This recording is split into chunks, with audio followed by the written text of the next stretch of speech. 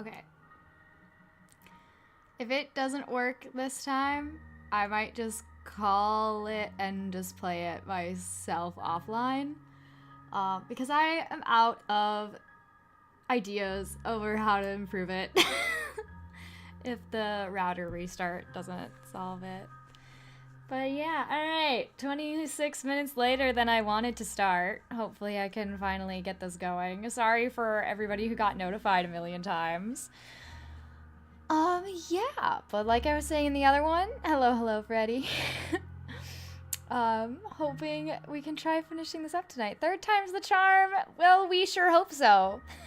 But I don't know if I have enough charm. I didn't put enough stats in charisma, and YouTube punishes me for it.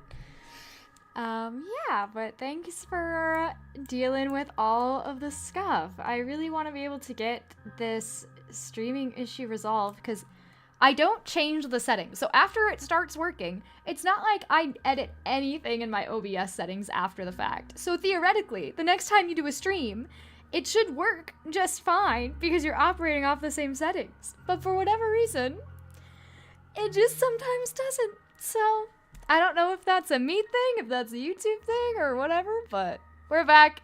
It currently is working. If it stops working, I will give up for the night. This is take 3, Lionel. This is take 3. Hoping we can get through the rest of the Innsmouth endings today. We will see. We'll see how that goes. I can't do anything for you, Xander. I hope it is fine. It says the connection's excellent. We will see. Nope. All right, it just dropped. And I don't know why. Why does it do this? It constantly says YouTube is not receiving enough video to maintain a smooth stream.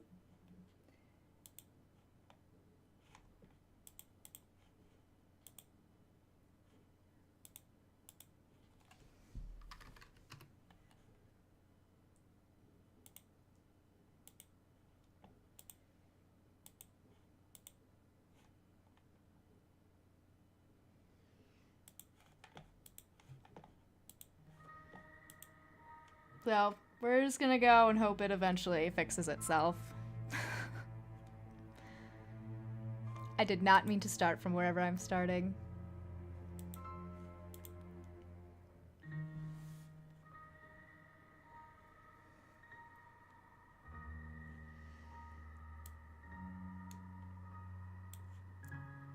Okay.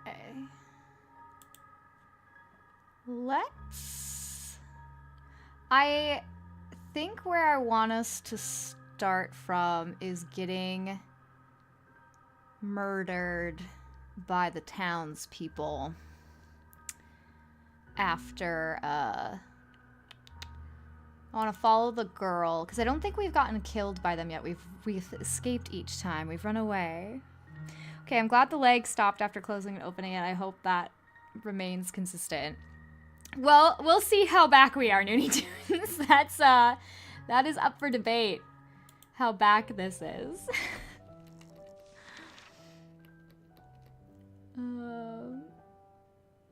Oh, this is way back. I started back too far, too. Oh my goodness, guys. I'm just all over the place tonight. I don't want the beach. I don't want the marsh. Oh yeah, I don't want the city entry. I want town square. That's what I want. Okay. Yeah, we're getting there. We're getting there. We're figuring out. We're remembering where we were. Scope out the surroundings. Did we go into the barber shop before? Yeah, so it looks permanently closed. The chime of the doorbell is the only greeting as you step through the door. The shop seems abandoned, and a thick layer of dust has settled on the chairs and upright hair dryers. A lime pattern adorns the wash basins and floor. Looks like some water damage that no one cared about enough to sort out. Just as you begin to wonder why the store was open at all, you hear it, a peaceful snore. Okay, we definitely did not talk to anybody yet, so I don't think we tried out the barbershop. Sorry I'm taking a brief detour. It seems to come from behind the counter. Hello? Look behind the counter. Well, they're sleeping. We don't want to bother them. Might as well just look. Careful not to lean on the dusty counter, you try to make out the source of the snoring. It's a rather uncomfortable, twisted position. A man in his 60s is lying on the ground, with his head propped up on a shelf. Has he fallen off his chair? Has he injured himself? The man opens his eyes, and you quickly dart back. But you're sure that he's spotted you already. A hand slams on the counter, and soon the gentleman attached to the hand gets up. With the embarrassment of a gentleman who has fallen asleep during a gala dinner, that's specific, the shopkeeper adjusts his glasses and hair. He stares at you in disbelief. What do you want? Ask about the missing girl. Is this how you treat all your customers? Yeah, we already know where the missing girl is. You don't need to worry about it. Do you treat all your customers like this? No wonder your store is so run down. The man instantly turns red. Well done. Run down? The tradition of Baldwin hair salons goes back to the 19th century. I managed the best hair specialist salon on the East Coast. His eyes seem to be challenging you. Ask about the missing girl. And then what happened? And then what happened, you say, somewhat uselessly. Oh, great. Turning it off and on again didn't fix the leg for me, but who cares? Actually, it somehow made the leg worse. See, I really don't know how to fix the lag at all, like the buffer, because the stream settings are what are recommended, and then I even messed around with like lowering them so that hopefully it would be better, which apparently has not improved it either. My internet connection is stable and should be plenty enough for streaming. Like, I genuinely don't know why it's having a problem. And it's not like I have a bazillion things up on my OBS either. I have like 4 audio channels, and then I just have the game footage and my character. So I have no clue why it wants to be poor quality. I'm gonna try streaming it. Hopefully it improves or is viewable. But if it stays really bad, like, I mean, just feel free to skip out on it, you know? If it's not watchable, then it's not watchable. The VOD will be up after the fact, and hopefully that'll be viewable. But yeah, I'm at least gonna try and have it streamed. It just is a bummer. And then what happened, you say somewhat uselessly. The old barber stares at you wide-eyed. He breaks off, and then looks around as if searching for an answer among the dusty paraphernalia in his shop. Everyone was supposed to benefit. Everyone! It's so unfair! What are you talking about? Goodness me, is that the time? What are you talking about? The barber lets out a long, deep sigh. After all I've sacrificed, what we all have sacrificed. His eyes stare into the middle distance. Let him talk. Spy movies have taught you that often it's best to just let your enemy do most of the talking. Maybe the barber will tell you his master plan for world domination. The strength of the man has visibly dwindled, and he leans on the bar to continue with his tale. Everyone has benefited, but nobody cares about the fate of a single barber shop when people are so wealthy. With a sudden move, the old hairdresser leans over the bar and screams in your face, "Their hair falls out!" Breathing heavily, the old man stares at you. He's delirious. Slap him. Try to calm him down. Ask for a haircut. Do we have hair? Do we have any idea what our character canonically looks like? Well, I don't think slapping him... Oh, we do result to violence, though, typically. We should always pick the violent route first. He doesn't leave you any choice. You give the delirious old man a slap in the face. In disbelief, he takes a step backwards and rubs his red cheek. Pull yourself together, will you? With each word, the old man winces. He's a deer. You're nearing the headlights. You're the nearing headlights. Leave quickly. Keep shouting advice at him. Have you looked in the mirror lately? You will wash yourself now and then clean your damn shop. To make your point, you wipe your index finger over the counter and hold your fingertip in front of the hairdresser's face. His lower lip trembles. Can you see this? Not even a pig would get its hair done here. When I come back tomorrow, everything will be sparkling clean, or else you'll be in trouble. Not that you intend to come back. With that threat, you stomp out of the salon. Time to move on. The chime of the door bids you farewell. You need to decide what shop to enter. Well, we didn't die, so that's pretty good. Continue to the arcades. We'll continue down our original path. Always violence, Lytle. The game's arcade is hard to miss. At the end of the dead street job. Oh yeah, we've already read those a million times. Come on, Brianna. Snap out of it. Look at the games. First person shooters. Boom. Q. Strategic. Circles. Look down. Talk to Tabitha. Do this old song and dance. Go to the address. And this time, our aim is to get murdered in an alleyway. Unless we did that. Honestly, my brain is slipping from how many paths we've gone down. Kids in these incestuous hinterland towns are damned to mediocrity. Don't worry, little one, you say and tussle Tabitha's hair. Kids love that. Hey, she squeaks. It's not you. It's this place. You've never had a real chance. What are you talking about? The girl asks while trying to put her hair back in order. Things would be so much easier if only you'd work with me, you say. I get you home, your mother gives me all your money, everyone's happy. Tabitha rolls her eyes. She's pretty cheeky for such a strange-looking girl. Turn down a small side street. People are totally tracking us. You're not listening to me precisely. We're not listening to you. Situation is very exciting. We just wait. Your enthusiasm deflates when no one opens the door after your 5th attempt at ringing the doorbell. Fine. The agreement is that you would deliver her daughter, but even a worried mother needs to leave the house once in a while. The house, which has a different name on the door. Maybe she's simply out buying groceries. Let's give her... Last time we waited as long as necessary, so this time we'll wait half an hour. You're so close to that bonus. You're not going to have this case ruined in the last stretch. Everything's gonna be fine, you say encouragingly and pat her head. She tenses as if waiting for something awful to stop. Strange child. Now you wait. You wait like you've never waited before. Tabitha seems to have resigned herself to the situation. She stopped begging you to let her go so she can go home. She is at home. You settle down on the small steps. 20, 30, 60 minutes. So we did not wait the amount of time we said we were gonna wait. Scaly face and green eyes stare at you. Blackish green tongues dart out over bulging lips, anticipating something. They look like sharks circling their prey. With a sudden move, you get up from the step and rub your bum cheek where you have pins and needles. An evil grin creeps onto their faces. Last time we distracted them, so we'll just try and walk past them. You think that tourists are simply not welcome in the area. Still, it's a bit much to follow and intimidate you like this. With Tabitha in tow, you walk up to the men. Sorry, may I squeeze past, you say, and try to make your way past them. They grab you by the arms, and then something hard hits you over the back of the head. Boom. All right, here we are, we're finally in a different setting.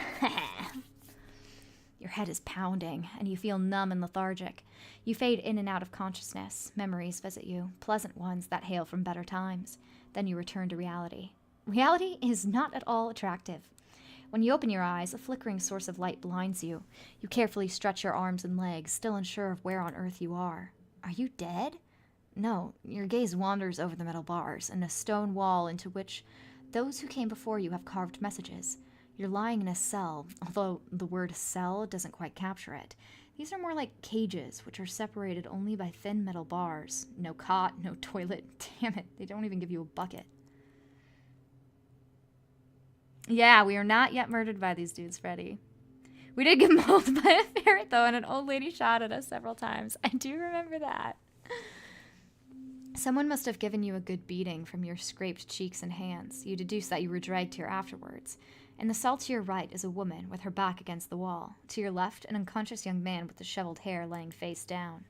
You look around the dark cell, inspect your surroundings, talk to the woman, talk to the man. I feel like we just did inspect our surroundings based on that. But okay, we'll inspect. You get up and knock the dust off your coat. A quick rummage through your pockets confirms your worry. All your belongings were taken before you were incarcerated here. Your cell neighbor pays no attention to you. She sits on the cold floor with her knees bent, her arms wrapped around her legs, her gaze directed stoically in the distance. What is she looking at? The only door leading out of this crypt. Even if you magically managed to open your cell door, you'd still have to overcome this metal door. You squint your eyes to get a better overview of the situation.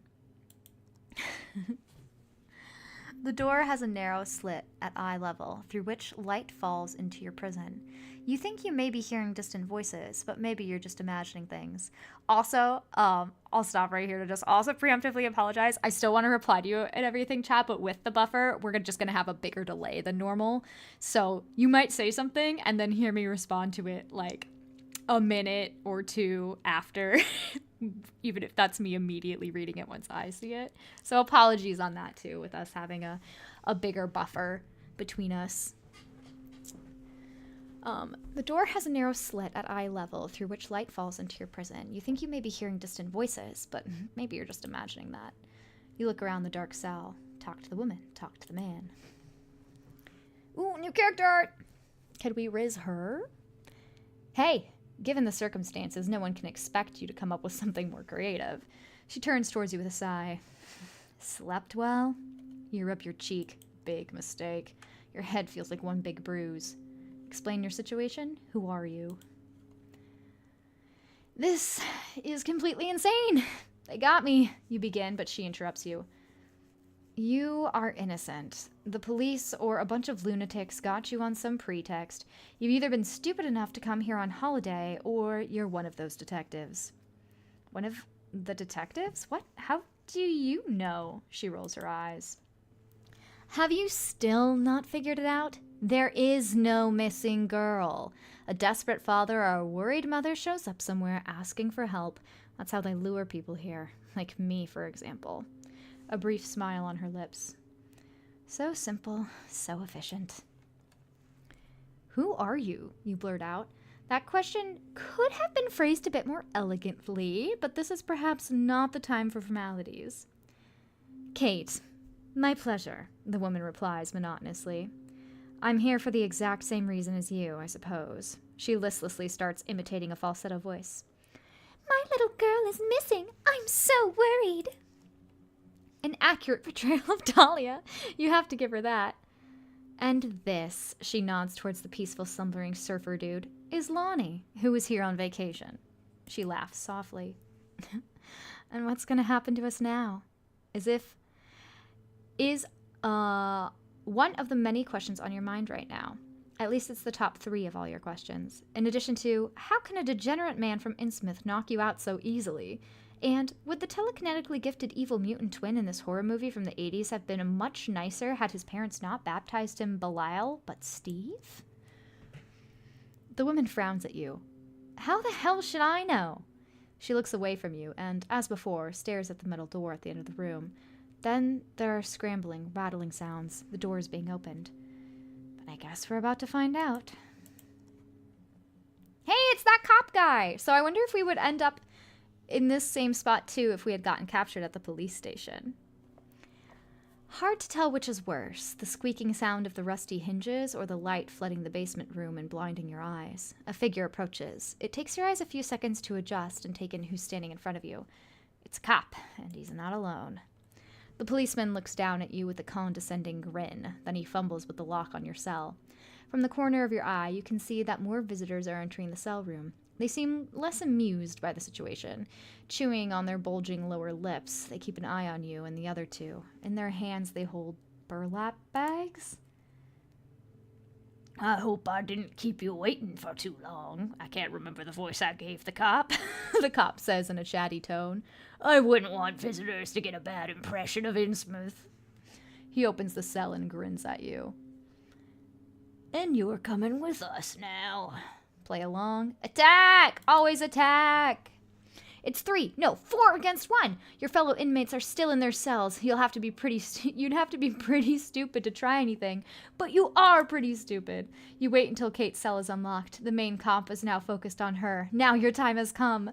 The already insecure cop next to you doesn't even have time to defend himself. Fueled by the anger of the righteous, you ram your elbow against his forehead and he goes down. Everything is happening very fast now, but not like you planned it.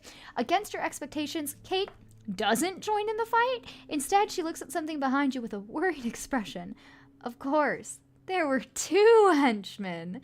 Everything goes black. Oof. It is when the car races down the third cobblestone road that you stop being able to tell how long you've now been in this car. You also stop counting the number of bruises you've acquired on the trip. By now, you have also given up trying to get into an upright position. During the ride, you keep bumping into Kate and the dopey surfer guy. He seems to have woken up from his nap by now, and every pothole the car drives over, he enthusiastically shouts, "Party!" or "Woo!" from inside his burlap bag. Your personal eternal vengeance list has been replaced by a wipe Innsmouth off the face of the earth plan, which seems far more doable and pressing. The car ride seems to go on forever. Simply wait, talk to Kate, talk to Lonnie. Can't we talk to Kate and Lonnie? I do love to get more details. So Kate, why didn't you help me fight these guys? As you lie there, bound, gagged, hooded in the darkness, it occurs to you that this is the perfect opportunity to get to know the woman next to you better. As your gagged bodies roll back and forth on the shaky ride, you ponder what to say to her and clear your You clear your throat. Flirt with her? So, you're also a private investigator. You guys, was there ever any doubt? Why the hell not? When all of this is over, you speak into the burlap sack over your head. We could meet up, couldn't we? Some flirting. You wait for an answer, a sigh, a kick, anything. Nothing. Try again. Be quiet. Come on, mouse. Please work. Can anything work for me? As I said, when all of this is over, perhaps we could... If we manage to survive this, she interrupts you, then I will personally invite you to a frickin' fun fair. We'll have some cotton candy and ice cream, and I'll get you a stuffed animal out of one of those grab machines. Silently, you roll next to each other in the rumbling van. There's nothing left to say. It's nice to have something to look forward to. Come on. Here we go. Suddenly, your weight shifts around. Seems like it's going downhill. Everything feels even bumpier than before until the car comes to a sudden halt. The front doors of the van squeak open and then are slammed shut again. You can hear voices outside. Quite a lot of voices. Some cheerful laughter, too. Yes, Lytle, we did choose more violence. The door to the back of the van is now being unlocked. People shout, "Go, go, go!" and several hands grab your calves and drag you out of the van. Now there are even more hands tightly clasping your arms, shoulders, and you notice, a little alarmed, your hips too. Oh? Unpleasant. What? Did I, Say something, be quiet. We're a very vocal person. Maybe we can talk about our vegan diet. A good private investigator tries to establish a connection with people, even in the most extreme situations. Without being able to look anyone in the eyes, you say, "I'm looking for this girl. Where are you taking us?" "Mercy! Mercy! Call for mercy!" A painful smack on the back of the head is all you get in response. "Shut up! Keep walking!" You decide to retain your dignity and wait. Maybe these gentlemen are more keen to talk to you once they've brought you to wherever they're supposed to deliver you. The stress and responsibility of kidnapping, tying up, and carting innocent tourists off into the night must be weighing heavily on their shoulders. With a jerk, the hood is pulled off your head. You find yourself on the beach. The sea is rippling in the far distance. It must be low tide. You and your fellow captives are surrounded by several sinister-looking men. The only thing that this pitchfork mob is missing are torches. Pitchforks. Their leader steps in front of you and points in the direction you're supposed to walk, in between a jagged rock formation. You can make out a hidden path that seems to be leading into the inside of a rock cave. "Goes down quite steep. Watch your step." "You don't want to be impaled by stalactites." "Stalagmites." "Stalagmites," you pipe up. "What?" "Stalactites form in the ceiling of caves and point downwards. So what you're referring to are Something hits you in the back of the head. "Dagon doesn't like wise guys," someone snarls. Oh, please. You were not too far off with the torches. The villagers distributed old-fashioned oil lamps among themselves before you all enter the cave. Your shoes are soaked full of salt water after only a few steps, but you barely notice. The lamps in front of you reveal ever new paths, twists, and turns, and after what feels like an eternity, you wonder if by now you have traversed the entirety of Innsmouth underground. Where might they be taking you? Look over your shoulder, just keep walking. Well, no harm in just getting another whack on the head. When the path ahead seems to be reasonably level, you risk a look over your shoulder. Two of your kidnappers walk directly behind you. Between them, you can see Kate's face in the flickering light of the lamp. Her serious, impenetrable facade has cracked, and you notice visible concern on her face as she stares into the darkness that lies ahead. Before you can make out Lonnie anywhere, the people walking behind you push you. Look to the front! For the longest time of your arduous pilgrimage, your little group has just a tiny floating island of light amid the darkness. But now you can finally make out another flickering light in the distance.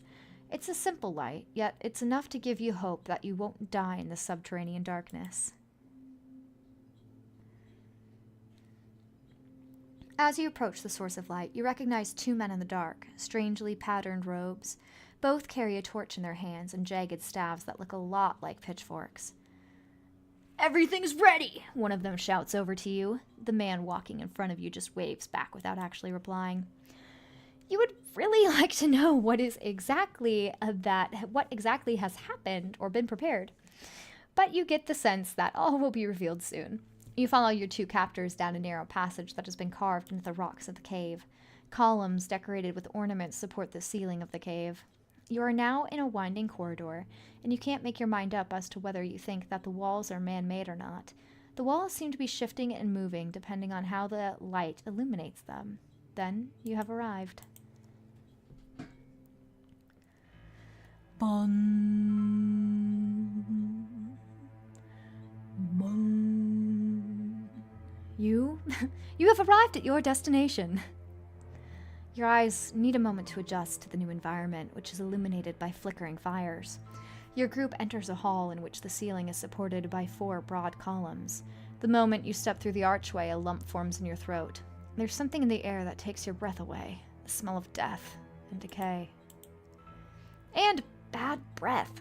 The origin of the latter is easy to make out. A big mob, armed with, what else, torches and pitchforks, is waiting to welcome you on the other side of the hall. The blazing fire of the torches gives a hint of hellish nightmare to the whole scene. Only as you walk closer do you realize that in the center of the hall there's an abyss, extending into some unknown depths. So far, your footsteps your footsteps were the only sound echoing through the place, but now you can make out another sound. The faraway murmur of the sea. Calculate your flight opportunities. Keep walking. What a nerd.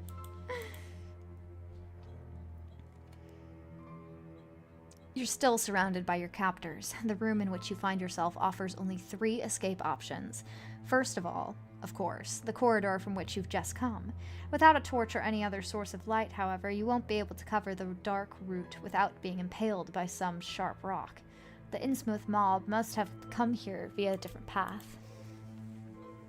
Behind the gleeful-looking horde facing you, you can make out a black gate. This path looks much less dangerous, but unfortunately there are a lot of dark figures in the way.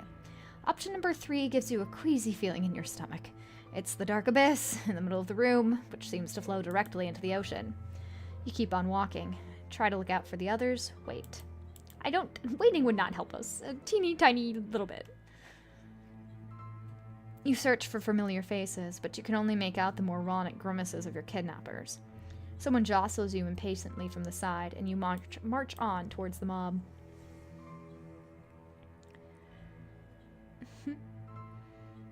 How dare our character do exactly what I would do? I feel called out. Man, I'm realizing how severe this delay is, guys. when you guys are way back with the stalagmites and the stalactites right now. I'm all the way over here in the cave. I will continue to read your comments. It'll just be very interesting on playback to see how far apart they are. It's eerily quiet. Under the watchful eye of the creepy creatures, you're being led onto a raised platform. You risk a look down into the abyss to estimate its depth, but you can't see the bottom. Yeah, yeah, the crowd cheers and waves the torches. Vertagen! One of the kidnappers cuts your ties in two and then lines you up. Your travel escort blends into the mob. Your instinct tells you that any wrong move could be your last. The three of you now face a huge pack of the finest specimen that Innsmouth have to offer. The glances of emotionless and bulging eyes rest on you, and the monotonous chorus song rises from the swollen gray lips. Ia, ia, Cthulhu verdagen. Ia, ia, Cthulhu verdagen. After what feels like an eternity, the crowd splits. Oh, hi? From its midst, a tall figure in a black robe emerges and slowly approaches you. The villagers look at it with awe. Time seems to stand still as the mysterious figure walks toward you. Ia, ia, Cthulhu verdagen, the villagers croak. A stocky figure with receding chin follows closely in the shadows of the mysterious stranger. You've seen many of his kind today. The hooded figure remains silent. Instead, his helper takes the floor. Ia, ia, Cthulhu verdagen, it echoes through the hall again. The swollen, milky eyes of the little man wander over the assembled crowd, whose chants become quieter with each repetition. Ia, ia. Brothers and sisters, the man begins to say, Dagon will be grateful for your coming in such large numbers today. Today's sacrifice is led by... The gray robe bearer behind him spreads his arms. Gary! Cthulhu fu. A collective moan comes from the crowd. No one likes Gary, I guess. This is rough, buddy, rough. The robed figure drops his arms limply. His helper looks at him in disquiet, but limps back into the anonymity of the crowd. The hooded man puts his hands on his hips. Seriously, guys? Seriously? He lets the question linger for a bit. Do you think this attitude is helpful when trying to run this show? Do you think I enjoy this? Silence. Agree with Gary. Keep out of it. Yeah, guys, if you're gonna run the show, maybe here's the thought process, my guys, chat, friends. If we agree with Gary, maybe he'll be like, wow, you're the only person on my side. I should let you go. Yeah? Do you think, perhaps? Good moderation is partly dependent on the audience. You pipe up. If no one's interested in the subject, even the best speaker in the world can't succeed. A hesitant murmur goes through the crowd. Gary turns to you and looks at you fascinated, as if he's just noticed you for the very first time. Thank you. He points at you. Precisely that. He looks over his shoulder towards the congregation. Because if you don't join in, we might as well all go home. From the corner of your eye, you can see that Kate is staring at you in disbelief. A few people from the mob roll their eyes. The rest let their heads hang in shame. Sorry, some of them murmur. Suggest that everyone goes home. Keep out of it. Well, I really wouldn't mind, you add. I have work on Monday. High Priest Gary folds his hands. Haha, nice try, buddy. But we have a deadline tonight. Deadline. Get it? So, Gary's a comedian now. Great. Embarrassed laughs come from the mob. Sure. No! They can't be serious. No! One of your captors lightly slaps you on the back of the head. Go berserk! Be quiet.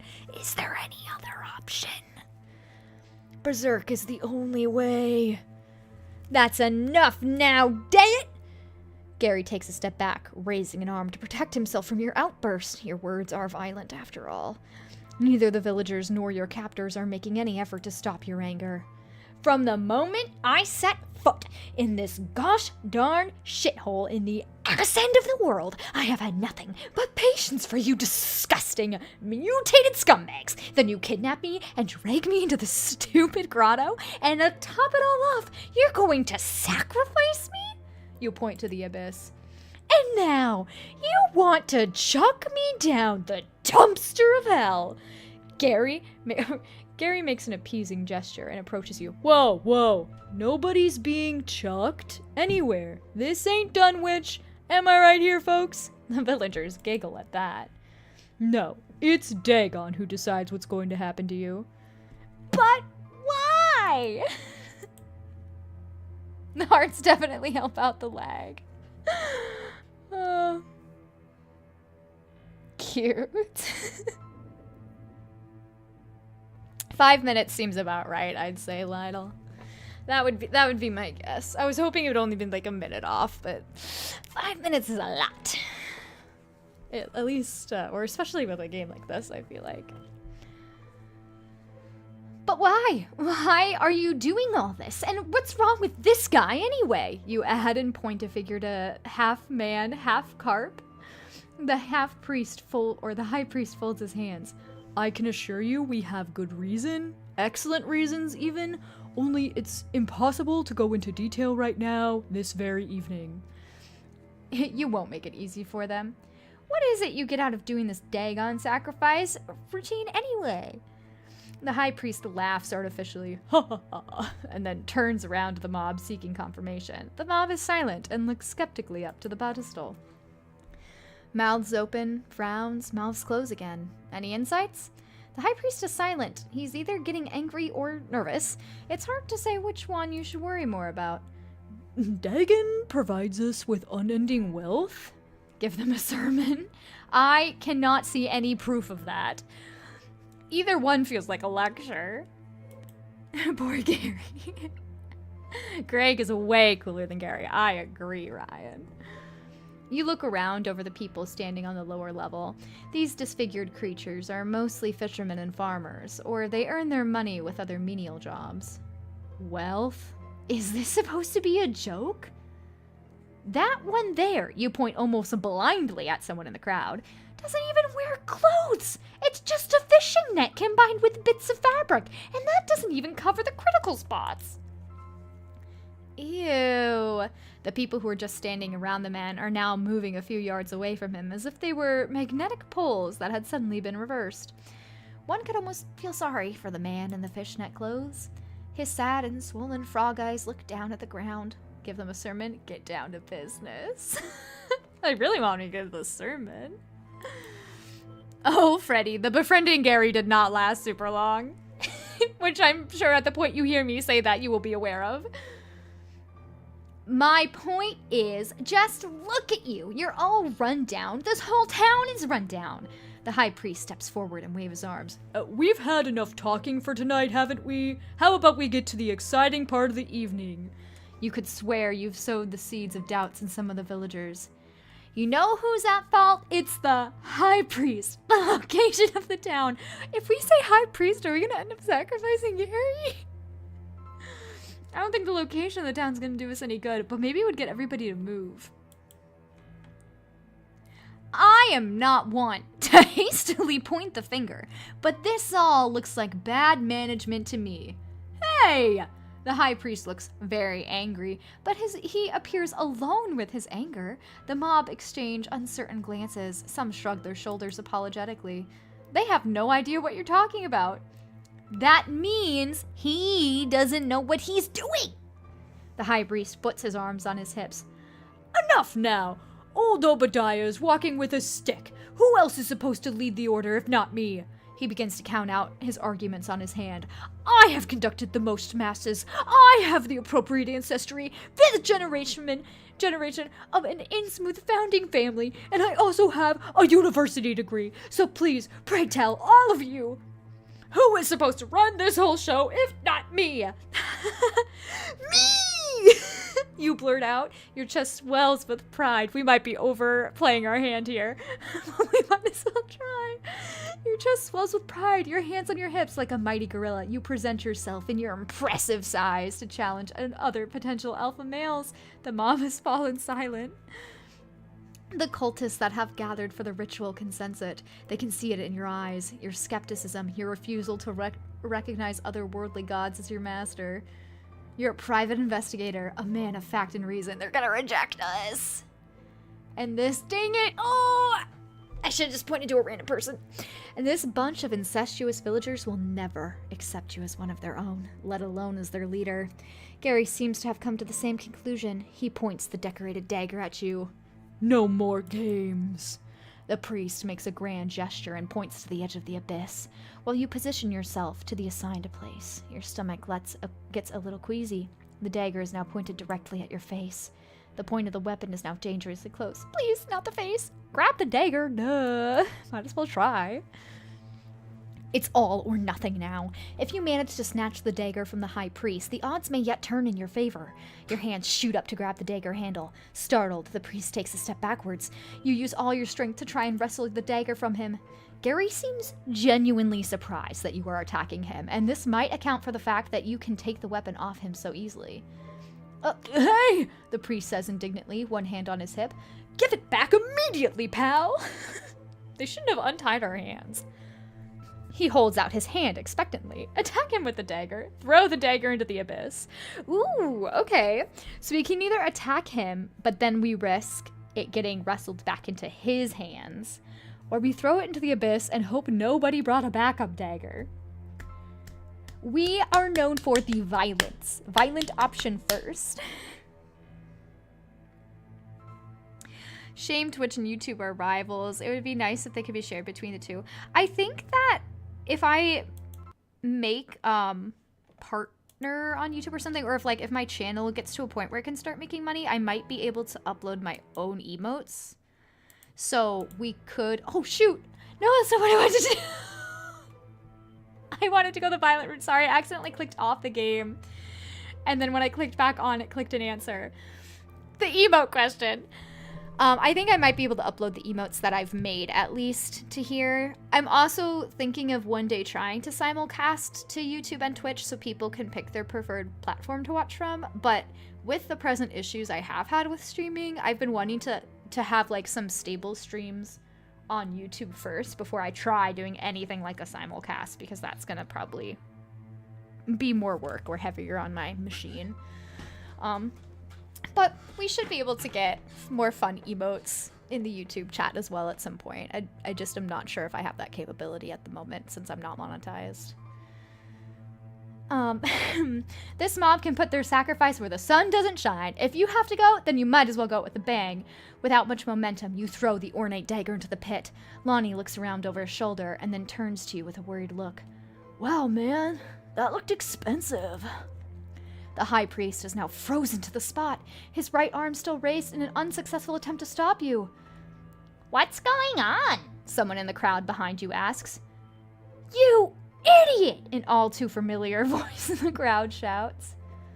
Dahlia! You damn idiot! The crowd parts to let her through. Her eyes are fierce, and she looks as if she would like to strangle you single-handedly. Why do you always ruin everything? Before you can say anything, she pushes you. No! You fall head first into the abyss. Blackness. Fortunately, the impact on the water surface knocks you out. Your lungs fill up with water, and fortunately, you don't even notice which orifices are penetrated by the tentacles of a dark god who's been waiting for you in the depths of the sea. Oh, we can do polls on YouTube, too! Sinking feeling. You drown. Glug? Hey, we got a new ending! Congrats, guys, congrats. New ending, new ending. Let's see it. What could we change? Okay. Marsh sacrifice, sacrifice pyre, wellness dungeon, town square, harbor, March beach. Is there one that... Is one of these, like, straight at the cave? I don't think so. I think dungeon is the closest we're gonna get to the cave, huh? Also, I'm gonna click off the game real quick so I can close this. Doop. I'm glad I got this game while it was on sale so I can actually figure out what's going on once my leave ends. Yes, I'd highly recommend it. It feels like it's a lot of fun. So if you are interested in playing it, chat, anyone in chat, I highly recommend it. Okay, let's talk to Lonnie this time since we talked to Kate before. The guy in the cell next to her seems to have been knocked out too. Maybe you can wake him up. 3 people trying to figure things out are better than 2. He's lying on the floor, spread eagle. How are you gonna try and wake him? Shout at him? Leave him alone after all. Hey, we're making an attempt. Taking a closer look at the guy, you think he looks like one of those insufferable surfer types who are probably studying something stupid, but high-paying, but who don't get out of bed before 11 a.m. Wow, if you get out of this in one piece, you should definitely talk to a psychiatrist about some of your attitudes. Yeah, we're very judgmental. You take a deep breath and... Hey! Hey! Hey! Not so loud, damn it! The woman behind you hisses.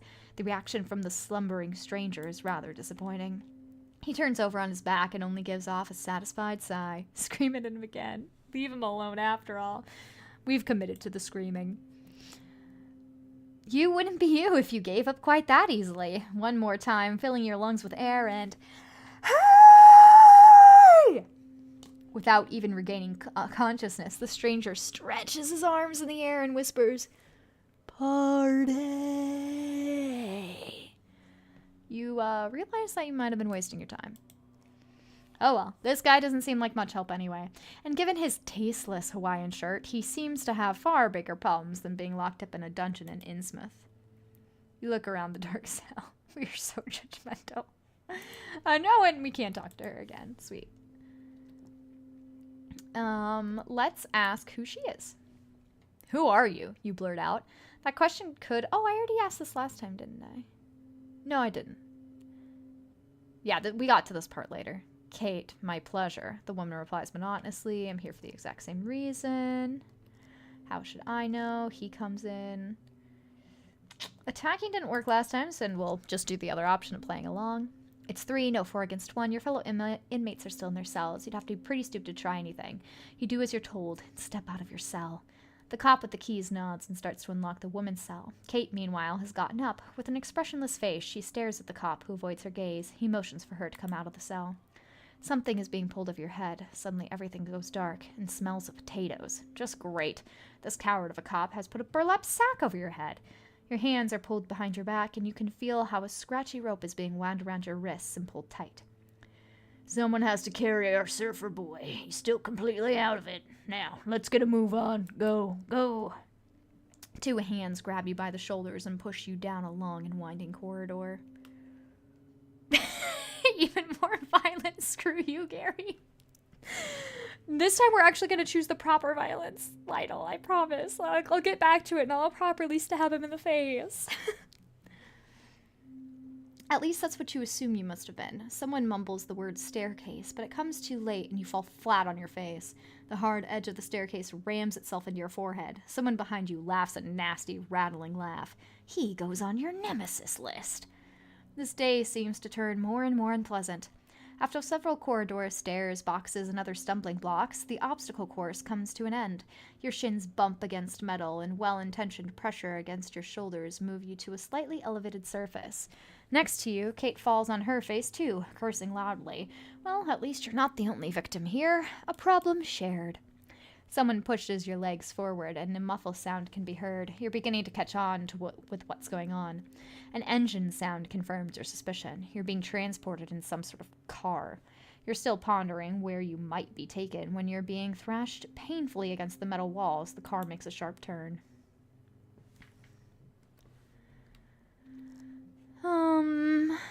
Dr. Lonnie, because we'll surely get a lot out of him. As you lie there, bound, gagged, and hooded in the darkness, how are we talking to anyone if we're gagged? It occurs to you that this is the perfect opportunity to get to know Lonnie a little better. As your gagged bodies roll back and forth on the shaky ride, you ponder what to say to him. Flirt with Lonnie. Oh, why the hell not? When this is all over, speaking to the burlap sack, we can meet up, couldn't we? We use the same line on either one of them. You hear an annoyed sigh from the other side of the van where you expect Kate to be. Yeah, sure, replies the stranger lying beside you in the dark at the back of the truck. I'm up for anything. Party, right? Partay indeed. Your mind starts to wander. If you survive what's about to happen to you, then maybe you'll spend a few days, maybe even a few weeks with the surfer dude. But you're not sure he's relationship material. As your bodies rub against each other during the next turn, you mentally file this in good conscience under future problems. Oh no, my fast self caused the violence to not happen. It'll be corrected, Lionel. It'll be corrected, I promise. It is just also, again, the delay in chat and where I'm at. It's just very fun for me to see you guys reacting post me doing it. Suddenly your weight shifts around. Seems like it's going downhill. Everything feels even bumpier than before until the car comes to a sudden halt. The front doors of the vans squeak open, and they then are slammed shut again. You can hear voices outside. Quite a lot of voices. Some cheerful laughter, too. Yep, okay. I feel like being quiet is just going to move us on, so let's keep kind of the path similar by saying stuff. I want to do this one, though. Okay, you get a painful smack no matter what. Even if you're like, I'm looking for a girl. You decide to retain your dignity and wait. Maybe they'll be more keen. We'll just keep walking. We won't correct him this time. We'll just keep walking. And we're in the cave. We've returned for our violence. Calculate. Try to look out. Gary. We gotta start the conversation, so we must agree with Gary. And then suggest everyone goes home. Yell no. Go berserk. Question. Let's do the give a sermon this time. This might totally throw us off of our path, but it also might delay them more if they actually listen to the whole thing. Wealth? You kidnap people for wealth? What kind of god is this supposed to be? You want to know what I think? No. Kate presses out pleadingly between gritted teeth, but it's too late. Nothing can stop you now. You should all be thoroughly ashamed of yourselves. Complete silence. Oh my goodness. Yeah, this is going to have no effect on them at all. I was just hoping it would be a longer diatribe. The high priest takes a step towards you and then turns to Kate and Lonnie. We normally don't do this, but go ahead, they both say in unison. It's hard for you to decipher their expressions. What are you missing right now? The high priest gives you a good push. Alright, that just kills you immediately if you give us That's hilarious. He started to lecture us, and man, we did not want to put up with that. Alright.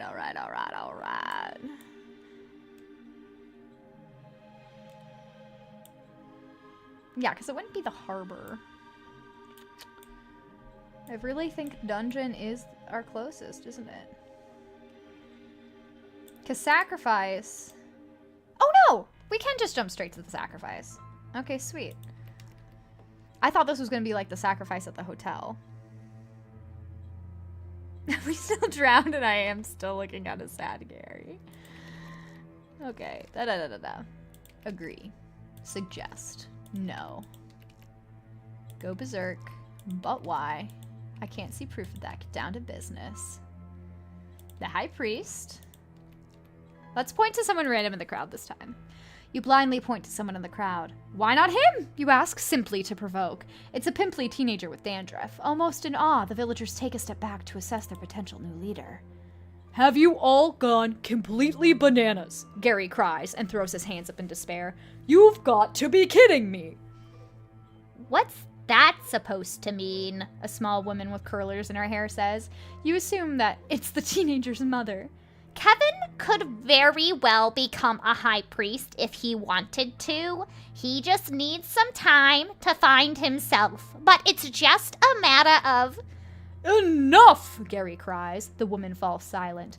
The face of the high priest still lies hidden in the shadows of the hood, but you assume that he is by now apoplectic. He breathes deeply to calm himself. Where were we? He hisses softly. The priest makes a grand gesture and points to the edge of the abyss. While you position yourself to the assigned place, your stomach gets a little queasy. The dagger is now pointed directly at your face. Dang, I was really hoping we could institute a new leader and get out of this. Hey, like those Lego commercials. It's all or nothing now. If you manage to snatch the dagger from the high priest, which we will because we're awesome, and then we're going to attack him with the dagger like I wanted to do the first time.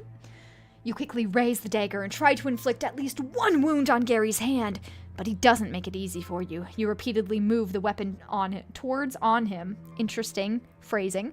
But with amazingly quick movements, Gary manages to evade you again and again. Then he reaches out towards you. Dang it, I knew this would happen. The high priest grapples the dagger from your hands, a diabolical grin spreading on his face under the robe. He motions his helpers, who had just started to climb up on the platform and intervene, to stop. Very good. Dagon appreciates a fighter. The high priest makes a grab for your hand. His grip is much stronger than you would have expected from the hypersensitive man named Gary. Determined, he cuts deep into your palm with the decorated dagger. A searing pain spreads along your arm. Has this dagger ever been cleaned? Utter silence in the big hall. The only sound you can hear is the rush of your blood to your own head and your heart pounding loudly in your chest. The high priest grabs your wrist and holds your hand over the precipice. Blood drips from the open wound onto the all-consuming darkness.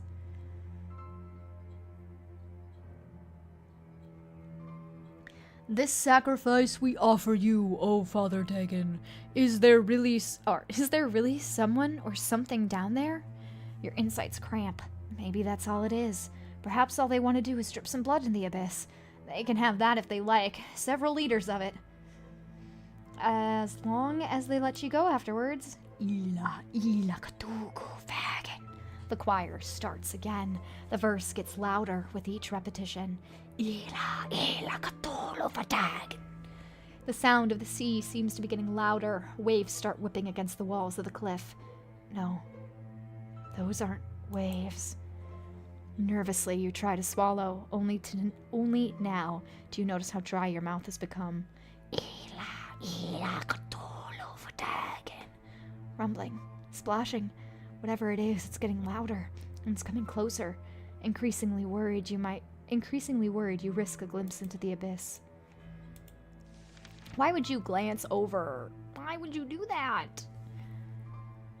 Our sacrifice is worthy! Cries the high priest, taking a step back. You would do the same, but your body is frozen to the spot. That's when it happens. Dark green tentacles crawl out of the abyss and loll about into the dim light of the torches. Your mind is struggling to process what you're seeing. The dark surface. You refuse to call this abnormality skin. Does not seem to reflect the light, but absorb it, almost devour it. A writhing ball of shadow. The hedgehog. Several tentacles leap forward and wrap themselves like iron shackles around your limbs and other parts of your body. It would take too much time to list where exactly these tentacles touch you. Okay, we didn't need the sentence. And it would not be an exaggeration to say that they are truly everywhere. Panic clouds your thoughts. You don't notice how Kate and Lonnie recoil in horror. You are being lifted into the air like a doll and pulled into the darkness. Then you are plunged into the sea. Salt water flows over your airways. Then suddenly, the tentacles stop pulling at you and only gently cradle you. When you open your eyes, you stare into a huge, shimmering yellow eye. The pupil has a strange, otherworldly shape, and you've seen something like it before in deep-sea documentaries. This yellow eye is the last thing your human form ever sees. Then your transformation begins! Chat! I look forward to, in 5 minutes, reading your reactions to this! Your transformation? Wait! It can't end there! What do you mean our transformation? What happened to us? We've been accepted as a sacrifice, a great honor? But what happened? What is the transformation?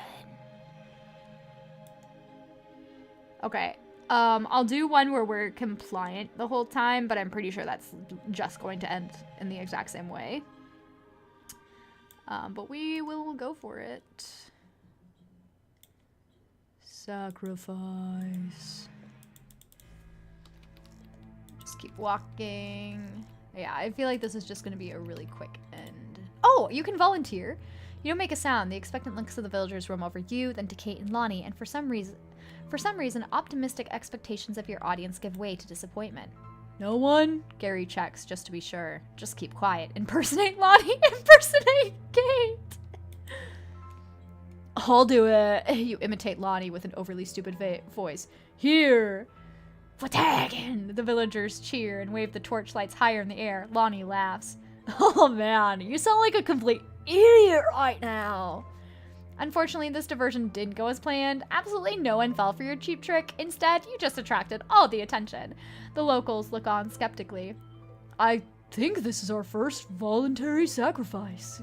I lost Gary's voice with Lonnie's there for a bit, but Gary says happily. The priest makes a grand gesture and points to the edge of the abyss. While you position yourself to the assigned place, your stomach gets squeezed, the dagger points. Yeah. Please, not the face! Anything but the face! In the shadows of the hood, you can make out that the high priest is covering his mouth. City folk, don't you worry, that is not what Dagon is after, he says while waving the dagger in front of your face. You have no time to think about what he might have meant by that, for the priest has already lifted his hand with the dagger ready to strike. Grabs your hand, does the cut, you know, we get accepted, and we meet Dagon. Cool.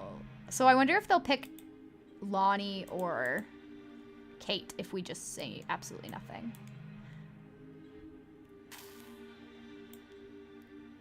Sacrifice. Do. Keep walking down the street. Keep out of it, keep silent. Just keep quiet. Just keep quiet, forget that not on your watch. You feel like you're back at school when during the first 5 minutes and always intense minutes of math class, your teacher always checked your homework. Pythagoras, Dagon, whatever. You're not going to speak up. Someone's awfully quiet. The high priestess approached you without you noticing. We're all quiet. They haven't said anything either. Oh, dang it. You already know where this is going. All right. So it's the same ending. Main menu.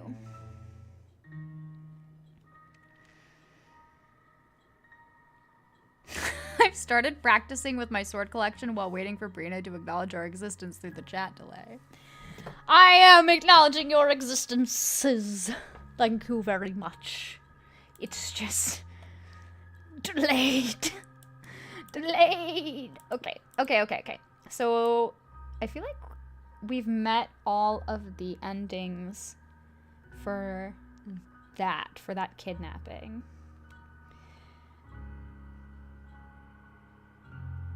I don't think there's a way out of that. So it's either you get pushed into the abyss or you get a Dagon sacrifice in those endings. I don't think there's anything beyond that. Why do they let us start at escape again? Is there another ending here that we missed? Oh, okay. Escape is just leaving somebody's house, I'm guessing.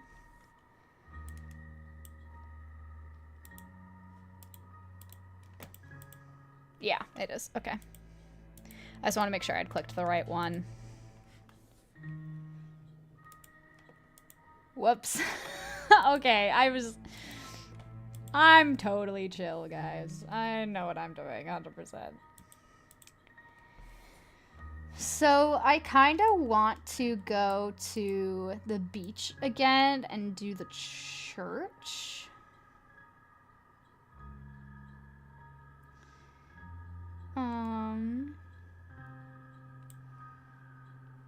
But okay, let's do the town square. Let's do more of those barber options in case. Because I think there is supposed to be another ending there. Oh, I'm sorry you're sick, Freddy. I know you're not going to hear this because of the delay, but have a good night. Thanks for popping in while you could. Just rest up. Get better.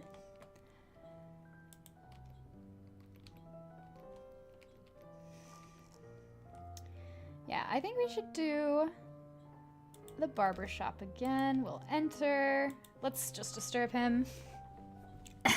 You clear your throat. Is anyone there? Abruptly, the snoring turns into a cough and the sound of lips smacking. A hand slams on the counter and soon the elderly man attached to the hand gets up. The embarrassment.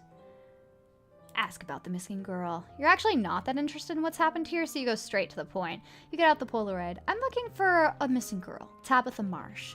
The man glances at the picture, then at you. His right eye starts twitching uncontrollably, and then he hisses at you. What do you want from me? Maybe this isn't a good time. Ask for a haircut. Well, why do people go to the barber? You say carefully. The barber gasps for air and lifts himself a few more inches. You want me to cut your hair? The guy's a bit too excited for your taste, but he seems to have found some sense of purpose. Of course! Goodness, if only you hadn't entered the store. The barber claps his hands and hurries over to the sink to prepare it for the hair wash.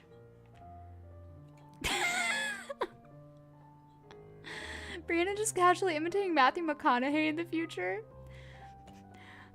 I wish I knew what that was referencing.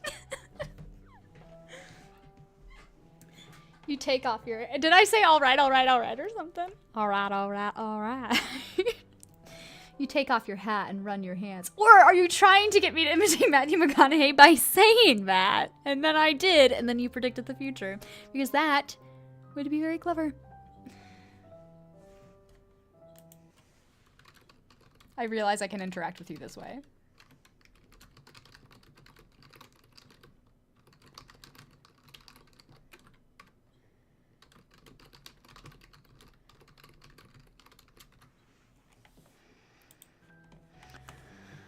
You take off your hat and run your hands through your long, flowing hair, through your locks, over your short haircut, over your bald head.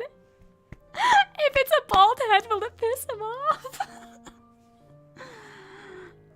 Oh, let's do long, flowing hair. You take a seat in the chair in front of the not so quite so clean sink. Mr. Baldwin puts a cloth over your shoulders. Yeah, you're gonna pick up on this in a little, Lytle. You lean your head back into the sink, and after some height adjustments, you even manage to get into a relaxing position. You feel a stream of warm water on your scalp, and you hear a slight humming from the tap. Your hair is very well groomed. What would you like me to do to... Your hair is very well groomed. What would you like me to do today? Just trim the tips, please. A perm, please. I'd like a clean shave of the head, please.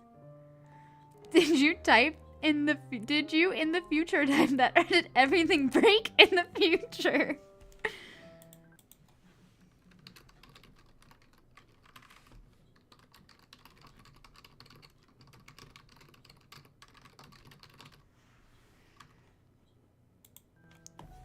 Let's get a perm.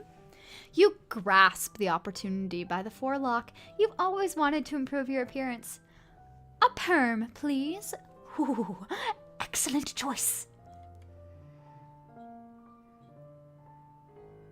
This is getting confusing. I'm about to Squidward future rock back and forth. After the shampoo treatment, you can feel the conditioner being massaged into your scalp. It feels good. You're beginning to enjoy this. After your hair is completely clean, Mr. Baldwin rubs it dry with a towel and asks you to sit on one of the chairs in front of mirrors. The old barber sits down on a swivel chair and puts an old-fashioned fabric protector over your shoulders. I'm just realizing how trippy it really is because I can communicate with you guys right after you chat, but you're not going to see the me in the stream communicating with you until 5 minutes after. So that's trippy. He starts brushing your hair. Try small talk. Mention the missing girl. Remain silent. Maybe a little small talk will loosen the guy up. And, what else have you done today besides sleep on the floor? Your head is moved forward with a jerky movement. You can't tell whether this was intentional or not. Please, let me focus. With firm pressure, he tilts your head lightly. The barber probably has other worries than responding to your half-hearted, rather offensive attempts at conversation. Nearly done. The barber solemnly sorts out a last few strands of hair. With a contented smile, he holds a small mirror to the back of your head. In front of you, in the large mirror you admire, your glorious perm. Admire his work. Make a fuss as to avoid having to pay. We always gotta do the jerk route first and the nice route later. Jerk route it is. You call this a haircut? You shout at him and rip off the fabric protector. You clock the precise moment when the old barber's heart breaks. I'm regretting my decision immediately. Oh, this poor guy. We liked it too. Oh no, I feel bad. I don't feel bad for any of the violence I've committed in this game, but this breaks my heart. Even I could have done a better job than this. Life seems to drain out of the old man's face, and within seconds, he has become pale and ghostly. He slumps down into the chair near the sink. His eyes, previously full of hope, now gaze to the floor. You take this as a sign for you to leave. Time to move on. I'm just sad now. I am so sad. Whoops, I accidentally clicked that. I'm so sad. Will you kill me, gross burger boy? Look at the menu. Order a vegan meal. I love that you have something on offer for vegan guests like me. Chud rubs his greasy forehead with his free hand. Huh? I'll have a vegetarian burger without cheese, please. Okay. You sit at the counter and wait for your food.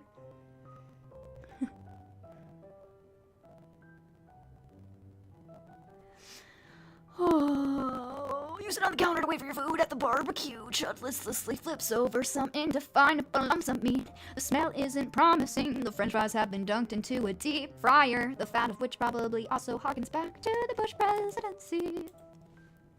The counter is full of crumbs, and as you try to move, you notice your sleeve sticking to it. You look around the shop. The dust is collecting in the corners. The napkin dispenser seems to have been empty for quite some time. You're not sure what this place has actually ever seen better days. That'll be $4. He serves you your can of soda and your food. On it is the saddest burger you've ever seen. Just a lump of mysterious meat and a layer of sliced cheese. I thought we asked for no cheese, no sauce, no salad, nothing. Against your better judgment, you begin to eat. First, the fries. You hadn't thought it was possible to make disgusting fries. Now you know better. They just taste of fat and salt. After only a short time in the fryer, they're still completely cold and sort of floppy. In your mouth, they feel like white, yellow maggot. Ugh, okay, I don't like that description. Skeptically, you bite into the burger. After 2 bites, you put the burger aside. You try to flush down the taste with the lemonade, but the drink is warm and stale. You decide to take away the rest of your food for later consumption. I don't think we should. Or maybe the toxicology department will want to know the details of what exactly it is that made you visit the emergency room that day. Alright. Oh, I missed something about our stomach. Being weird. Our stomach gurgled.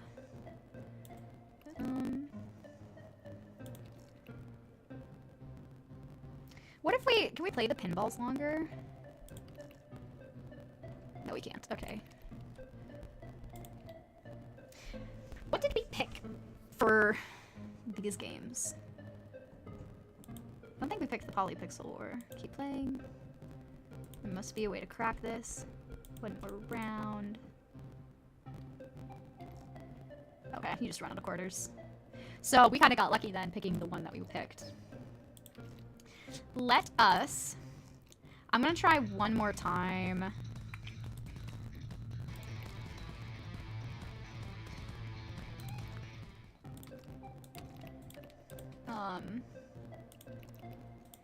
We'll go to What's-Her-Face's mansion. Since we didn't get an ending with the barber at all. Talk. Let's go. Enter. Follow her.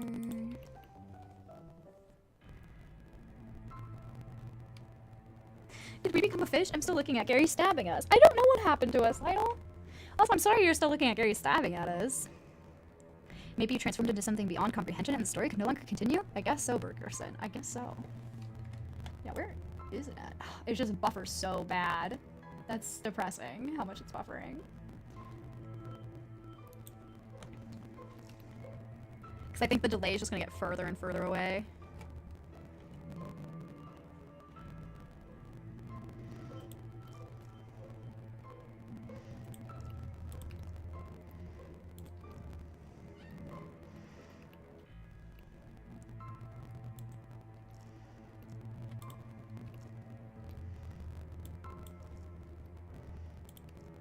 We'll do all the polite stuff.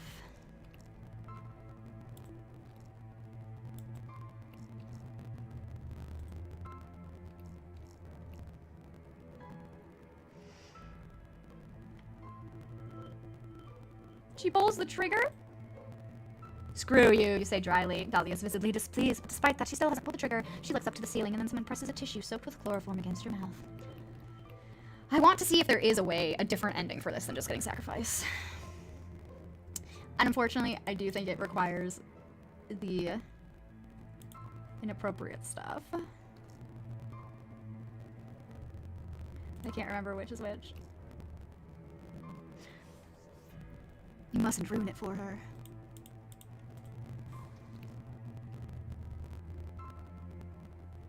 Okay, and then you change your strategy and start rhythmically acting as if you were in terrible pain. Oh, mercy, mercy, I'm too young to die. I've still got so many plans. Okay, so we did get... Dahlia's mood changes give you whiplash. You sheepishly end the sad act and lie still. She plays with the knife again, but seems much more impatient than a few moments ago. Her look is now full of scorn. Are you done now? With as much grace as she can muster given her nervousness, Dahlia sits down next to you among the candles. She grasps the dagger. Yeah, okay, so this does lift the sacrifice. Sometimes I feel like we get somewhere else. You know? And then I keep getting the Black Widow. Part of me wants to look up if there even is a different end, because I don't want to just waste time with it. But I try one more time. I try one more.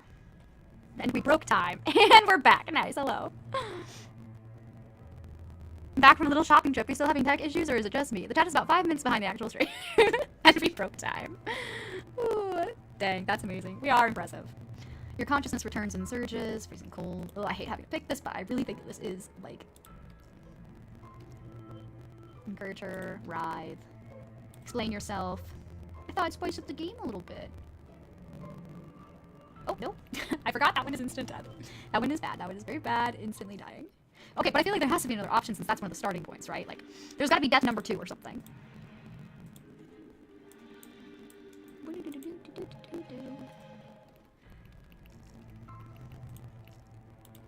I'm trying to remember which one...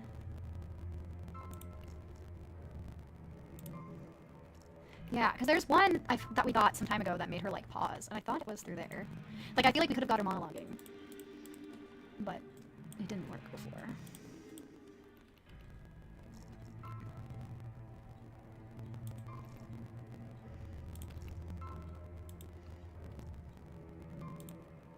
Oh, well, I'm free tonight. Dashing. Wait. Bargain. Explain.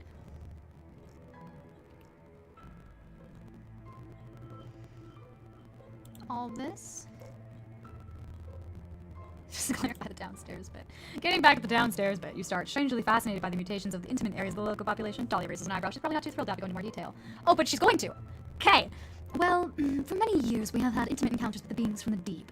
We are all their descendants. The beings from the deep are all children of Dagon, and as creatures of the sea, they have adjusted to life at the bottom of the ocean. They come on land to, well, she clears her throat. To breed?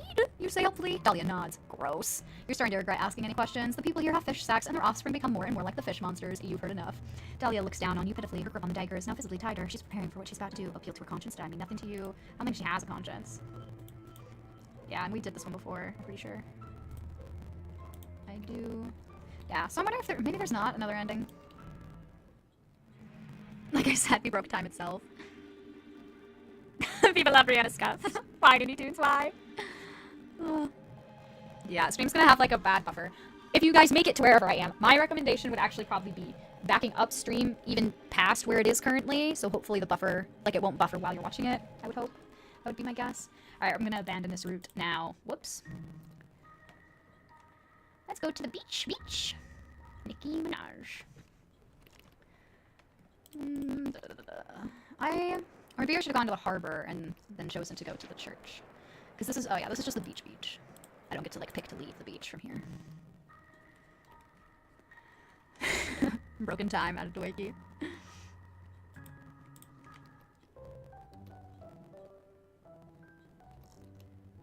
Look around. Go to the church. Speed up your pace. I probably should have started reading because I forgot where this part of the story takes place. All of a sudden, it feels as if you've gotten a big target on your trench coat. It's difficult, but you manage to swallow the provocative comments that you would have liked to hurl at the fishermen, and instead try to act more discreetly.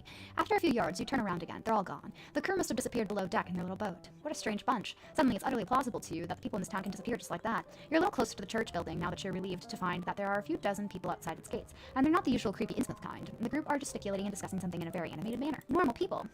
to the courtyard. We're just gonna go into the church, because hopefully we can sneak by them.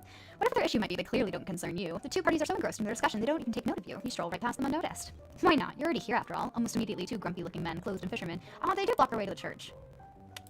I need to go in there. A little intimidated. So yeah, so we just can't go into the church. That's kind of sad. Or can we?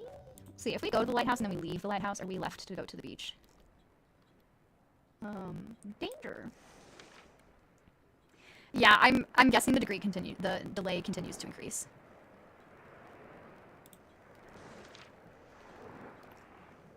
Wow, it just stops storming as soon as you leave the lighthouse. The back of your head is tingling. What a strange place. As if to reassure yourself that the lighthouse really exists, you look back over your shoulder. It's still there. With its faded red and white paint, it seems to you like an old, sepia-tinted photo from a long-forgotten time. You speed up. You're suddenly yearning for human contact, but you're not entirely sure why. I know why. Okay, so then I think we're just forced to go to the beach. I think we've done everything there.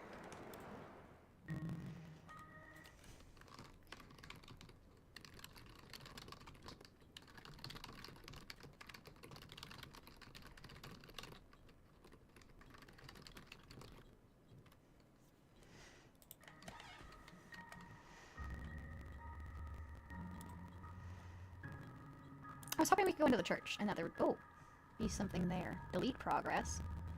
I don't want that. What do you not want to delete? We don't want to quit. How do I get back to wherever I was? The little home? What's this? Ooh, okay, is this showing us, like, all the endings? Okay, so we're missing a few. 1, 2, 3, 4, 5. Yeah, this one looks like a barbershop one, so I kind of want to go back there and tell him bald. Oh, there's a marriage one! Guys! Who is that for? Because I can't crack Dahlia, so I don't think it's for her. Fish hand. We're missing so many. A heart, a key. McDonald's. A shark's mouth. So we're missing 1, 2, 3, 4, 5, 6, 7, 8, 9, 10, 11, 12, 13, 14. We're missing 14 endings. Whoa, chat, whoa. So let's go back to Town Square. I can't wait to watch this archive. It'll be a trip. Yeah, that's one of the reasons I decided to just keep streaming it, is because I'm like, well, it will just automatically upload as a VOD, and people can go back and watch that, as opposed to me just recording it by myself, and I don't want to, like, upload a long video. I'd rather it just be archived in the live stream. To answer Brina in the past, for Brina in the future, you said, alright, but the fact that you did it again probably makes it a paradox.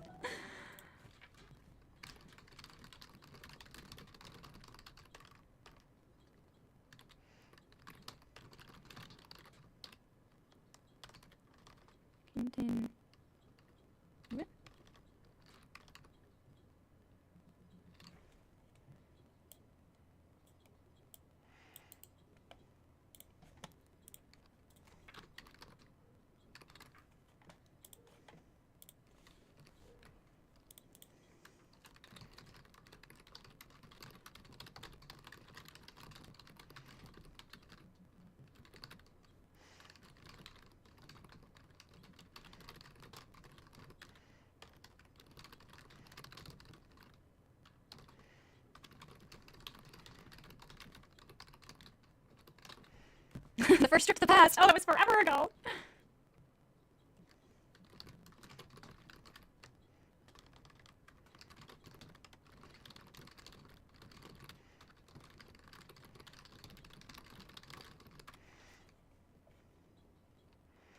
No rest until the deed is done. Okay, let's see if we can get ourselves murdered by this barber. I thought being rude to him would do the trick, but instead it had just made me sad. Enter, hello. This is how you treat your customers, and then what happened? What are you talking about? Let him talk. Try to calm him down. I'm sorry, you say apologetically, raising both your hands. The barber looks at you puzzled. You're sorry? You're sorry? He gives a small laugh which spirals more and more into a frenzied wheeze. You are sorry! He slams his fist down on the counter.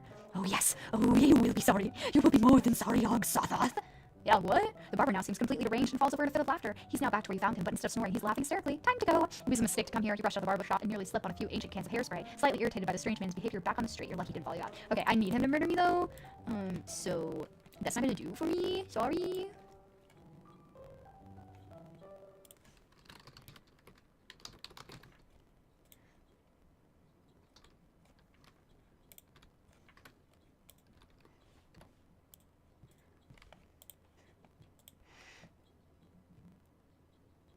At this point, we've broken the space-time continuum and we're now backing the car over his corpse. We have to make sure it's well and truly dead.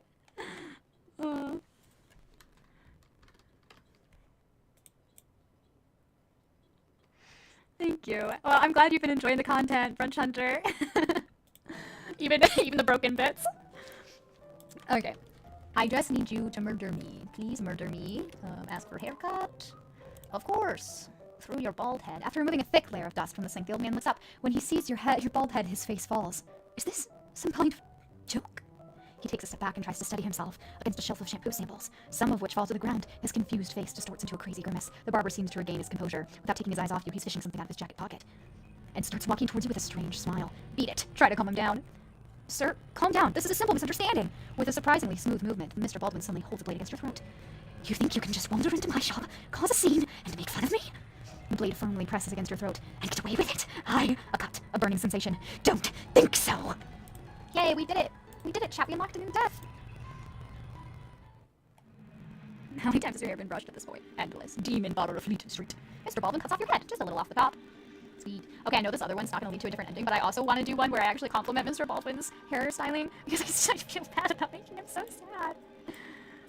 Oh, where's the town? Come on, I wish my mouse would properly work so I don't have to keep doing this. Alright, town square. The laggy talking makes you sound a bit drunk. Oh no! Is there like lag in that way too? Is it not just buffering? Is it like the talking is slow? Because I wonder if that's an archive weird. I will sure hope not. Not that you're gonna be able to respond to that until like 30 minutes from now.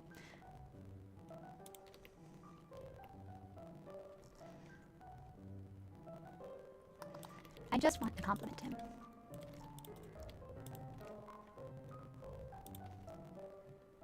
Just a trim. Remain silent.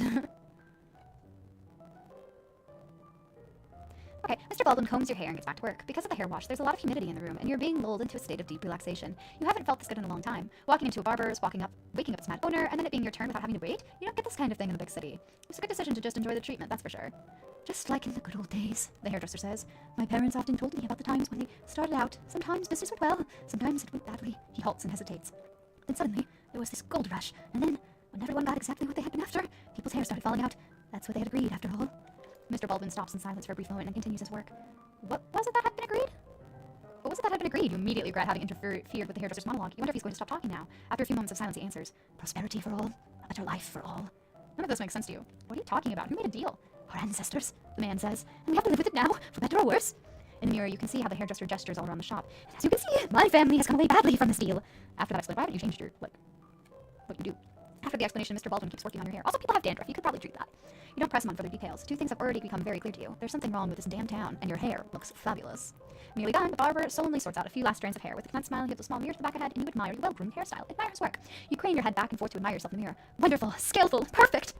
Oh, you, the hairdresser interrupts you. You know we don't think much of strangers here in Innsmouth, but you're one of the finest people I've ever met.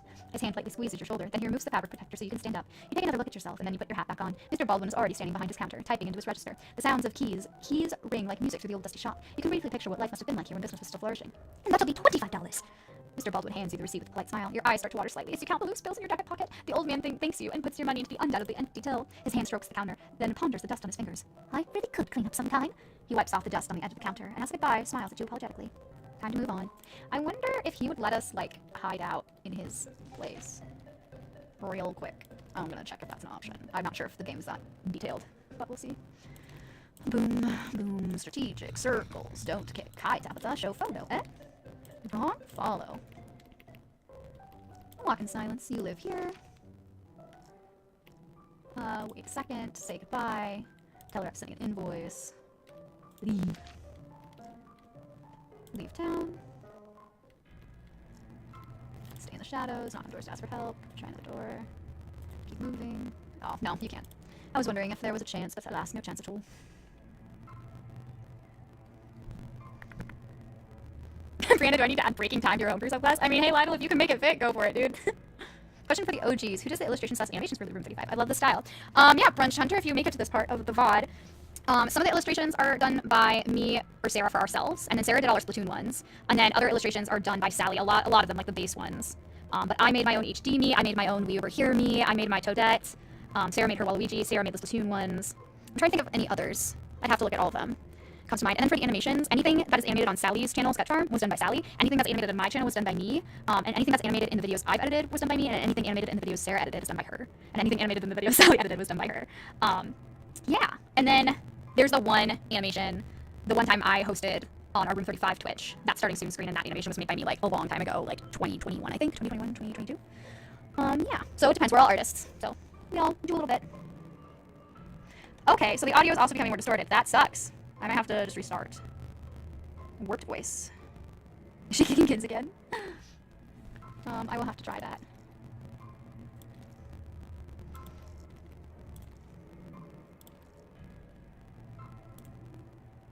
We have to overpower them somehow? Yeah, okay. That just brings us back to death. What a loyal cult following.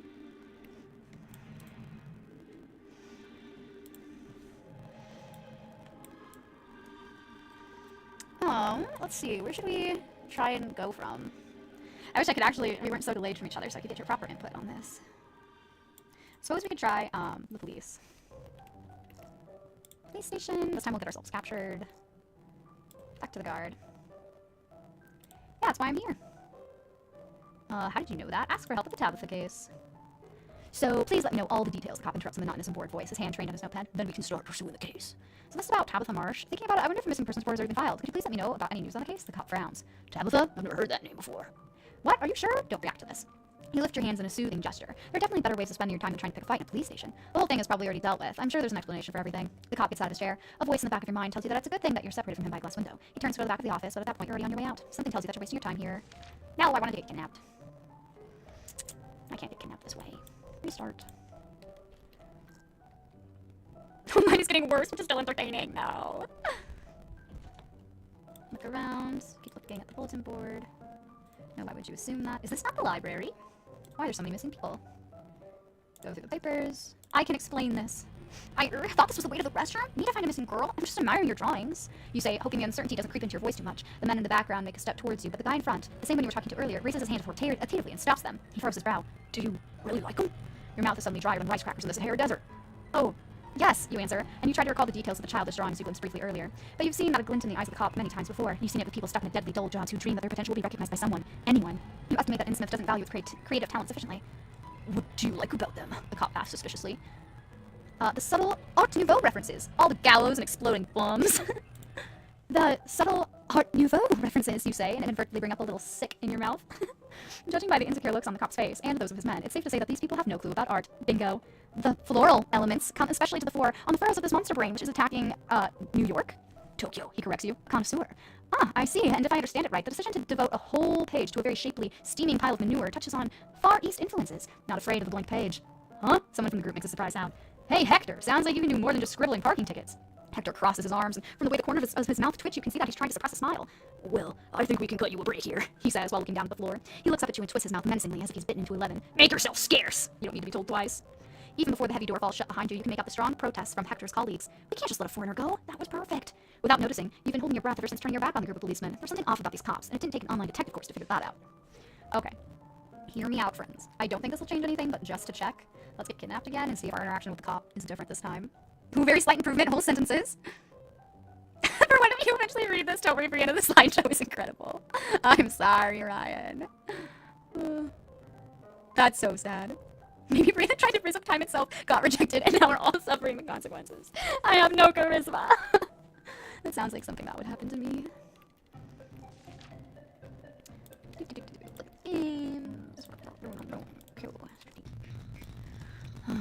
Down, talk to Tabitha, show her the photo. Nice try, go to the address. Listen. That's ridiculous. Walk past them, get kidnapped, perfect. Talk to the woman, explain your situation. Okay, I accidentally skipped past this, but I don't think there was any difference in his reaction. At all. Yeah. Sad, after we complimented your paintings, you would send us to our death.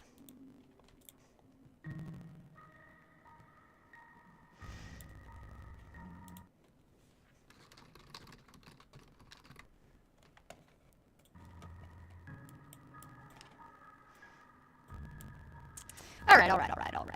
I am Matthew McConaughey. Where should we start from? Maybe we start from the beginning, if that's supposed to change anything.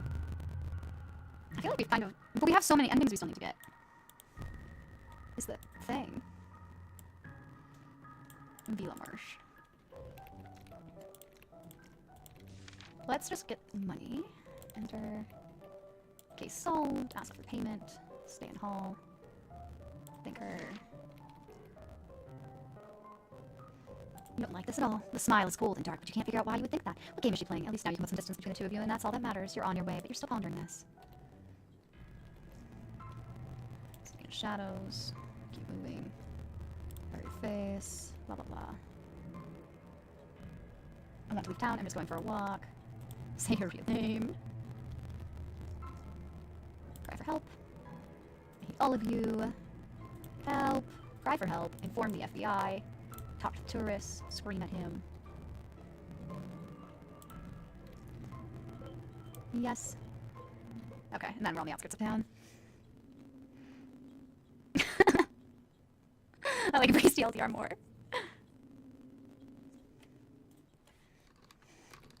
Well...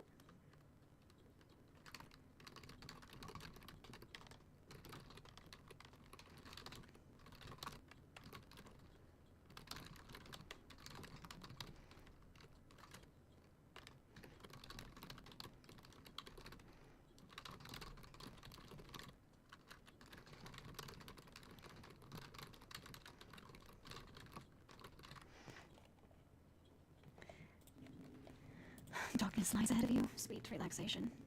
You'll walk if you have to. Nothing will stop you from leaving this gosh-forsaken town. You will walk the few miles home if that's what it takes. It wasn't that far, was it? Granted, your memories of how you got to Innsmouth in the first place are already a bit fuzzy, but this is still the northern part of the East Coast. How long can it really take? Besides, a journey of 1,000 miles begins with one step. You can deduct every mile from your journey with tags. How would you do that? That's right, be positive, find your zen and all that jazz. It doesn't matter how difficult the task is. What's important is that you start with this sentiment in mind. You take your first step. Suddenly, your leg cramps. After some less than graceful jumps, the cramp fortunately goes away. Under your feet, sand and pebbles crunch as you set off on your journey home. The moonlight illuminates the path that lies before you, a spotlight on this final act of your adventure. You're sleep-deprived and tired. As you look around again, you notice once more how so many things in Innsmouth are makeshift. We've really skimped on everything, you think to yourself. Endlessly repeating to your right are an avenue of trees, and to your left, fallow fields. Just like in those cheap cartoons from the 80s, in which one simple background image is repeated over and over again. A wooden sign. You are now leaving Innsmouth. Okay, this was the plan after all. You keep walking along the path, and on, and on. The row of trees to your right seems to be unending. Okay, you keep moving, and then sigh again. You are now leaving Innsmouth? As if that needed any more elucidation. Look at the sign more closely.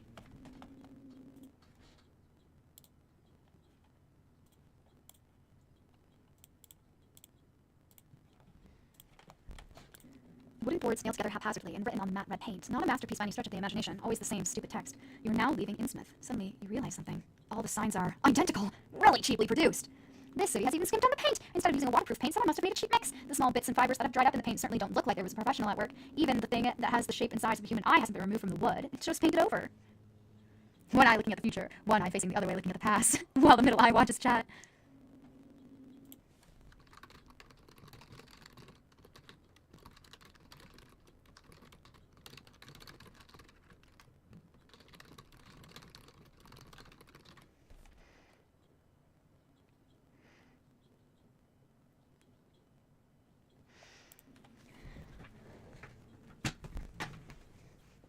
The city has even skimped on the paint, instead of blah, blah, blah, just paint it over. Okay, keep moving, yet another sign, again, and again. You are now leaving Innsmouth. You're starting to get a bad feeling about this. It's not actually that complicated. You're walking in a straight line, simply moving forwards. The explicit goal to put distance between yourself and this gosh-forsaken hellhole. Why do you feel like a mouse trapped in a labyrinth? A laboratory rat observed by cold, cruel eyes during a hopeless escape attempt. Your heart is pounding. Walk faster, turn around. Go faster. That's right. Maybe you can simply outrun the background that keeps repeating itself. Without hesitation, you break into a sprint, which, admittedly, because of your poor stamina, soon morphs into a leisurely jog. The only difference, the row of trees and signs now pass by you a little faster. You're now leaving Innsmouth. You're now leaving Innsmouth. You're now leaving Innsmouth. You start to feel dizzy. Run faster. Turn around. You must persevere. You must go through to the other side. You are now leaving Innsmouth. You can't give up now. You are now leaving Innsmouth. You've already left this town. It should be the easiest thing in the world to reach the next town now. You are now leaving Innsmouth. Child's play. You are now leaving Innsmouth. Your heart is pounding. You are now leaving Innsmouth. But you're unsure if that is because you're running or because of the panic rising in your chest. Your arms begin to tingle. You are now leaving Innsmouth. There's pressure behind your chest. You are now leaving Innsmouth. You have left Innsmouth forever. Final destination. You suffer a heart attack. Recommendation: less stress.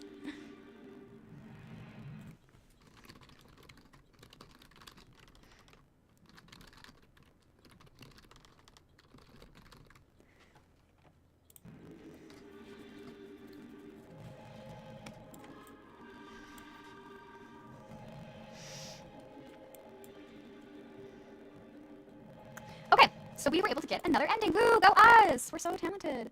Main menu. Let me see if I can decipher anything from these. Okay, so this one's got a knife, and I don't know what that is. This one has, oh, I'm wondering if this is like the first one you could maybe get. It's got like a timer and like a whiskey bottle and like a clock door. If we just don't take the job, maybe? We have an Illuminati eye. We have a bloody hand. We have a shovel. Did we get buried by that lady, maybe? By the old lady? I'm so curious as to which one the wedding bells are. A knife through the heart. How many different ways can we get sacrificed here? We got the cage.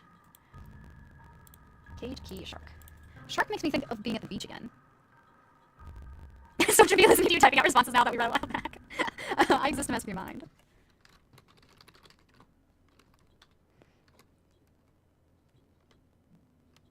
She said it was forever ago, which is also forever ago.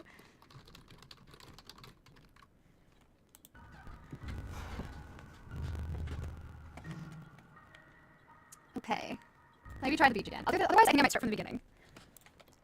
And if I can't figure anything out from there, I might look up, like, just give me, like, a direction of what I'm supposed to do. Cocktails. To the cage. Size. Okay, so we end up here. Sit at the bar. Just relax. Leave them in peace. Other tourists. Do you know what those cages are for? Catch lobster and whales and things like that. Bullshit, the sun murmurs. He pokes the sand with the wind branch, probably imagining he's stabbing someone. They're from the Middle Ages and people were put there to drown. Okay, I do think I've read that before. I don't want to go to the hotel. A rave! That makes sense. The only question is whether you'll join the party or not. A favorite pastime of yours. Annoying. Strange staccato music, movement, performing. I guess we just watch. You make yourself comfortable on the cool sand of the dune. A good decision. You got the perfect view of the dancers. A bizarre spectacle all in all. And exotic. You didn't think that a dump like Innsmouth would put on performances like these. The men and women stretch their bodies into impossible shapes and keep singing their admittedly somewhat monotonous song. For minutes on end, they run around in circles on the sand. The ground is marked with glowing green spray paint. The people keep brushing against each other. Some of them are really going for it. Oh, okay. That means you disapprove. Tisk, such a performance is probably the annual highlight for these country folk. Let yourself go once a year and then spend the remaining 364 days stiff as a poker. You wouldn't like that. You smugly keep watching the bizarre performance from a distance. It seems to be shifting to its next phase. Another group of amateur actors joins the dancers. They come straight out of the water, glittering costumes. No doubt they're walking on stilts. Their arms are much too long to dangle from the sides of their puffed out chests, deformed mouths, sunken noses, and ugly pop eyes. They remind you of footage from deep sea creature documentaries. They are warmly welcomed, and it's X-rated. You cover your eyes. See no evil. You're sure that naughty stuff is covered by this as well. As a well-raised person, you hastily put a hand in front of your face before you become witness to any questionable scenes playing out in front of you. Moral decay is the price the country has to pay for artistic freedom. Although the program has given you pleasure up until now, it's all getting too much. Hopefully this is not the finale. And there's something else on after this orgy. Oh, okay. You peek through your fingers a few more times, but people still aren't finished. Meanwhile, all the costume figures are rolling in the sand with the dancers. No one is singing anymore. The monotonous chant has turned into I'd rather not hear this. We could leave now. You're starting to get bored. After an exciting start, it quickly loses the appeal. You give the performance a maximum of 5 out of 10 stars. Why am I rating it? Maybe it's time to head home. Keep watching. See, but if we leave, we just go to the hotel. Can we die here? Is there a way for us to die? You're wasting your time. There's no more twists in this performance. Granted, it's hard to stop that. When you've already given up hope, something does happen though. The costume performers gradually remove themselves from their partners and leave. To be precise, they go back the way they came into the sea. The whole scene, initially a place where people danced in a slightly demented fashion, is now littered with heavy, breathing, blissful, smiling actors. You can only guess at what the deep meaning of this performance was. You think it's likely that why do you assume that it's performance art? You can never understand the fascination of people who pay so-called artists to wrap buildings in bedsheets. It was bedsheets, right? Anyway. Okay, you're done with this. Compliments to the amateur actors who are still lolling around naked with each other. Especially given these cooler temperatures. You can't wait to get into a warm bed. Let's just hope that by then, these images will have dispersed from your mind and won't disturb your sleep. You pat the sand off your clothes and make your way to the hotel. We end up at the hotel now, what? Oh, the hotel seems shut. So this is where we didn't sign up for the hotel. You walk around the property. Metal bars in the forms of windows make it impossible to simply climb inside, but you would at least hope to find a lit window with which you could knock on to make yourself known to someone inside. They won't even let you give one of the night shift staff a good scare. All the rooms inside the hotel seem to be in complete darkness, including the foyer. No one is working. No one is having a drink at the hotel bar. The whole building seems to be completely shut down. Keep walking around the hotel. You walk around the whole hotel, still hoping to find a lit window somewhere. No such luck. Soon you're back at the entrance. It's hard to believe such a thing is possible these days, but the hotel really seems to closed. No one is allowed in or out for that matter. Do the guests know that they're locked in the building overnight? Will there be another gormless tourist in an hour or two trying to get in just like you are now? Not actually a problem, you remind yourself. You turn around, leave the hotel behind you, and walk back to the street.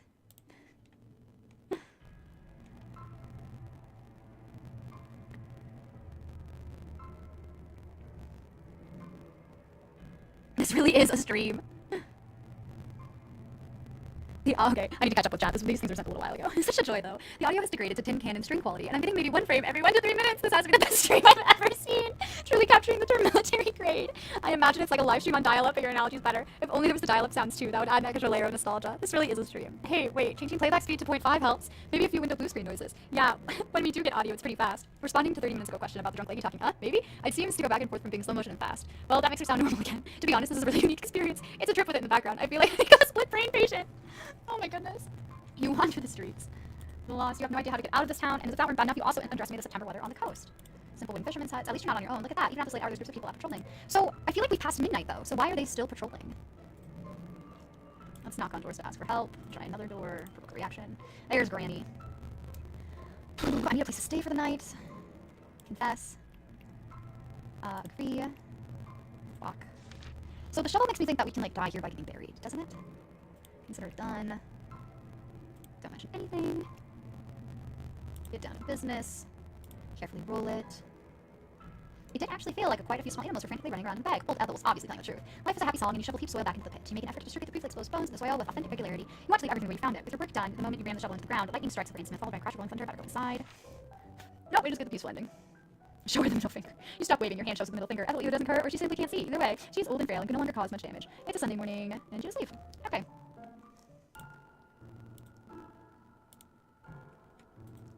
But things aren't peaceful, so we haven't got another one of those bad endings. Because we're still under the spell of Innsmouth. A bad feeling. You returned to Boston. You did everything you could. I'm pretty sure we already have that one. So what happens if we run the doorbell at the hotel? Whoops, I didn't mean to start at the hotel.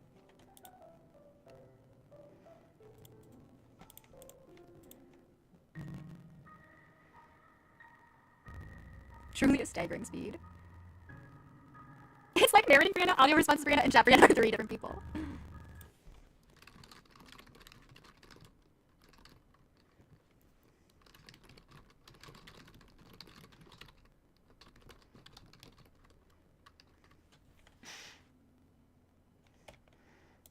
Three times the fun. Okay, I want to see if ringing the doorbell would do anything different, so I guess we'll begin from the beach again.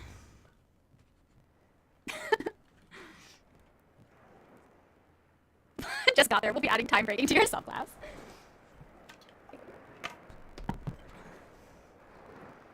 See the beach. Bartender. Wait. Leave him. Private. So we go to the hotel. Ring doorbell. Surely it should be. Why is there a doorbell? Surely it should be possible to wake up the concierge, the lobby boy, or the underpaid intern, under a polished brass sign that reads Best Hotels Competition 1928, first round competitor. So impressive. You find the doorbell. You press it down on the button for a second, and then again for longer, and then once more for good luck. Wherever this doorbell is ringing, you can't hear its chime out here. You press the button a few more times. By now, some angry person should be here to threaten you with physical violence. That's what we would do. Nothing. Knock on the door. They've asked for this, hoping to maybe wake up one of the hotel guests. You pound your fist against the door. Apart from a bit of dust falling off the door frame, your efforts are in vain. You only produce muffled sounds, and you doubt that anyone inside will hear them. It's hard to believe, but the architecture of the hotel seems to be of very high quality. You begin to wonder why anyone would waste their exquisite workmanship in a place like Innsmouth. Forlorn, you stand in front of the hotel. Yeah, so it's not like there's an additional thing to happen here. You just end up on the streets again. Cool, alright.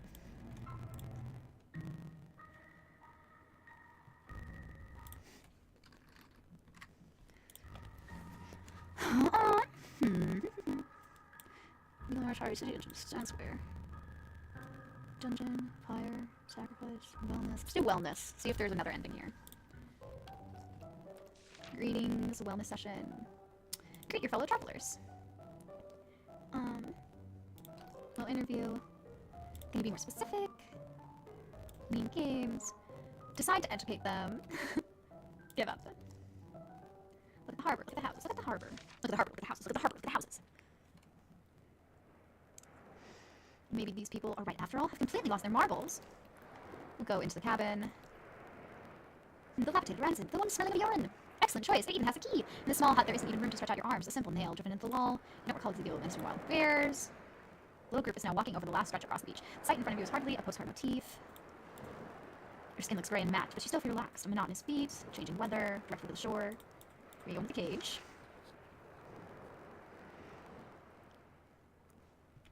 Oh, voila! Watch how the situation unfolds. You hold back while the other two reverently touch the brown metal bars as if the rusty cage was a World Heritage Site. Are you missing something? Phase 1 of our treatment is seawater therapy. I forget how Ezekiel sounds. Ezekiel makes a lazy gesture towards the tinnitus-ridden cage. During the 2-hour session, the participant's body is exposed to healthy sea air. At the same time, regular rinses ensure a firm skin. The effect is particularly positive for participants with nerve dermatitis. Phase 1 is followed by the deep treatment, if you please. Visibly bored to death, Ezekiel points to the open cage. Your partner follows them, and so does the rest of the group. When after the tourists enter the cage, you are the last to follow them in. As you step through the gate, your hand slides over one of the slippery metal bars. It does not take long until a cold shiver runs down your spine. There's not much room in here. Your group stands uncomfortably close to each other, and even the women who were cackling excitedly only a moment ago seem to be a bit uncomfortable with this form of wellness. Just like us to not realize you can just stand in the ocean to get the same treatment. And then he leaves. You pass the time with meditation. Inner peace has always been your strength, but now has never been your strength. But now it's probably your time to start.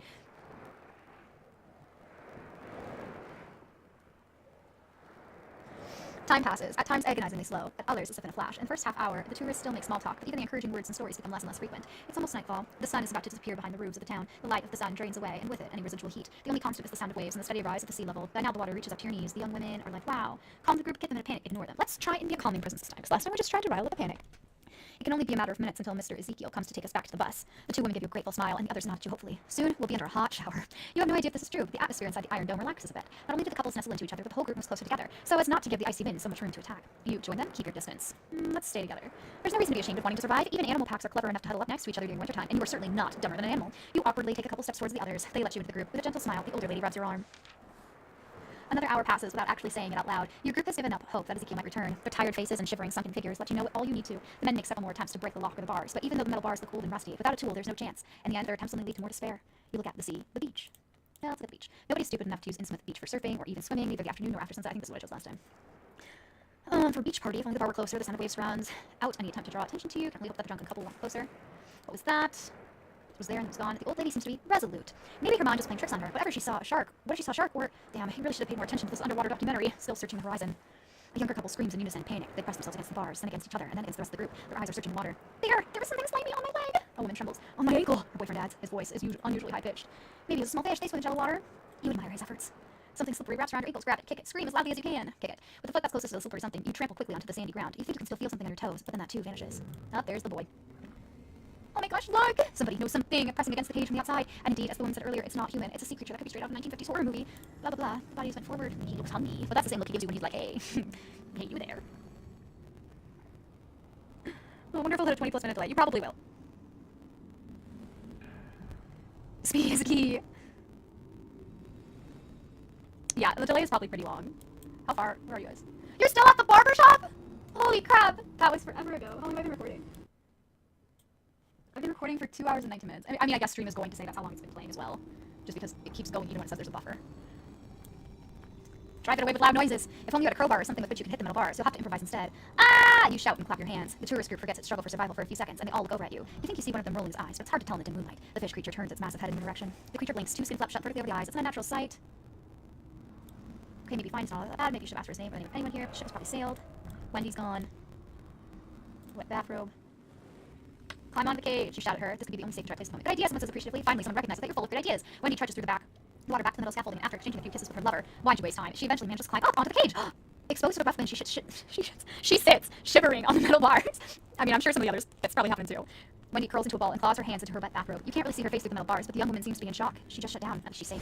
A blood-curdling scream tears you back to reality. Then both men and women start screeching. Confused, you try to get an overview of the situation. Your group inside the cage has been decimated by one more person. Oh, God. Alan! Sorry, I shouldn't have said gosh. I should say gosh. Oh, yeah, man, guys. Everyone presses themselves against the metal bars. For a moment, the hope to see the man emerge from the water like Wendy lets them forget the danger they're in. Curious and overwhelmed by the situation, you join in. You look out into the sea. You don't have to wait long. Something slides around your cage just below the water's surface. It comes up briefly, but you cannot make out much amid the foamy water. The only thing you do notice is that it's bigger than the creature that paid you a visit earlier. Maybe this time it was a fish? You never thought one day you'd long for a shark. Ah! Startled, you turn your gaze away from the water outside. A young couple has disappeared right from your midst. The remaining 3 women and 4 men cling together. Your faces distorted into grimaces of pure horror. You go up to them, stare away from them.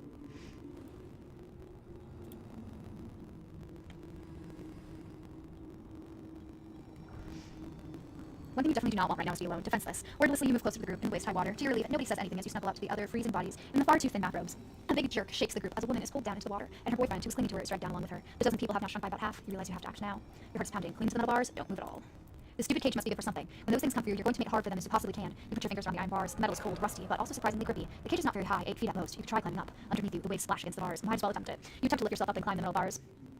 Works out straight away. Your attempt to lift yourself up and climb the metal bars works out straight away. Your grip is firm, and the panic provides you with plenty of adrenaline. Like a monkey, you climb up the upper bars. Wendy, who's been sitting vertically on top of the cage this whole time, now comes to again. Her trembling fingers touch yours. You can do it. I'll help you. I will let you go. The grip of her scratched hands does not exactly give you a stable hold, but it's the mental support that gives you strength.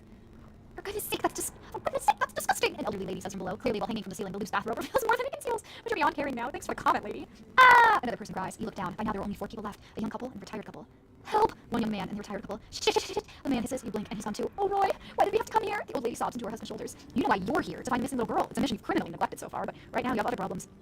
Hey, yes, you! You look down again. The old man pleads with his eyes. His wife clinging to him. She trembles and looks as pale as a ghost. You must help Dorothy! Oh, damn it. A few. No, not without yous later. The old man gives his wife a leg up. The old man stretches out her hand. You cling to the bars even more. Grab the hand. I feel like this is going to secure our death, but I at least got to try and save her. Time has been a construct at this point. A construct that would break into a bajillion pieces. The journey of 1,000 steps begins with 1 mile. Very true. I'm still having fun. It's like an adventure.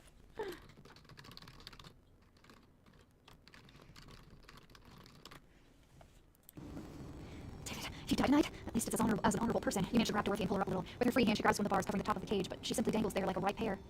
Well done, dear. That's good. Just another splash interrupts her husband's pep talk. Roy. Suddenly, the water splashes up to the ceiling of the cage. Then a sudden jerk tugs at Dorothy, who you're still holding by the hand. My leg! She cries miserably. From the corner of your eye, you can see that a glistening tentacle has wrapped itself around the calf of the old lady, and it's now pulling at her. You let her go. Keep holding onto her. We're gonna get taken down as well. We'll have to replay this, I'm sure. We're trying to pick the honorable route. Yep, we're dead. You strengthen your grip around her hand with a little like a symbol let go of her. After all, it seems to mostly act underneath the water's surface. Your eyes meet. Her eyes wide open. There's nothing but sheer panic in the old woman's face. It's no use. The tentacles pull even harder, and the jerk immediately pulls both of you off of the metal grid. A hysterical scream is the last thing you hear before you drop into the cold, salt water. The song of the sea. All right. Oh, whoops, we want the wellness program. I don't want to go straight to the beach. This needs a short range degree and it's the Mr. Incredible treatment. It's not about being caught up to the line, it's the friends we made along the way. Wonders, concussions, and fish. Concussions are a little concerning, Lionel. Whatever happened to that little girl we came to this town to find? You know, she either goes to an arcade or she gets to play in her room at home. That's what happens to her. She's fine. Come on, there you go, mouse. Good job. Okay, I think we're on the cusp of a new ending. If I hadn't been foolish and let myself die trying to save a lady. Greet your travelers. Ask the right route, wellness, enjoy the journey. Look at the harbor. Cuckoo, right back here to Big Ol' Blue. Go to the cabin. Rancid. Try something new. Not that I read any of it. Watch the situation unfold. Meditation. Calm them down. Join them. The sea. You look up to the sea through the metal bars, but you're not quite sure what you're actually looking for. The light of the moon illuminates the night, almost as if you were standing under a street lamp, on a stage, in the limelight. The sea level continues to rise. The water reaches your hips by now, and the waves come and go. The horizon is infinite blackness. You remember the lighthouse and start to wonder if it has ceased operation. Another man-made source of light would be a small comfort in the freezing cold night. But there's nothing here. What is that? Resolute. Kick it. Hi there, bud. Communicate. Creature blinks. Climb to the cage. How does I stay away from them? Whatever's decimating your numbers has so far only picked people from a small group. Your best chance, you conclude, is to keep your distance. This can't be happening. This can't be happening. The elderly lady mumbles. Straight down with her. Doesn't keep all chunk by about half. Cling to the metal bars. Attempt to climb up. Cling to the bars more. I think I grabbed her hand. Oh shoot, no, that was helping the old lady. Okay, well, we'll let her go. Let go of the hand without your extra help. Her fingers slip quickly from your skin. With only one hand gripping the metal bar, the old woman dangles helplessly in the air. In shock, you watch as she tries to get herself back into a more stable position. But it's no use. The tentacles pull even harder, and Dorothy drops into the water, never to come up again. You asshole! Wendy whispers in disgust. She's been following everything closely. You complete asshole! A lump forms in your throat. What were you going to say to her? Present a rational argument? I'm scared! Remain silent. I don't think reason is really going to translate here. Suppose I could have hoisted the old woman up to me. How long do you think she could have clung to the bars? It would only been a matter of time before she ran out of strength. Deep down, you know you're right. Dorothy never stood a chance. The young woman laughs hoarsely. Whatever, right? Who cares if we all get killed, right? She carefully settles down the hard, cold metal bars of the cage. Your position is even less comfortable. With your arms and legs wedged between the bars, all you can do is hope that your position is secure and that you won't fall into the water. So far, you've been lucky. Whatever pulled the others down, it's not yet tried to pick you up off the upper part of the cage. The shrieking of the seagulls is the first thing you hear, followed by the sound of the waves. It's a sound that, until last night, you would always associate with relaxation and peace of mind. Oh man, I don't believe it. It's a familiar voice that finally wakes you from your exhausted half-sleep. Okay, I'm wondering if this is Ezekiel, because it's a familiar voice. I've never seen this happen. How did you manage to stay up for so long? My arms would have fallen off. Arms? That's right. These extremities you can no longer feel. Slowly you come to your senses and realize where you are. You're still hanging onto the ceiling of the cage. Your arms and legs are wedged between the bars so that you won't fall down. You want to move, flee, run, or hit him, but your arms do not even move an inch. Your skin has turned completely blue due to the cold and partially interrupted blood supply. Dazed, you look around. Wendy is gone. Maybe that thing from the ocean got to her. But you're hoping she made it out. But she perhaps climbed down during low tide in the early morning hours to get help. Ezekiel grins at you. Just you wait. What were those creatures? You ask. Relatives. Ezekiel says, clearly in high spirits. You know, the old ones you try to keep on the right side of. It means more presents at Christmas. The old man is laughing so loudly, as if he had just told the best joke ever. So, how do you feel now after the seawater treatment? He asks with a mocking grin. Like you whisper weakly. Be clear, we have a rule here. Oh. To be clear, we have a rule here. Whoever is offered to Dagon and his children and is spared will not be harmed. You can be really proud, Ezekiel continues conversationally, as he undoes the locks of the cage. Dagon must have big plans for you. The gate is open. Without any further concern for you, Ezekiel wades through the mud of the low tide back to the beach, probably to his bus. You can't believe it. It takes you another hour before you dare climb down from the cage ceiling and dip your feet into the seawater. We're still looking at the barber threatening you with a razor. For the people in the past, you are leaving Innsmouth forever.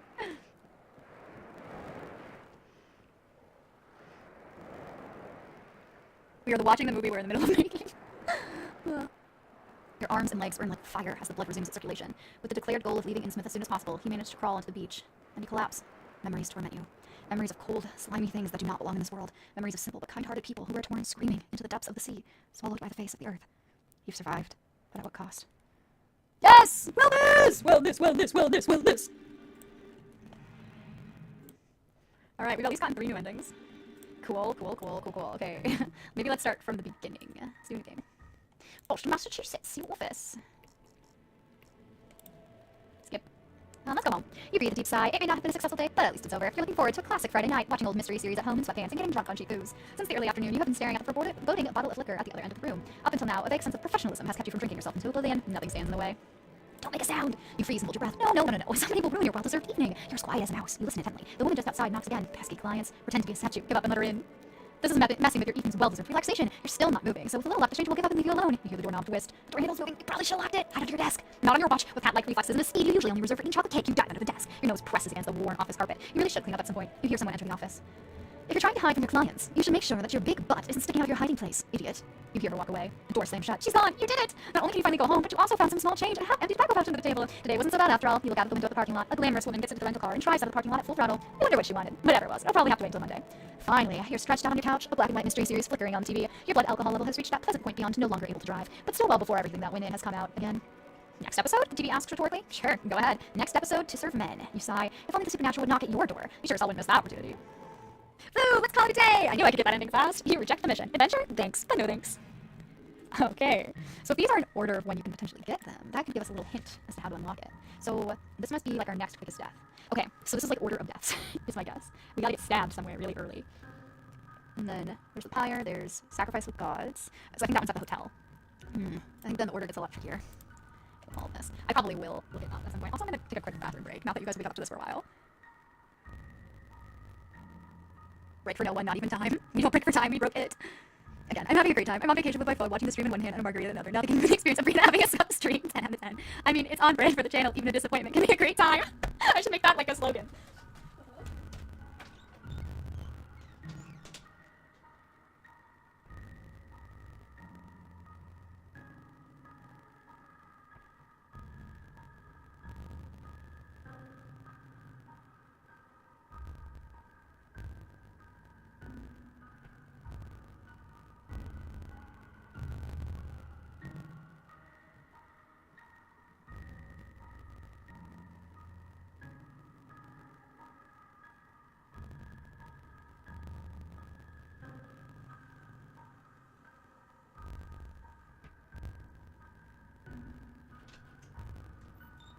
Wow, I've returned! At least they didn't kill us this time. When do we get back to the ferrets? Yeah, we're really skipping around there, trying to figure out how everyone happened. You guys will piece it together. Okay. Let's do new game again. I'm still looking at the picture of the cop!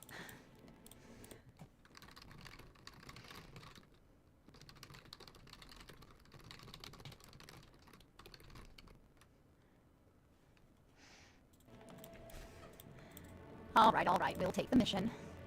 You really need your lawyer. Who is it? Quickly try to clean up. Which is a little bold. Of course I will find your missing daughter! The woman is startled. What did you just say? You can't quite remember either. I'm not sure. We know each other from somewhere. It's incredibly quiet in the office. Not even the rain can be heard through the window. Slowly, very slowly, the stranger begins to smile as if she just figured out a complicated problem. She collects herself quickly. I see. See you in Innsmouth. Until then, she hands you a photo of her missing daughter and then turns away. It's Delilah, deja vu. There's that child. Yeah, this time she just leaves. Next morning you travel. Let's do hitchhiking. Boston, 22nd September. Your fingers gently gently stroke the banknotes inside your coat as you leave your apartment at dawn. Only over your dead body will you waste this money for actual expenses. You never had a good experience with public transportation, so you decide to give hitchhiking a go. A different kind of public transport, using the public to transport you. At this time, you usually still roll around in bed restlessly for another 2 hours or so. You're at a park and ride area which is located in an intersection of 2 county roads. This is where students and low-income earners meet to share the fuel costs of the long trip, and you often see nomads and vagabonds trying to catch a free ride. You're confident you won't be put in the last category. At least not today. Low clouds hang in the Boston sky. The air is gray, cold, and wet, and the progress of your mission depends on the charity and compassion of strangers. Your mood is miserable. Optimistic. You've got a good feeling about this. The secret is to make a good impression, so as not to scare away the potential opportunities. It's best to hide your true character until you're in the car. This is definitely going to work, you confidently say aloud. People close to you give you some worried looks. A little girl whose family has just parked their fully loaded van points wordlessly at you. Her mother takes note of you and turns up her mouth. Look, Mum, a poor person! The little one finally delivers her verdict cheerfully. Poor? That's really an exaggeration of facts. And on top of that, rude. Yeah, she could be like our child or something. Explain to the little girl the difference between being poor and being a freelancer. Threaten to beat her up. You lift your hand threateningly. I'll show you what it feels like to look poor in the face, you hiss towards her, and regret immediately before you know it her mother comes to the rescue and covers her child's ears. Her eyes staring daggers at you. What? The little girl, confused, gropes for her ears. You really are a disgrace to expose my little darling to such low puns. Poor in the face? What's that even supposed to mean? Ugh, I'm only making them British because the little girl said mum. Your mouth is getting dry. Try to evade further conflict. Keep threatening. That means I'll teach your stupid kid manners if you don't, you say, waving your fist. A stabbing pain freezes you in your pose. The little girl has given you a surprisingly firm kick against your right shin. You lift your leg. Should we leave it a little? When you put your weight back on the leg, your knee gives out, and you tip over like a sack of potatoes. You land on the rough asphalt, and the child laughs cheerfully. Well done, honey. You always have to well done, honey. You always have to stand up to bad people. Otherwise, they think they can get away with anything. Yes, Mommy. Now she said Mommy and not Mummy. They're fake British. A tiny shoe kicks the pit of your stomach. You've earned yourself some ice cream for that. The mother praises her brutal child. I want vanilla, is the last thing you hear before the 3 car doors close. The engine revs. You're lucky the family decided to leave before the little girl could completely destroy you. We got bodied by a child. That's when you think, damn it, you could have asked them to give you a lift. You lie in the dirt for a little longer, pondering your situation while your pain slowly fades. You think about trying to hitchhike while remaining in this position, but you come to the conclusion that it might not appeal to potential fellow travelers that you're lying so close to dog droppings. Your thoughts roam to caramel, vanilla. How boring and unimaginative do you have to be to wish for vanilla ice cream when you're in a real ice cream parlor? This girl sucks and is unimaginative like you thought she would be. Your shin stings when you try to get up. After the 6th attempt, you manage to not collapse again. You brush the dirt off your coat. Hopefully, no one has witnessed the spectacle.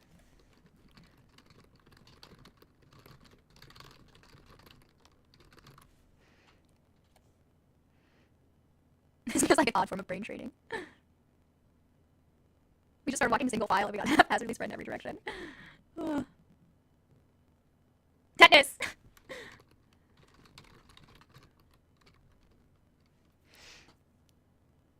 It's like listening to a corrupted audiobook while watching a related slideshow and somehow chat affects the past. A corrupted sentient audiobook.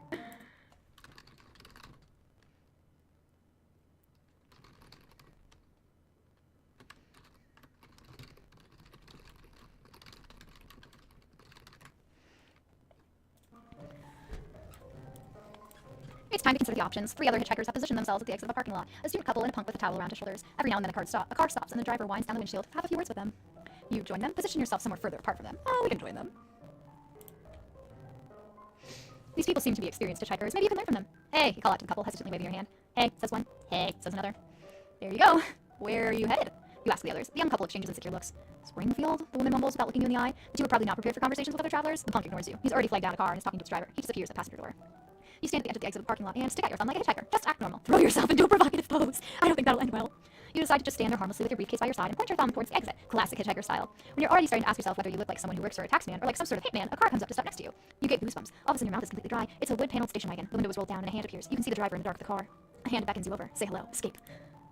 Hi, sir. You approach the car and start talking. Hello. I'm on my way to Innsmouth. A middle-aged man with thinning hair, horn-rimmed glasses, and a mustache leans out the window. In front of your mind's eye, you go through your signs of a serial killer checklist. One of his people seems to be wandering off to the left, while the other one's fixed on you. But that's not his fault, it's called lazy eye. His hand now moves over his steering wheel as if to stroke it. You can ride with me, he whispers. Get in, politely refuse. I think this might be the death we're looking for, guys. Thank you. You ignore all the warning signs known from movies and television and get into the station wagon with a queasy feeling. Is this really better than the bus? You walk around the car and its owner opens the passenger door. When you drop into the seat, you notice a weird smell. That must be detergent. At least there's proper hygiene. Haha. An alarm goes off in your reptile brain.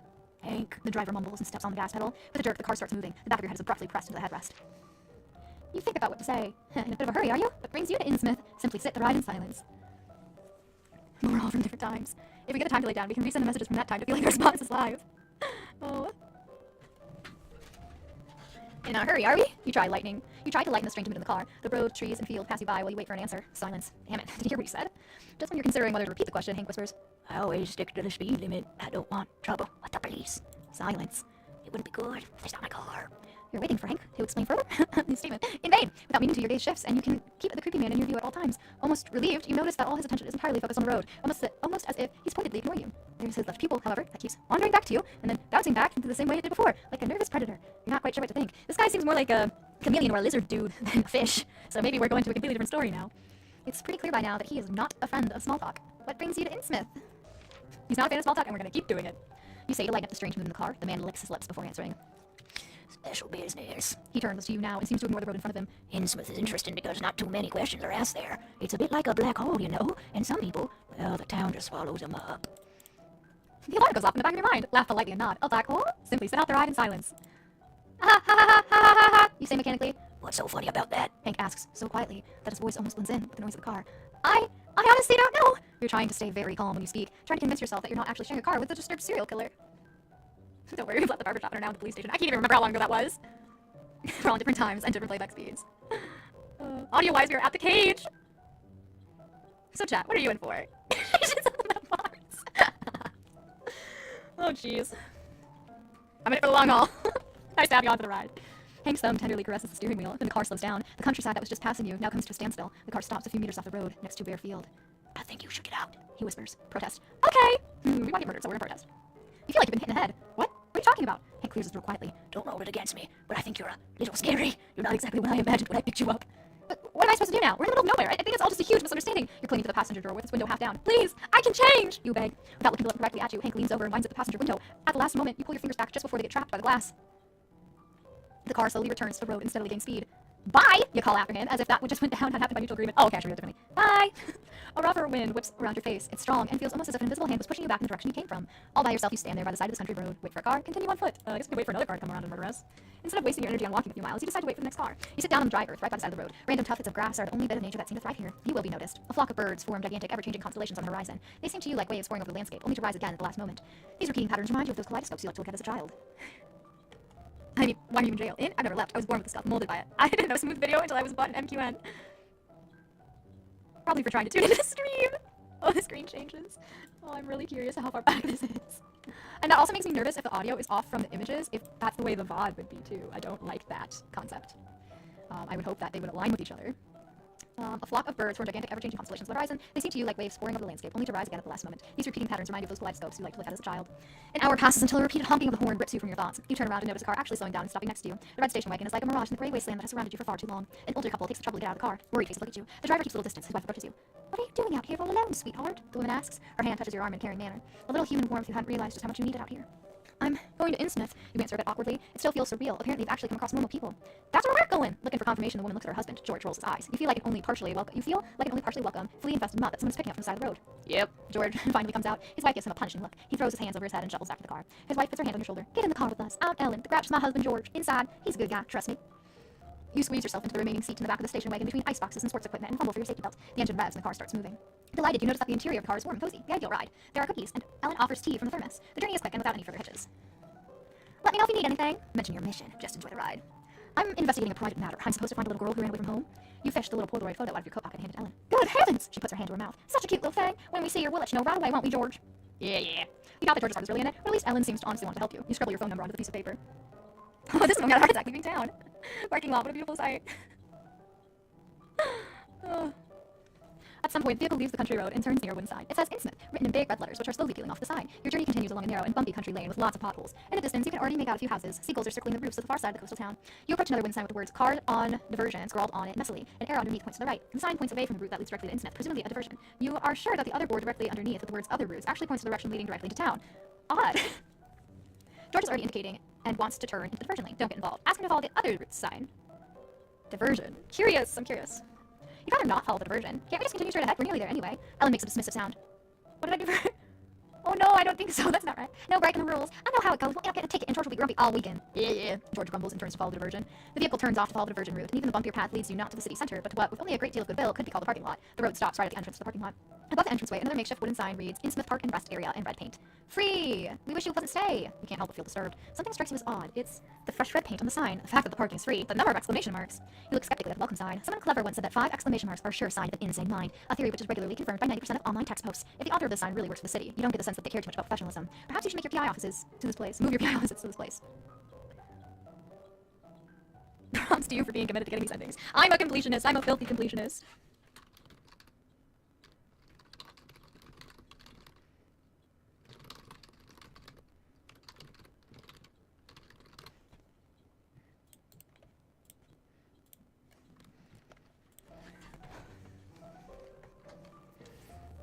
A big splotch of paint splatters onto your windshield. Ellen squeals loudly. How did that happen? Damn it, George grunts. He turns on the windshield wiper and the gelatinous mass spreads even more across the windshield. There seem to be sticky bits in it also. Oh, George, how are we gonna get rid of these tree resin? That's what it is, right? Can you still see anything? Yeah. George leans forward to try and squint through the red film in front of him. This parking lot seems to be popular. It's only after 10 minutes that Ellen spots a space with which the car fits. This is stupid. I bet locals just park their cars here. George keeps grumbling. But my main whale, it's a nice gesture, isn't it? Ellen looks at you imploringly. Yes. Join in with the grumbling. Oh, Ellen's been nice. Yeah. You agree with Ellen. George starts to giggle. Oh, great, Ellen says dismissively. And the two of you are conspiring against me. George, I missed the dismissively part. Oh well. George touches Ellen tenderly on the arm and kisses her nose. Eventually, she starts to giggle also. Okay, let's settle the finances. George suggests, let's settle finances. All business like as soon as you step out of the car into the dusty parking lot. Finances? You're disgusted. One moment you were sure that this nice couple had taken you along out of the goodness of your heart. You deemed it a cosmic sign for your righteous mission as a defender of the law. Now you realize it was stone-cold profit-seeking calculation. It feels as if someone has told you yet again that Santa isn't real. Wasn't it charity and brotherly love that made this nation great? You think it's simply inhumane to demand money for something so trivial as transport. Pay up, deflect, pretend that you're deaf. A sudden idea strikes. You'll simply pretend to be deaf. This routine has saved you many a precarious situation. You give a crooked smile and shrug your shoulders, and start making a few gestures that you have especially learned for this purpose. Your hands move, and the fingers make a series of signs, which, if you remember correctly, ask about the location of the closest library.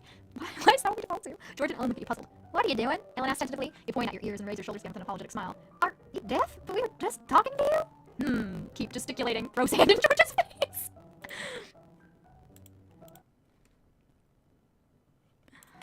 He asked for it. You bend down as if to tie your shoelace and pick up a handful of sand from the ground. Your thumb lightly strokes over the sand when you notice there are a few stones in your hand as well. Slightly panicked, you consider the options. Throw your sand anyway, drop the dirt, pay what you owe, we've committed. There's no way you can what's up now. There's probably way too much money on the line. With a jerk, you throw the sand with the stones into George's face. He cries out in pain, stumbles back a few steps, and bumps into the car. A thin trail of blood is now running down his temple. George! Ellen rushes over to help her husband. Oh no, George, are you okay? She almost trips over herself when she runs over to the car and then rummages around the boot. George stares apathetically into the middle distance. All the while, blood is dripping down his shirt. That escalated quickly. Offer your help. Walk away from this. In the meantime, Ellen has further disappeared into the car, rummaging around in the suitcases. George still doesn't move and keeps bleeding. You clear your throat tentatively. Can I perhaps be of assistance? George's knees give in, and he slowly slumps to the ground. Ellen has finally found a piece of cloth and a small first aid kit. She rushes back to George, and trembling all over, begins to look after his head wound. Leave us alone, you monster!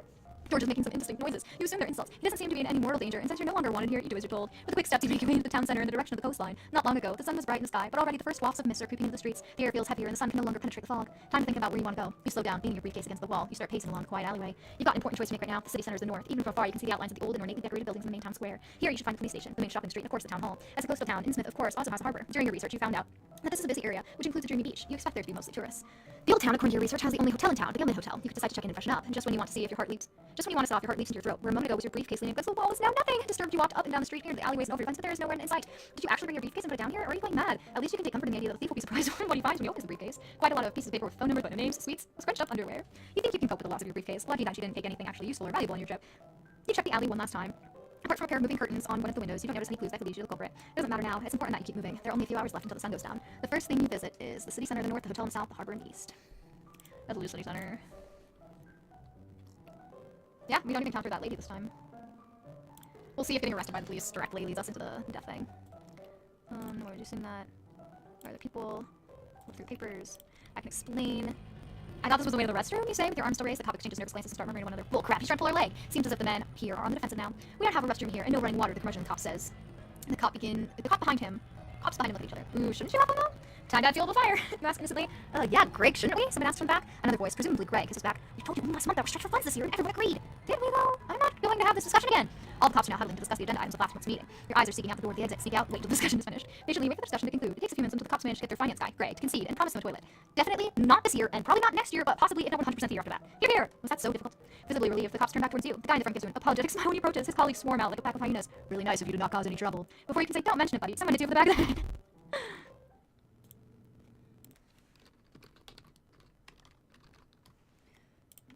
Yeah. Reality's not attractive. Yep, so this just brings us over here. Attack! Wake up in a car, talk to Kate, so you're a private investigator! Yep, she enunciates the key very clearly. Yeah, or did you manage to find the girl? Did you spend the night with Mrs. Marsh? So no one's gonna be inquiring after you either? You remember the note you found? Thanks for last night. We must repeat it, or something like that. I don't remember finding a note like that. Your own feelings for Dahlia are still shifting wildly on a spectrum that ranges from curiosity to sheer disgust and marry me. But you have to know that if there is anything between Dahlia and this woman, did you spend the night with Mrs. Marsh? Kate says non-committally. What happened, happened. Oh, damn it. As you lie there, bound, gagged, and in the darkness, you decide to simply wait it out. What further trials might await you? Suddenly your weight shifts around, seems like it's going downhill. Alright. Be quiet. Keep walking, keep walking. I'm sure this is just going to be the same of the other endings, but might as well see it through. Keep walking. Keep at it. Keep silent. Keep quiet. Grab dagger. Attack. Blood, no blood! Ah! I'm bleeding! Oh, slashed! I should have read whatever was happening. I got a new ending! I got slashed! Hey!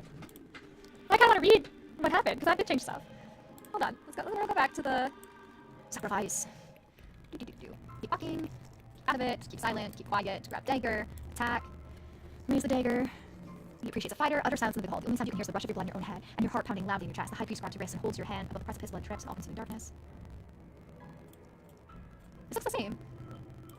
Getting louder.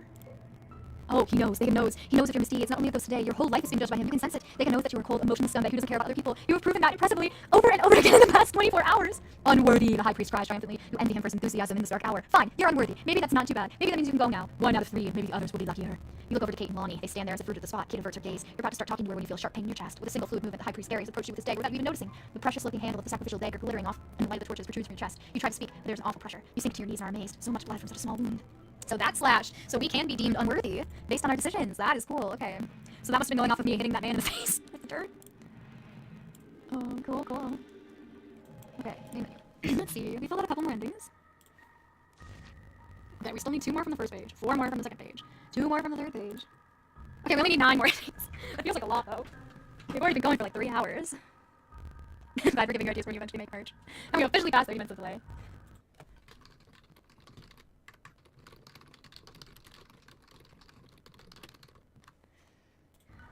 Those were the days. Select an unlocked ending. To learn more about it, I can? How do I select an unlocked ending? Oh, an unlocked. I thought it said locked ending. One of them is marriage. Cool. So this isn't getting murdered on the way there.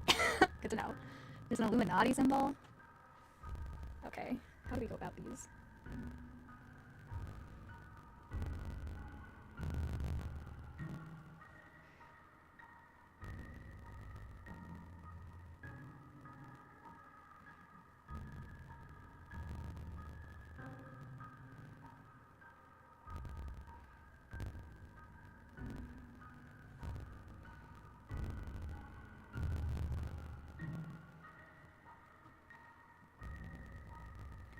I'm kind of looking up something to just kind of let me know where I should be starting for these.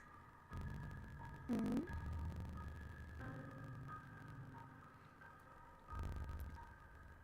do, I don't know what it's called, Illuminati ending.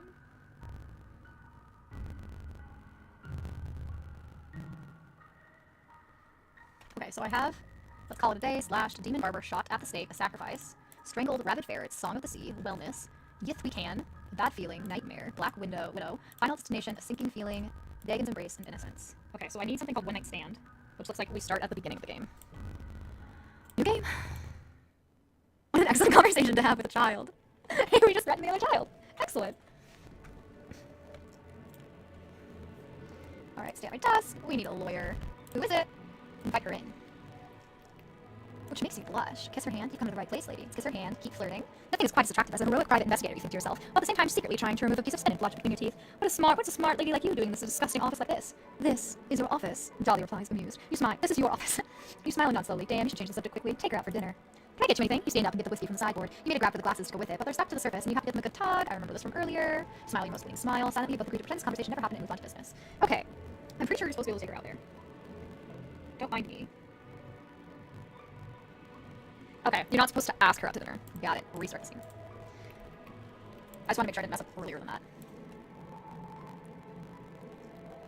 Stay at your desk. A little fresh air. Say who it is. We're trying to clean up. Kiss hand, keep flirting. Pay her a compliment. You lean forward and look deep into her eyes. You compliment her on her eyes, her dress. Eyes? You lean forward. Your visitor looks at you expectantly. Ma'am, if you don't mind me saying, you have the most peculiar eyes I've ever had the fortune to look into. Beguiling. I can't get enough of them. Dahlia absentmindedly touches her cheek, a smile pulling around the corners of her mouth. Not bad. Go on about her eyes, go for the jugular. You get up and walk around your table without letting her out of your sight for a second. The woman looks at the door tentatively, then back to you. She touches a strand of her hair and tucks it behind her ear. You take her hand in yours and say suggestively, true beauty, $1,000 a day plus expenses. For I ne'er saw beauty till this night. You whisper in her ear. She giggles. Oh, you. What happens next is a different story, and you won't get into it here. You know what happened. After all, you were there. When you wake up in your bed the next day, your hair tussle. Dahlia's gone. All that remains is an empty bottle of red wine, 2 open frozen pizzas, and a still warm blanket video game console. Involuntarily, you chew your lower lip at the mere thought of Dahlia's fingers flying over the console controller. So precise, you've never seen anything like it. It was a dark and stormy night. The rain fell in torrents. On your bedside table, you found an envelope marked expenses and a photo of a strange-looking girl, along with a handwritten note explaining your mission. Dahlia's little daughter has disappeared, and you're supposed to find her, and an address for you to deliver her to is also cited. Okay, I think that was just a trophy and not an ending. But we rizzed. It is possible to rizz. We learned about the rizz. I wonder if we can marry her. If we see... I wonder if this is allow us to marry her. Nothing unusual here. A common case of a little girl running away from home after reading her first romance novel. Usually they hide at the edge of the forest, or in a library. Should be an easy case. You don't have much time to prepare. Alright. You can welcome back. You can probably guess the state of the stream. The neuron activation I achieved with the stream is unbelievable. What in the world is happening?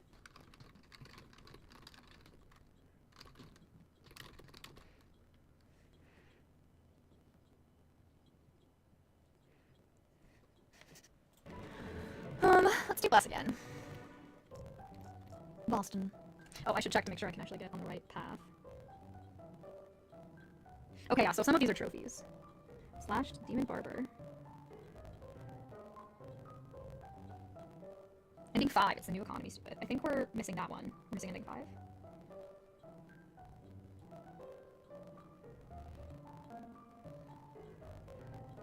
No, we're breaking time's kneecaps. Put your playback speed off. Okay.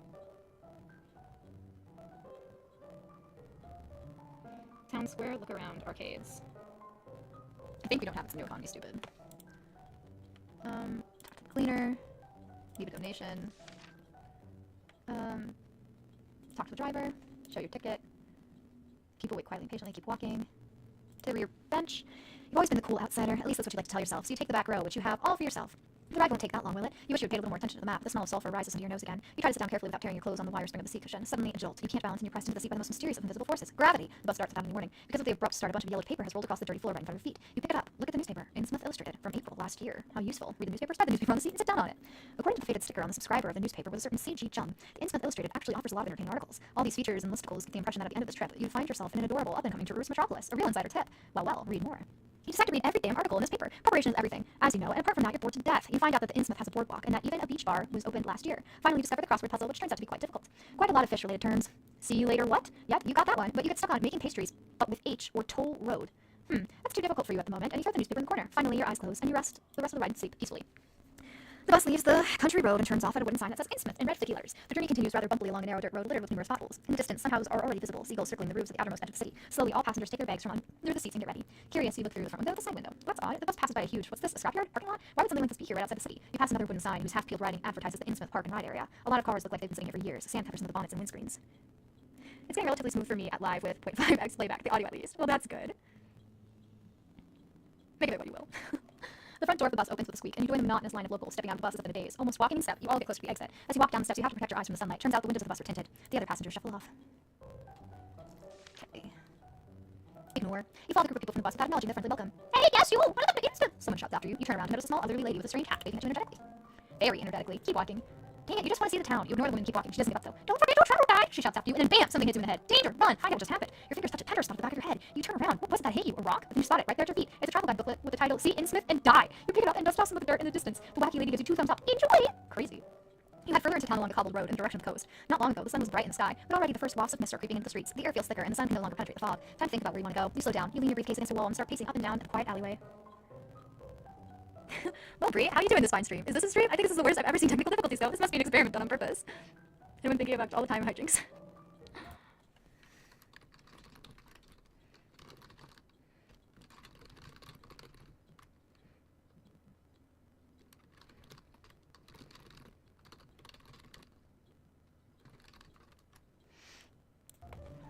You've got an important choice to make right now. Okay, so, city center. We want to scope out the surroundings. And I think we go to the arcade again.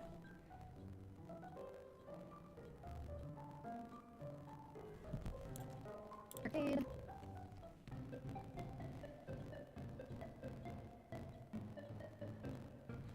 Okay, just playing other games is what I'm getting at.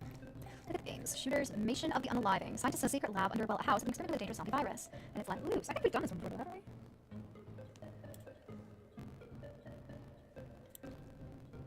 Oh, yeah, but then we got in a fight with children, so don't say anything. You know that, online and offline, the rule is not to cross the gaming community and patiently watch a child who still has some of his baby teeth struggle to reach the control panel. Likely, he gets overrun by a zombie horde pretty quickly. After a few players are knocked out, it's your turn. Quicker than you thought. You put all the coins you have in the machine. Your hands clasp the black plastic gun. It feels good. The screen goes black. The slogan, Nation of the Unliving, flashes up on the intro of the game starts playing. Lovingly crafted camera work shows some polygon figures with the thought of the game. I'm guessing we keep watching the intro. Headquarters of Parasol Cop, the healthcare company, after disappointing second quarter shareholders, demanded some drastic measures, such as redundancies or the opening of new markets to increase dividends. Wow, who would have thought the developers of the zombie shooter would actually take the story seriously? You're genuinely curious about where all this is going, but there's just assistance behind you. Boring, someone cries. Hey, you've got to pull the trigger and then it'll skip. Apparently, the people around you are not interested in watching the intro. You know what happens? Don't you want to know what happens next? Keep watching the intro. I have a feeling it's going to keep watching the intro. You try to hush people behind you. The video game keeps playing. The camera zooms into a white conference room in which pixelated people gesticulate wildly about with their arms. In order to appease their shareholders, Parasol Corp expands its research into influence vaccine. A white block appears. It looks like it's supposed to be a building. In front of its doors, there are some blobs who seem to be holding signs up into the air. What's reality at this point? Fantastic. I think I heard something about scratching a guy's back and writing down a number. No clue, really. Real subs know they signed up for this. So true. Let me make sure to drop a like. Oh, thanks, chat. The process has been made difficult due to regular staff strikes. There are lengthy negotiations with the unions. It's much calmer behind you now. Keep watching the intro. The first tests are very promising. The voiceover continues. The first test of the vaccine helps during the influenza season, and batches of vaccines are delivered to doctors' offices and hospitals. Please kill me, someone in the crowd says, but another person shushes him. Graphs fill the screen. Lots of graphs. The annual budget shows initial positive trends, but because of the research, investments, profits are so low, Parasol Corp breaks even. Unions signal their willingness for compromise in order to keep jobs. I really hope they're gonna make it. My dad lost his job last year, and we lost the house, a young boy next to you says. Oh man, I'm so sorry, says someone in the crowd. There are now barely any impatient comments from your audience. It seems as if no one has ever let the intro of this game play to the end. No one is saying a word now. Keep watching the intro. What if I skip it once people get invested? Stock exchange developments and more graphs. Resolving the conflict of the unions, the voice over calmly reports how Parasol Corp manages to become financially sound again and slowly turns into the market-leading health company, engages in social projects, provides jobs, and supports the economy. The whole audience now contemplates in silence. Lots to chew on here, and you even think that you've learned some new things about business plans and economic strategies. The intro reaches its final part. A lab assistant accidentally knocks over a sealed test tube, and its greenish contents spread out onto the lab floor. Then everyone turns into zombies. Well, that's a bit disappointing. Someone murmurs behind you. Indeed, compared with the carefully researched background of Parasol Corps, the part with the zombies seems sloppy. The intro fades, and the game continues. Bloody letters splatter onto the screen and lets you know about your mission. Level 1, survive. Is that all? With nothing but a hand on your character stands in a seemingly endless corridor. Hordes of roaring zombies come at you. I just want to make sure I make the right choice. Oh. I guess there isn't one? Shoot pixelated heads, reload. After what feels like hundreds of kills, you start to get bored. Why was there a key for this machine? Your motivation to stay alive dwindles rapidly as you being replaced with desires to do something useful. Maybe even stop your case. The zombies overrun you, and wordlessly you hand the plastic gun to the next player. As you move out of line, you cannot believe your eyes. In front of you stands Tabitha Marsh. She waves at you excitedly, her bug eyes sparkling. You're the first player who looked at the story! Now I finally know how Parasol Corps started! Many people don't really pay much attention to story in games. Words fail you. Talk to Tabitha. So as not to scare the girl, you gently sink down to your knees. Tabitha, your mother asked me to bring you home. The girl scrunches up her face. What? My name's not Tabitha. Show her the photo. Ask her her name. So, interesting. Alright, apparently, we're gonna go to the address we noted down. I might be low-key following a guide right now. I was like, oh, I just wanted to give me an idea of where to go. But I would have assumed to go see her mother at this point. So, I'm glad that it told me to go do this. I'm staring at the hotel right now. It's in slideshow mode.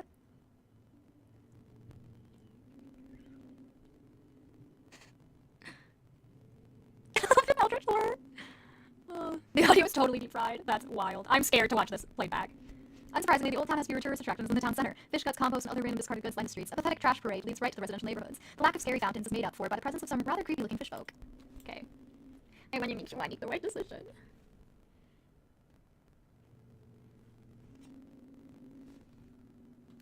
Okay. Precisely. Very excited. Wait. Half an hour. Alright. Walk past. Inspect.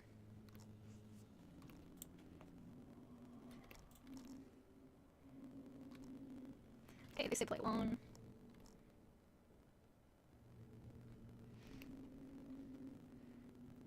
The way Cthulhu intended. Talk to Kate. About her actual job. So you're also a private investigator, yep. In your experience, that's never a good sign. Yep. Alright, apparently they asked this.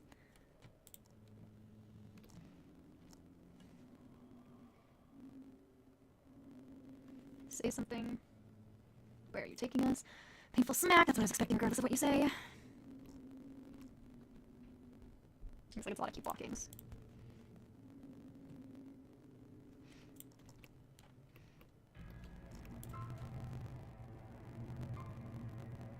Okay, this is pulling us out here. We're gonna group Gary.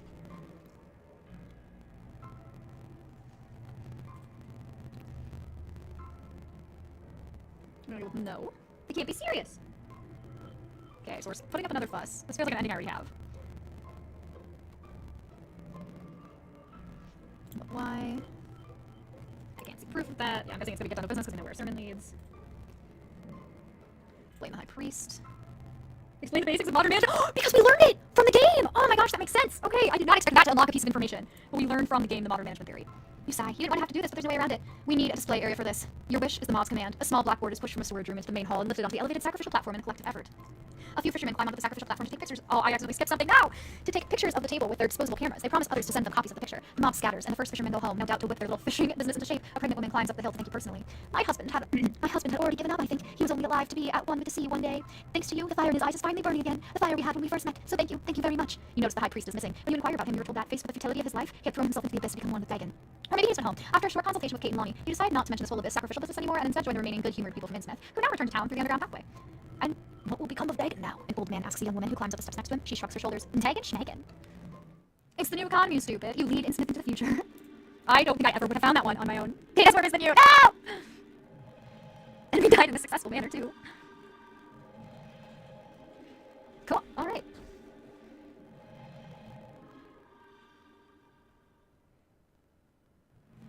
Okay, I'm pretty sure I have sinking feeling and I have shocked. Join the club, friend. Yep. We have Demon Barber, we have Shock, we have Apostate, we have Sacrifice. Song of the Sea. Yeah, we have a sinking feeling. We have Dig and Embrace, we have Shots. Do we have Transformation? Dig and Embrace? I don't think we do. I'm guessing it's that one with the hand. Okie dokie. How do we get Transformation? It feels cheap if I just follow this exactly, so I kind of just wanted to point me in the direction of where to start. Okay, Marsh's Mansion. I hope there's nothing that I had to do prior to getting to the Marsh's Mansion. We're gonna find out if I need any additional information. Hop in silence. We live here.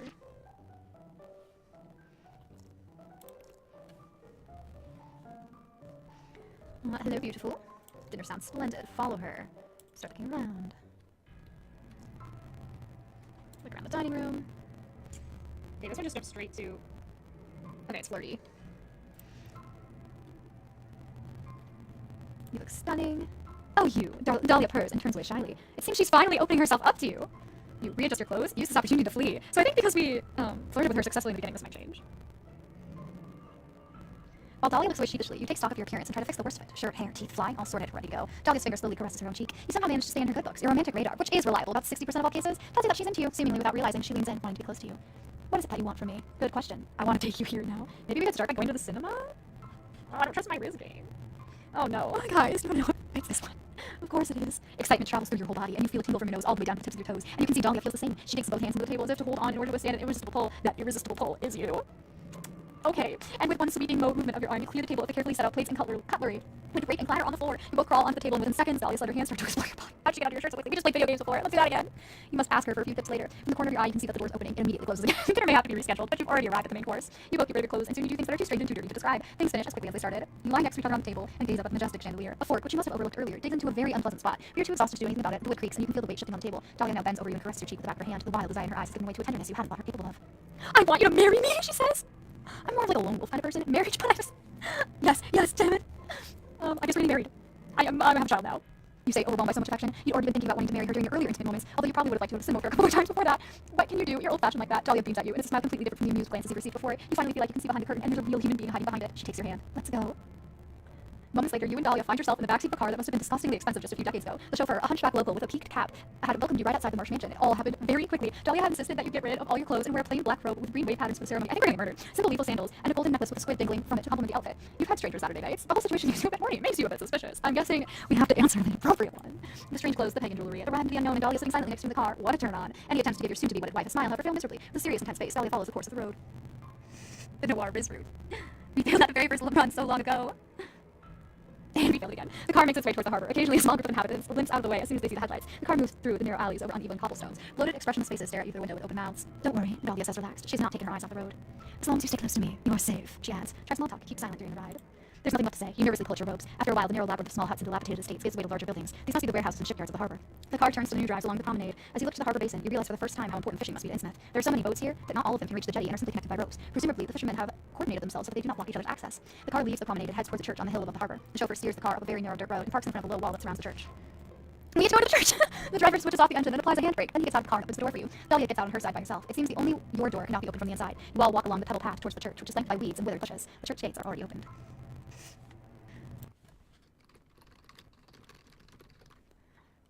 A few families and bug-eyed loners have started following you and are now waddling along with you. There's no one welcoming visitors at the church gate, and it seems unnecessary anyway. Apart from you, everybody seems to know the way. You try not to stand out and wordlessly follow the small group of people who seem to be heading for the crypt at the center of the altar. Unlike the hunchbacked, deformed men and women before you, you must duck down as you descend the narrow stairs into the vaults of the church.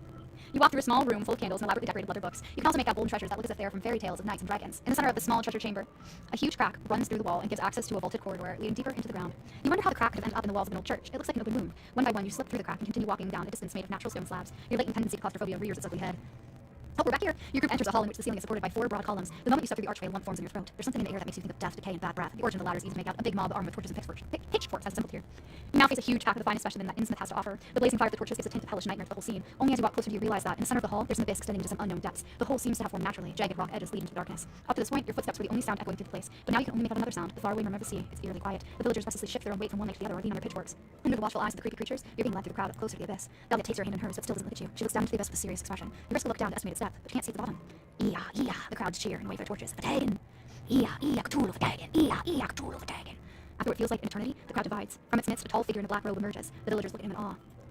Time seems to stand still as the mysterious figure walks up to the top of a small wooden staircase to a raised platform at the edge of the abyss.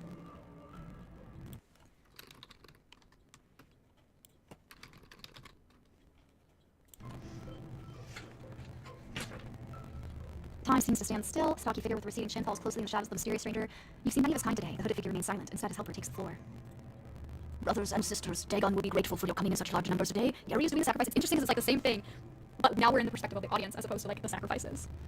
The hooded man puts his hands on his hips. Seriously, guys? What the heck, man? The priest beckons a man and a woman, who are here clearly against their will, forward. Both look normal, not mutated, not from this place. Two squat figures in raincoats, undoubtedly fishermen, lead them by the arms onto the platform. A darker-skinned woman in a white shirt and a hipster with a strange hairdo, shorts, and Hawaiian shirt are being roughly pushed onto the small plateau. While Lonnie looks at his surroundings with increasing confusion, the woman gives Dahlia and the high priest withering looks. She seems tired and resigned, but her hands are clenched in fist. Dahlia, do you know this woman? Ignore. I don't want to mess this up and have to do it again, but... Dahlia, do you know this woman? He whispered to your soon-to-be wedded wife. Although you already know the answer. She laughed softly, her lips curled into a scornful smile. Only superficially, you know. She seems to laugh at her own private joke. She puts a finger on her lips. Psst, the ceremony's about to begin. Your insides cramp. We are gathered here to witness the sacrifice of the heathens, Kate and Lonnie. Kate's here is a private investigator, you know, one of those. Gary pauses to soak up the atmosphere. The audience is loving it. There's devious laughter from the ranks. The stony face of the woman named Kate has started to crumble. And Lonnie here, he came to surf. At the mention, Lonnie makes the devil's horns gesture with his hand. His arm is quickly pressed back to his back by his captors. May their flesh and blood bring ecstasy to Father Dagon, and he may renew his blessing upon us. Dahlia's hand gently strokes your arm. Then she leads you to the elevated sacrificial platform. The high priest steps towards you. With his flat hand, he pushes you closer to the abyss, where the two designated victims are already waiting. With a nimble movement, the high priest reaches between the folds of his robe and pulls out a dagger, a silver blade with a golden handle. That weapon must be worth more than anything you've ever owned, or ever going to own. It's very simple, he explains in a playful tone. You cut the victim's hand and let it bleed into the abyss. If Dagon accepts the sacrifice, push them into the depths. If not, well... He taps his fingers in an area where you suspect his heart to be. He hands you the dagger. You mean twist a knife in somebody's heart, like metaphorically speaking? Sure, okay. What the hell I will. Well, the goal of this is to get married, so... Alright. You take a step back. Oh, I picked the wrong one. I thought it was like, what the hell I will. No, it's what the hell I will. I'm not. You pointed all the villagers behind you. A complete psycho. Dang it, I ruined it. The high priest tilts his head under his robes and strokes the blade of the dagger with his fingertips. Have I misunderstood something? Do you not wish to enter into alliance with our lovely Lady Marsh under the benevolent blessing of Father Dagon? All eyes are on you now. Well, Dahlia pushes you aside briskly. Rude, especially considering they didn't actually stand in her way. You can hear her cut as she walks past you. Now just watch how it's done. From the folds of her robe, she takes out another curved dagger. The high priest just shrugs his shoulders and stands next to you. Dahlia walks straight up to the woman who has been throwing daggers at Dahlia from the start. Dahlia grabs the woman's wrist and cuts across the open palm with precision. The victim narrows her eyes. Her jaw muscles tense up, but she makes no sound. So, you're not one of those screamers, huh? Respect. Dahlia murmurs as she dangles the bloody dagger over the abyss. A few red drops drip down into the darkness. She nods to the fishermen who stand guard, their hands tighten around Kate's arms, who obviously can no longer keep her anger under control. Dahlia seems to be amused by the situation. I must admit, you were particularly persistent, but in the end, look at all of you. She savors every word. Too bad, really. I really enjoyed our night. Recommend Dahlia watch. A few seconds have passed since Kate's blood was poured into the abyss. You're still not quite sure what kind of sign you're all waiting for exactly. After all, it's just an abyss leading to the sea, right? Father Dagon has decided. The strong voice of the high priest startles you. He refuses the sacrifice. Therefore, this woman will be denied the joys of uniting with our bond. Union? Denied? You're about to ask whether this is a good or bad thing when the high priest continues. Thus, we dictate to Father Dagon the heart of this heathen. Before you know it, Dahlia has ripped off the woman's shirt. The woman, Kate, now stands before Dahlia only in a simple bra, and her eyes still betray no sign of fear. There's just sheer rage, all of which seems to be directed at Dahlia alone. Go to hell, she hisses. You first, sweetheart, Dahlia whispers. Once again, a wry, mocking smile plays on her lips. Then, all of a sudden, and with amazing force, she rams the sacrificial dagger into Kate's heart. You guys need emotes. Oh shit! Lonnie screams and tries to get away, but the fishermen who have positioned themselves behind him reinforce their grip around his arms. He has no choice. Dahlia pulls the dagger from Kate's chest, and momentum sends blood splattering down on you. Lonnie must fainted, because at the corner of your eye you see his captors trying to wake him up by slapping him. In the meantime, a small puddle of blood is formed over Kate. The anger has now disappeared from her face. She merely stares at the ceiling while the fisherman drags her body from the small podium. He's put one of her arms around his shoulders as if they were friends on their way home from a drunken night out. The fisherman disappears down a narrow tunnel that you hadn't noticed before. You wonder what happens to the bodies of the victims. You feel nauseous. The contents of your stomach slowly creep up your esophagus. Busy with your rebellious bowels, you've not noticed that Dahlia has now come to stand before you. The sacrificial dagger now lies in the palm of her hand. Her lips form words, but all you hear is white noise. The taste of acid spreads in your mouth. You have to do something. Well, that's our only choice. You made a choice, because we're gonna die here. We missed the whatever other ending you're supposed to get. Test the weight of the dagger, take a few swings, and look at Dahlia. She nods approvingly to you. Do it. The crazy glint in her eye says, a silent promise that you'll be richly rewarded if you follow the instructions now. You lift your arms, you lift them to get momentum for a quick and hard stab with the weapon. That's what you want it to look like at least. At the last moment you turn around, unnoticed by you, Dahlia has approached you. She's now very close. Too close. Your throat starts to burn. Her face is so close that you can feel her breath on your skin. It smells of fish. I knew it, Dahlia says with disappointment in her voice. You're simply not Innsmouth material. She holds a knife in her hand. Its blade glistens red. Somebody pushes you into the abyss, but you lose consciousness before you reach the bottom. I'm in stop. I picked the wrong answer. I didn't need to pick that one. I didn't need to feel harsh. Actually, can we pick straight from dinner? No. Okay.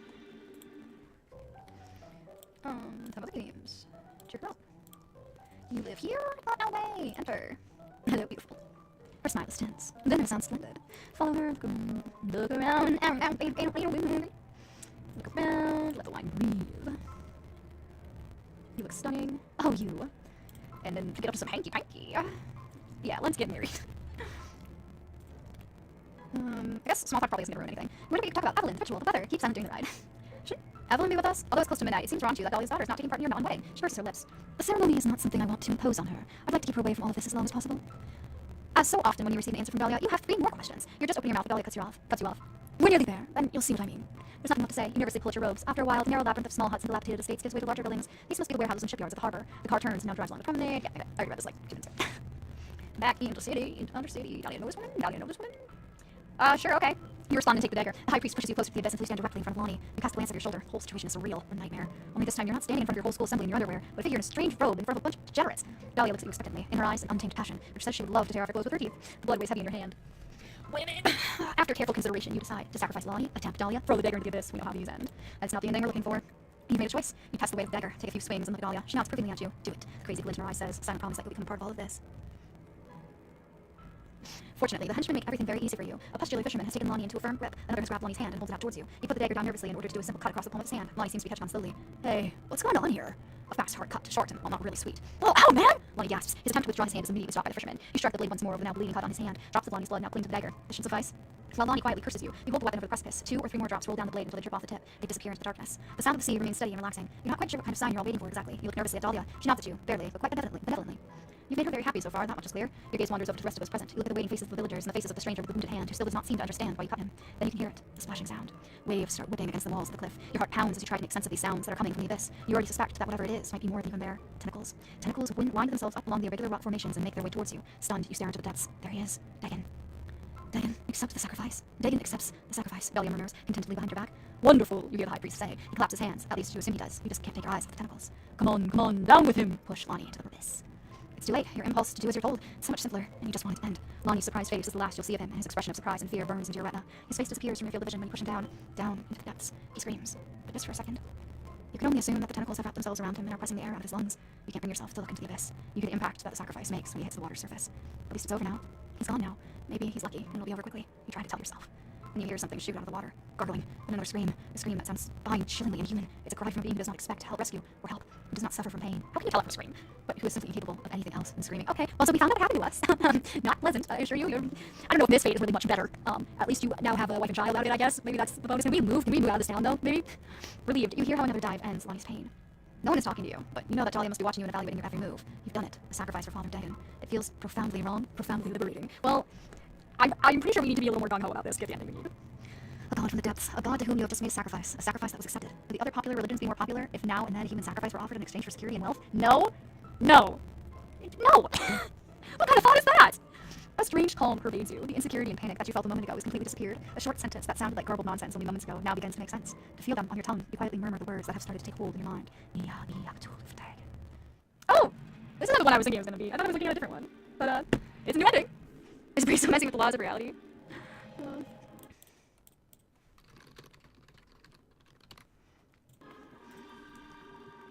Well, that was a very interesting wedding ceremony. Yeah, this one, I thought I was doing a different one, so I guess... Oh, so you know how I was like, oh, I don't want to just follow along with the tutorial because that feels a little like cheating, just let me get it on the right path. Yeah, apparently the transformation one does not say yes to the marriage. Duh. Yeah, but it's in the same... This is putting me on the right path. It's in the same Vila Marsh. Bear witness to something truly unique.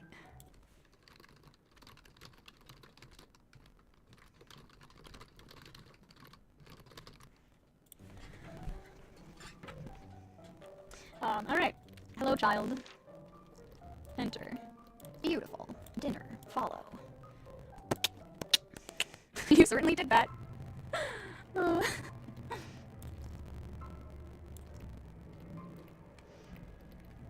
You look stunning. Hanky time. I'm like more of a lone wolf kind of person. This is all too fast for you. Dahlia's body, which had been cuddled up against you, all of a sudden jolts up. And all of this? She points at the table, the mess on the floor, and your naked body is... Was this all just a game to you? A bit of a fling? I thought we both knew what we were in for, you say meekly. You didn't think she'd be the clingy kind who'd propose to you after a bit of fun. Come to think of it, you were surprised that she didn't kick you out straight after. She pulls her mouth into a thin line and lets up on you. You look around the room. On the side, you see scary portraits of Mars family. Your gaze looks up at the chandelier. The golden reflections of the light and its cut glass elements are strangely hypnotic, and you find it difficult not to be drawn in. You briefly look at Dahlia, who leans down to the floor to retrieve something, and then you feel compelled to look back at the chandelier again. You notice that her panties are still hanging on the chandelier. Dahlia's holding something shiny in her hand. I wonder if that's the gun from before. It's got from the Scuffed throne. Oh. Alright, what's the right answer? Oh, I missed it. Lone wolf type. Yeah, something in her hand. That's what I figured. It is pure coincidence that you look at Dahlia, who has just leant down to the floor. It's then you notice the diabolical look on her face. It's what someone would look like if they're about to assault you with a knife that they've just picked up from the floor. You instinctively roll over to the side. A splintering sound suggests that you managed to dodge a violent attack. You must trip over your own feet as you make for the door. The splendor of the living room now seems to you a meek facade, barely covering the madness residing in this house. You manage to smash an antique vase on a small side table, but your PI experience tells you that Dahlia is not going to make a claim for damages. Finally, the hallway. You turn the doorknob and try to pull the massive wooden door open. Locked. Find another window, run up the stairs. I'm guessing run up the stairs. I guess wrong. You frantically run down the corridor and try every window to see whether you could escape through it. But all the windows in the Marsh property have to have been solid metal lattice in front of them. A lattice through which an 8-year-old girl might be able to squeeze through, but not an adult of your stature. This is not fair, you think when you're in the bathroom. Your fingers clasp the bars that prevent you from escaping. Then, the sound of steps on the tiled floor. Before you can turn around, someone presses the tissue soaked with chloroform against your mouth. Okay, so now we're in the sacrifice room and something else can happen. So your playback speed is 1.5. I'm thoroughly impressed with how messed up this is. It's just incomprehensible warbling noises and pre-animating. The slideshow logged at 2 frames per hour, though. I can't believe I genuinely. This has 9 concurrent viewers.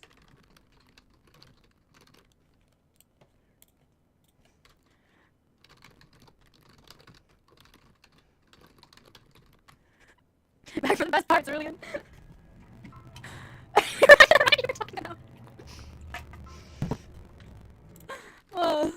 Buckle up, chat. Your consciousness returns in surges. Each interval lasts a little longer and lets you absorb more of your surroundings. The freezing cold. Pain. Unwatchable. That's why I'm listening into the background. Okay, apparently, I wonder if it actually matters, but okay, rest makes you think. Sorry, I thought I heard something in my room. Take a breath. Wiggle about. Yeah, save her strength. Now, do we flirt? Yep. I figured it would be the flirty route since we did all that romance stuff. If you wanted to time me up naked, I would prefer a comfortable bed, my dearest. You say as sensually as you can within the circumstances. At first, she doesn't respond. You prove it insecure. Finally, you hear her voice. And now this makes sense. This stuff all makes so much more sense when we actually had, like, her reciprocate the flirting. So I can see where it's bad.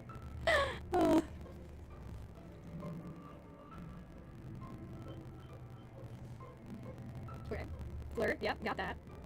Yeah, well, obviously we don't do that. I mean, nothing to you. Well, I'm free for the night. Dahlia giggles. You're unbelievable. She looks away from you and calmly looks at the dagger in her hand. Okay. This is going well. Unbelievably. She repeats more quietly. Huh? Cute? Dashing? Does this answer matter? They went with cute. So. Yes, you keep surprising me. Wait.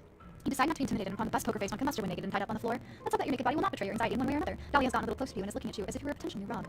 Are you cold? She asks with a flirtatious smile. Oh, dang it. Her fingers caress the handle of the blade of the knife. Even from your awkward position, you can see that she's smiling. Well, at least one person is having fun. I don't know. This feels like it's going down at the same ending we've been down. Alright, they want to bargain. Explain. You're an exception. Exception? She gives you a smile, fingers still clutching the dagger. To make it brief, yes, we do lure people here to Innsmouth to sacrifice them to Dagon, ruler of the ocean. To be more precise, it's just me and a handful of other inhabitants. Many here suffer with what we call the Innsmouth look. The guild, blah blah blah. Yep, yeah, okay, we gotta clarify the downstairs bit. But we were just with her, so what part? How would we not know? Dahlia raises an eyebrow. She's probably not too thrilled to have to go into more detail. Alright, apparently now we default to do I mean nothing to you. Did I mean nothing to you? You whisper with a hint of accusation. Something cool and hard caresses your cheek, slowly and tenderly, like a feather. How could you possibly think that? You let the question say. She did ask us to marry her, my guy. You think about all the little paths, decisions, and misfortunes that led you to this point now, naked, tied to the floor in a dark chamber. Well, after all, you lied to me and kidnapped me. You lure people to Innsmouth to kill them. You've got a knife in your hand, haven't you? Alright. What you felt on your skin earlier now strokes the other cheek and comes dangerously close to your neck. You can finally see her again. She has settled down on the floor and made herself comfortable, presumably to be able to read your head more easily with the knife. She looks down at you almost like a mother would look down at a child. Just so you know, I have no other choice. A cool breeze gives you goosebumps all over your naked body. Confess your love. Ever since you walked into my office last night, all I can think about is rummaging my teeth through your perfectly coiffed hair like a rabbit toad. What is that? Dahlia frowns. You can't blame her. Words have never been your strong point. What I mean to say is that I willingly played along in this ridiculous, transparent act of you having a supposedly missing daughter just to see you again. And I know you feel the same. I don't know what kind of influence you're under, but give us a chance. Oh, you idiot. She breathes gently. The dagger falls to the ground with a clacking sound. You're flooded with relief. Apparently, words are not Dahlia's strength either. But there's now utter despair in her eyes. What are we supposed to do now? Let's run away together. Propose to her. You mean like she proposed to us 2 seconds ago? Yeah, the running away together just makes more sense based on the fact that we rejected a proposal and said we're a lone wolf type. I hope the bot is excellent quality. I hope it's better. Are we gonna meet the fish side of her family? Let's run away together, you suggest. Talia laughs, but sounds exhausted. I'm afraid that's not possible. It would shame my whole family, my brothers and sisters. Yeah, I have not seen any brothers or sisters. Did she always look this old? You remember you estimated her to be about 40 in the darkness of the attic. Her blonde hair has now lost all color. Skin and hair are both faded and ghostly. A sacrifice must be made today. She picks the knife up from the floor. I'm so sorry. She looks down at you, full of sorrow. Okay, both of these feel like they mean the same thing. But I would do nothing has to happen, yeah. Nothing has to happen today, dang it! The fatalistic behavior is beginning to this fatalistic behavior is beginning to annoy you. Nothing has to happen today, damn it. You growl at her, but all she does in response is chuckle lightly. You're wrong. The stars are aligned. The sacrifices of tonight will bring our family another period of happiness and prosperity. Look at the writing from the deep. The dagger gently glides over the green marks on your arm, which cover your whole body. They're a promise. The promise of a sacrifice on this night. Dagon will be expecting it.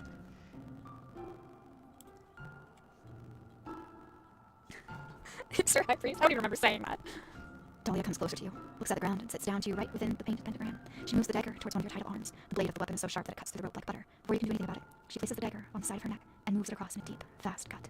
Good luck. A torrent of blood rushes down her chest. A lot of blood splatters on your body. Your whole body begins to tingle and burn. Many strange runes that have been painted on you start to glow weakly. You're not quite sure whether this is a heart attack or some sort of allergic reaction to ritual suicides. She lands on the wooden floor, a dull thud, lifeless. Scream hysterically. Please tell me I'm allowed to pick that up. That's all I want to pick. They pick stay calm. I want to scream hysterically. Stay calm. To panic now would not help your situation in the slightest. You take stock of that very situation. You're lying right next to a fresh corpse, a woman you have known for just over 24 hours and who has just committed suicide before your very eyes. If only you could get rid of the terrible burning sensation from green shimmering runes on your skin. You thank all of the beings for the fact that the dagger fell so close to your hand. The blade of the weapon is so sharp that it cuts through the rope like butter. With one free arm, it's easy to untie the other 3 chains as well. You're free. You really need to get out of here, but first you're going to have a good look around. On the wall opposite the attic door are numerous boxes and goods covered with white linen sheets, which the Marsh family currently doesn't need. This makes sense. After all, it would be a waste to use the attic exclusively for tying up kidnapped guests. You dig around in the boxes and covered furniture for something that you might be able to use as a tool or a weapon, even if it is only a solid picture frame with sharp edges. You tear the linen sheets off the furniture, a sofa, an artfully decorated harp, a mirror. Finally, dusty old boxes, all somewhat fragile and about to collapse. You open the top box, which hasn't been taped shut properly. In the darkness, your fingers glide over fabric and over something leathery and metallic? Metal? You grab the leather and examine it in the faint glow of the candles. You hold your breath. A holster, complete with a pistol. You put it to the side and look more closely at the fabric you've just touched. Pants, shirts, a whole box of shoes, a trench coat. A standard trench coat, the type you like to wear, which for most of us here is actually rather impractical for the harsh coastal climate of Innsmouth. Your fingers slide into the outer pockets of the coat, but they're empty, as expected. Then you try the inside pockets of the coat, pockets that not everyone knows about. You find a folded card in the flickering candlelight. You stare at the Polaroid showing Dahlia's daughter. Without thinking twice, you put on your clothes you've just found. You hurry and only take the bare necessities so that you no longer feel like a vulnerable victim. The pistol helps a lot. You leave the attic and sneak downstairs. Your mission is clear. Leave this hellhole and inform the authorities. What about the girl? Are you just gonna leave her here all alone? Like, I don't think you know that the grandpa lives here. Or like a servant. We're just gonna abandon her and her dead mom in the attic? The clothes are too big for you. You almost fall downstairs in your huge boots. With a pistol in your hand, you're ready to defend yourself if someone gets in your way. I'm choosing to treat it like an old-timey radio broadcast. Yeah, that's a pretty good way to look at it. Those emotes from forever ago. Now there's more emotes. But there's nobody there. Not a soul. The house is abandoned. You're not sure why. The big grandfather clock informs you that's just before midnight. When you reach the entrance corridor, the front door is open. In the midst of a rain shower, you walk through the garden and leave the Marsh family estate behind you. Everything happens like in a dream. You limp through the dark streets of Innsmouth in the stolen clothes of a stranger. Your body is covered in goosebumps. You stop abruptly. A group of men with pitchforks suddenly surrounds you. They must have been waiting for you. Surrender. Fire warning shot. Okay, genuinely don't know what to do and I don't want to go through it all again. Alright. We're not entering the fire. We have to have something to defend ourselves with now.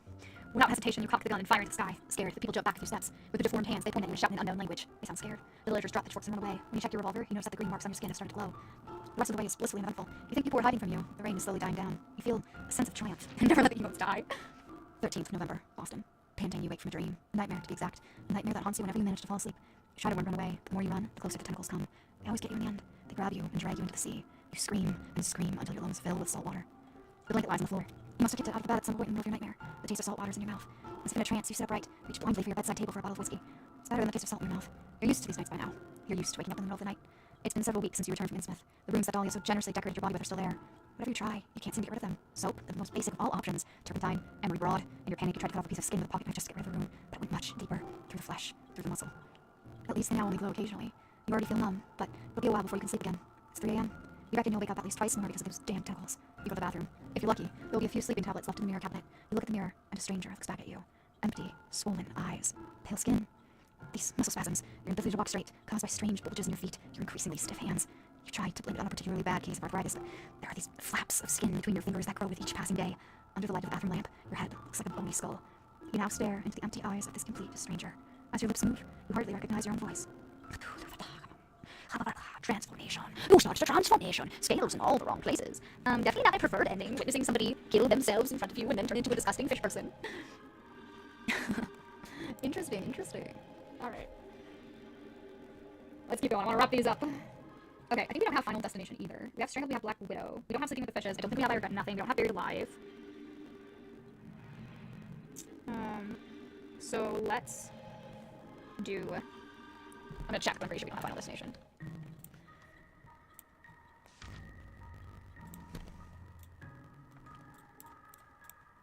Okay, oh, we do have Final Destination. That's a heart attack, though. Okay. We don't have Sleeping with the Fishes. Where does this one start? City entry. Going back near the beginning, boys.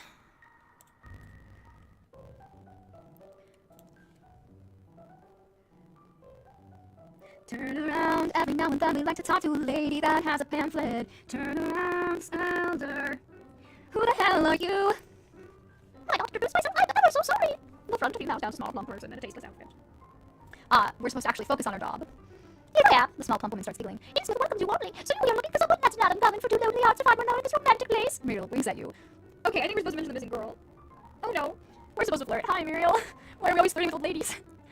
I think I've already found someone. You whisper in the woman's ear and then lean back to give her a little wink. Muriel blushes and starts fanning herself with the brochures in her hands.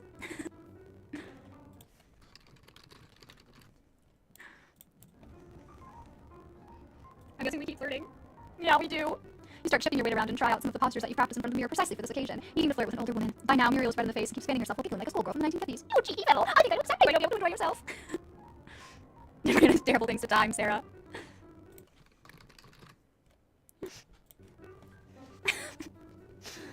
She hands you a small white card. The Wet Grotto, a honky-tonk in the harbor of Innsmouth. This is impressive. Did this lady just manage to turn your tent up flirting into a tourist recommendation? Thanks ever so much, ma'am. Muriel seems delighted. Nothing gives me more pleasure than showing visitors have a great time in our pretty little town. We could be staying for a few nights. I can only recommend staying as long as you can. There's just so much to see. Trust me, by the end of your stay, you won't want to leave.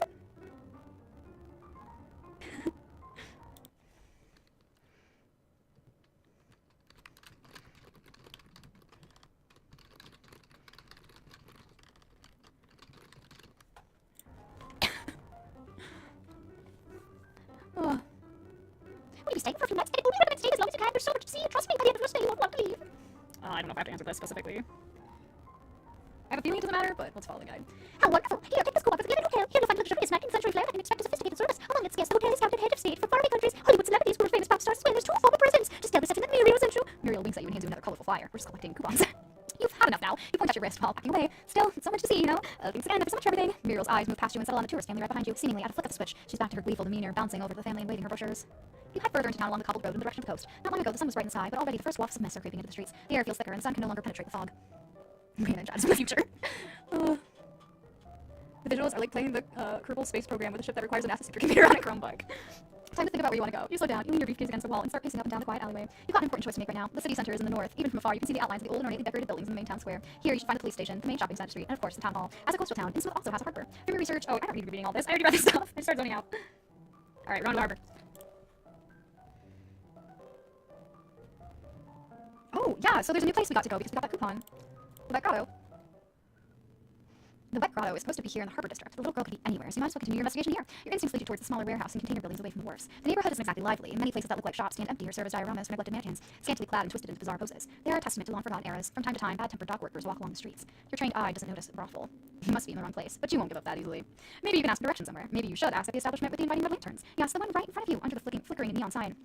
Right next to the banner which reads, "Girls, girls, girls, ask for our girls." I do not like this. The answer to all your questions. You manage to find the Wet Grotto. Well, a staircase to a basement to be exact. At least you don't have to enter through a back door. Turn around, walk down the stairs. We're trying to get an ending. You are immediately lulled by the heat. The poorly lit path leads you down a few steps to a concrete door painted red. Without further ado, you push down on the handle. The first thing you notice are a dim light, dark wood paneling, and a musty, sweet smell. They are underscored by a moderately talented piano player from the radio. I think Sarah left out of fear, probably. Before you can go off exploring on your own, you are welcomed by a member of staff. You find yourself face to face with a confident woman. Under all the colorful, artificial lighting, her skin and hair shine pale green. Welcome to Wet Grotto. My name is Karen, best of Benjamin Olivia Jones. How can I help you? I'm looking for a missing girl. I'm looking for a loose girl. Wet Grotto? Really? Probably for the best. Let's see. Oh, come on. Really? Do we have to? We have to pick that one. The stuff here in this room makes you think you've earned a little distraction. I'm looking for a very special treat, you say in the most salacious tones since Marilyn Monroe saying happy birthday. Well, you've come to the right place, and thank you for supporting our workers. The Wet Grotto is home to the most beautiful, passionate, and exquisite excitement-seeking professionals in all of Innsmouth. You can choose from 3 different rooms. And companions, let your imagination run free. Oh, very good. You check in with yourself, and you notice that you're happy. Okay. I won't skip so much of this. The assessment of our employees on the basis of their ethnicity, gender, and all external appearances is prohibited. Interesting. Interesting. Alright. I guess we're just along for this ride. Pick a name, any name. Apparently we're going with Koi, like the fish. Koi's room looks like every Chinese restaurant in the Western world, the kind of restaurant that serves chips alongside Peking duck. There's even Southeast Asian music. You wouldn't be surprised if someone accompanied you by your table now. Accompanied you to your table now. In a sugary sweet voice, she honors your presence with hello acts, and I skip everything which I didn't mean to do, but also probably is the worst thing. Of course, it's a dating sim. Oh my goodness, no, I am not reading that! You're convinced you're irresistible. Following Koi's elegant hand movement, you take a seat next to her. Work can wait. Nothing is more important right now than to convince this beauty of your charm. We have no charm. Just pay in a compliment. By the way, I'm a space scientist, and I'd like to milk your way. Skill is skill. That's not even a compliment. It's a horrible pickup line. Ugh. Indeed, your attempt at flirting seems to have landed with Koi. She smiles, and certainly not because she gets paid for the job, or does not speak your language well, or has no taste. What a heartwarming smile. She has cute, pointy little teeth. Spurred on by the reaction, you take the next step. Oh no. Okay, good. Hand a kiss, gentle, polite, gallant as you are. You take her hand, which is surprisingly moist. She must be nervous, poor thing. You give her an even wetter kiss on the back of her hand. A long thread of mucus stretches from your hand to her. Whoa, this makes us suspicious. We can pick that answer, right? Why is that not the answer we can pick? Okay, madness. Indeed, this is the last thing you ever see. Frozen to the spot, unable to free yourself from this bind. All you can do is whimper softly. Koi bites deep into your weak flesh, tearing you apart, destroying your human remains. She erases your banal existence, and in a way you had it coming. I skipped a bunch of stuff, kind of accidentally, but I don't regret it. Okay, so that's sleeping with the fishes you're eating in brothel. Makes sense. A minor setback to your investigation. The sooner we get through that one, the better. Okay, I think we need regret nothing and buried alive. I have many regrets.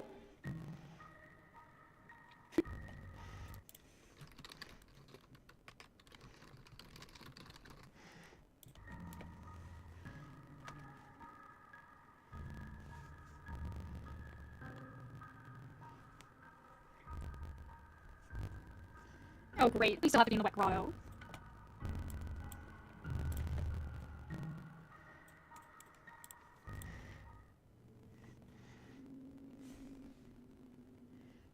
Yeah, I'm guessing we're gonna have to go back into this place, because why else would we be here? Great, alright, we're still doing this. I'm guessing, yeah, it'll be whatever, we're gonna pick a different person to chat with. So do each of these people have a different ending? Dawn seems to know the people here. Let's try some small talk and see what else comes up. The name sounds promising. An excellent choice. Dawn will give you much pleasure. First door on the right. Red and black feather bows decorate the door frame. There's a small bell on the wall. You ring the bell. Come in, babe. No sooner said than done. You're now in Dawn's room. It is unmistakably a room of escapades and debauchery. You step through the beaded curtain and onto the carpet. Oh no. Oh gee. These are my least favorite endings. Okay, well. Well, you're here. Might as well.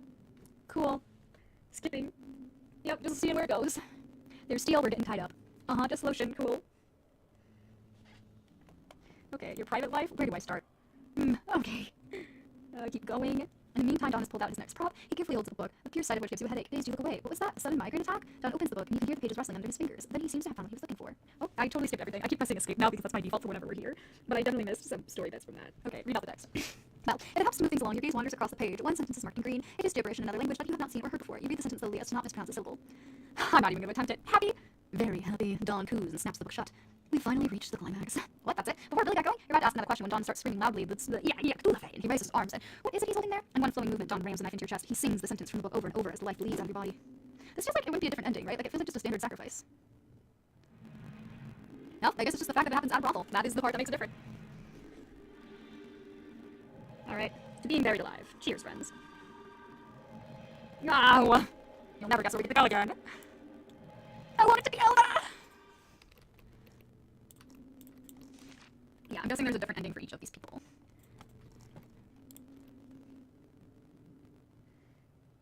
So, Priscilla buries us alive. Someone who's been in the business for so long not only has experience, but certainly also has useful information. You decide on Priscilla. Excellent choice. Priscilla is waiting for you down the corridor on your left. First door, have a good time. You step through the beaded curtain and onto a thick velvety carpet. Priscilla's door is quite plain. There are only a few faded stickers stuck to the wood. The door is ajar. Before you can knock, you hear a smoky voice. Come on in. Don't let Priscilla wait. You open the door and all the way, but remain standing in the doorframe. What you see is not what you'd expect to find in a brothel. Don't be shy. You immediately decide there is no amorous adventure for you here, but hopefully you'll find some answers. Oh no! Is this a child?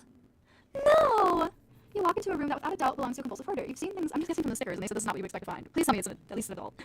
You've seen things like this on cable TV broadcasts, not that you actually tune into those. You would love to call your mother and ex-partners and rebuke them for ever complaining about your housekeeping. You slide oh, past a pile of old newspapers. It's a little tight in here, hope you like it. I have no idea what type of voice that should even be attempting. Tightness is relative, you say immediately aghast at yourself. You're still trying to figure out where the voice is coming from. Hey, you got a sense of humor, kid. I like it. Kid, you expect the worst. In addition to the newspapers, there are mountains of empty cereal packages, bicycle locks, typewriters, and oil canisters, so many oil canisters, also cotton swabs, floppy disks, nondescript haberdashery, penny dreadful novels, flower pots, complete with withered plants, obligatory creepy children's novels, VHS tapes. Who the hell needs so many videotapes of the same movie? Everything here is horrible. And these crochet doilies everywhere. Okay, I think it's an oldie. You try to make your way forward step by step. You really tricked me with this door. You try to make your way forward step by step. Ow! You stumble over something small and angular. You get up again. I see that someone can't wait, huh? Says your reason for stumbling. You look down at a small person of indeterminable age and gender. Priscilla could be both your grandmother and your grandfather. After the brief shock, you sit down on a stack of videos. Wow! Those opaque eyes framed by lids that shine through like parchment from ancient Egypt are interspersed with pale blue lines, like hieroglyphs. They too tell stories of long-forgotten days. The thin lips are a wrinkly memory of sensual adventures. A fine line of hair, fluff watches over them. The fluff playfully moves back and forth in the gusts of Priscilla's rattling breath, like a cornfield in the wind. The second wave of yours is finally arrived. And then there's a third! Her earlobes hang on her head like an exquisite heirloom. Her hair is tied in a ponytail, just waiting to be unleashed in a moment of inescapable lust. Your gaze glides past Priscilla's spotted silhouette, such sensual edges, such hot curves. You would love to touch this tantalizing curved hunchback with your own hands. Talk about interior design. Get on with it. Let's not waste any time, dear. Priscilla massively spits into her leathery hands after about half an hour. Oh my goodness, I don't want to read this. You can't find Priscilla in all this mess anymore. You decide to look for an exit and mentally distance yourself from what happened in the last 35 minutes or so. No! Oh, I didn't want this achievement. Enough is enough. You hurry back the way you came, out into the daylight. You slip out into the side street as inconspicuously as possible before anyone can connect you to the establishment. Oh my goodness, oh my goodness. Where did we get killed? That was strange. Yes, it was. Oh, I think the person I was listening to messed up. Or they were going for that achievement. They might have been. I'm surprised that doesn't kill us. Okay, there is a way to die, Priscilla. I'm guessing we talked about interior design. You spot an old clock in the corner. You have very interesting interior design. Early classicism? You ask as you get it from the stack of VHS tapes. Early communism? Honey, you didn't come to talk politics, did you? Classicism! Your furniture! I like the clock! You enact your words with big, useless gestures. A stack of mail-order catalogs starts to wobble dangerously. Priscilla follows your gestures with a concentrated look until the penny slowly drops. She nods her head in agreement. Yes, oh, that's right. The clock is huge. Hi, wanna see? I'll show you. You immediately decide to put an end to the small talk about interior design. Priscilla makes her way through the maze of garbage, but with slow but deliberate steps. Without waiting for your answer, she is already on her way to a very specific destination. You're not really sure if you too want to go to this destination, but you follow her anyway. Could be important. Follow her silently. She'll forget we're here. We'll fall into a pit and then she'll bury us, right? Trying to start another conversation seems too tedious. You remain silent and follow Priscilla. Every now and then someone giggles and mumbles something cheerfully to themselves. They move in between piles of worthless stuff and dig around in bits of junk as if looking for something in particular. You're starting to lose patience, and before you know it, you've lost Priscilla too. Dang it, you weren't paying attention. You wander around the garbage maze for another half hour, but no sign of her. You're a lousy detective. Enough is enough. You hurry back the way you came. Okay, so apparently I picked the wrong answer. This is what I did for trying to guess.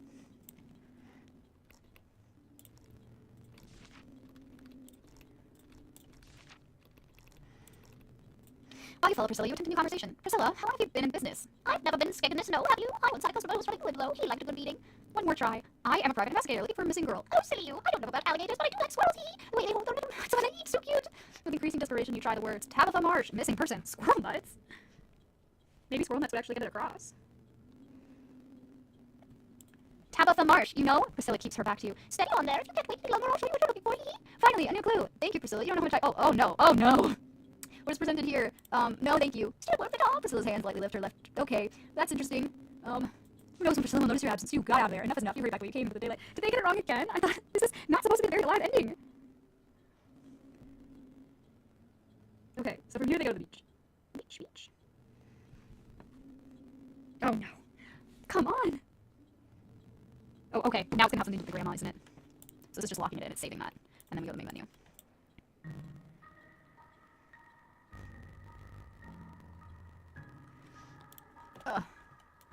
And I bet now we go to the granny, and I'm sure after that encounter with Priscilla, we're gonna have different responses to her. Is my guess.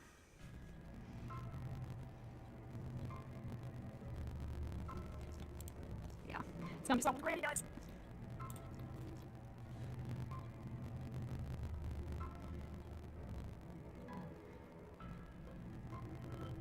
Okay, any place to stay, confess.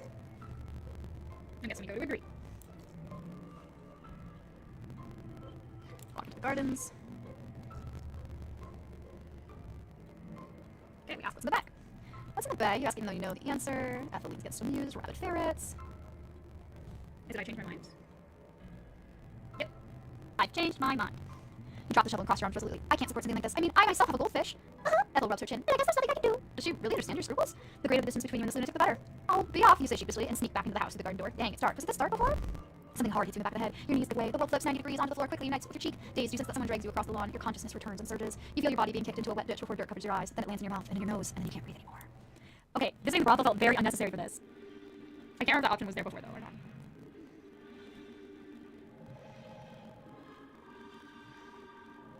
Alright. Ending 22. I think we already have that one. Let's call it a day. Doesn't sound familiar though.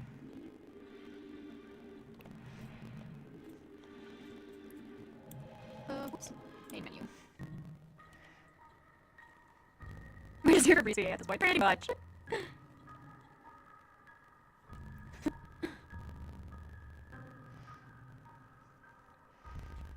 I am significantly improved compared to earlier.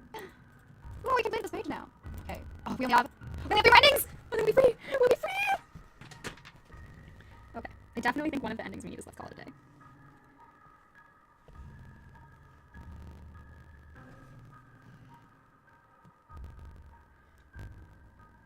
Okay, so this one starts from a new game.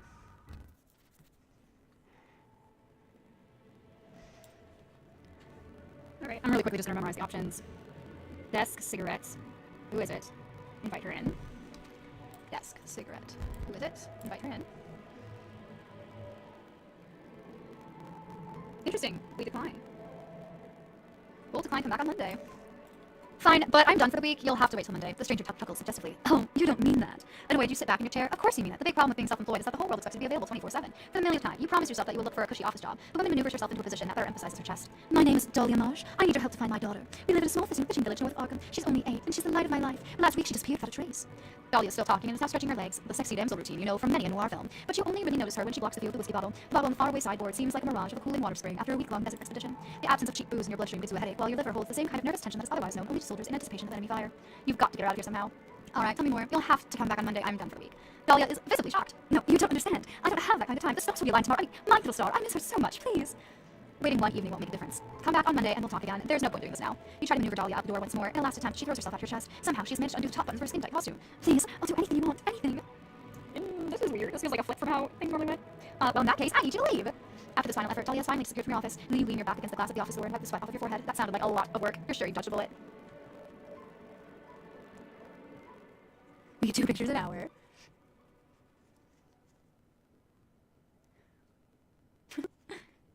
Later tonight, you'll kick yourself when you finally realize what Dahlia meant by anything. Now, all you want to do is sit around. Finally, you're stretched out on the couch. A black and white mystery series flickers. Yeah, so this is kind of like a good one.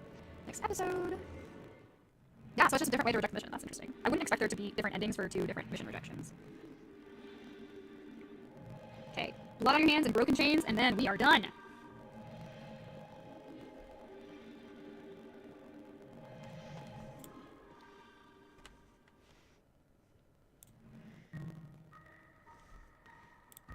Some of these choices I'm pretty sure are innocuous, but I don't want to risk it.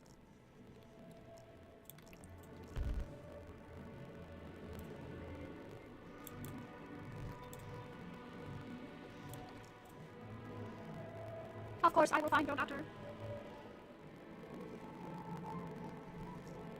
And we're taking the buzz, baby. Ooh. I did want to go back and do this at some point.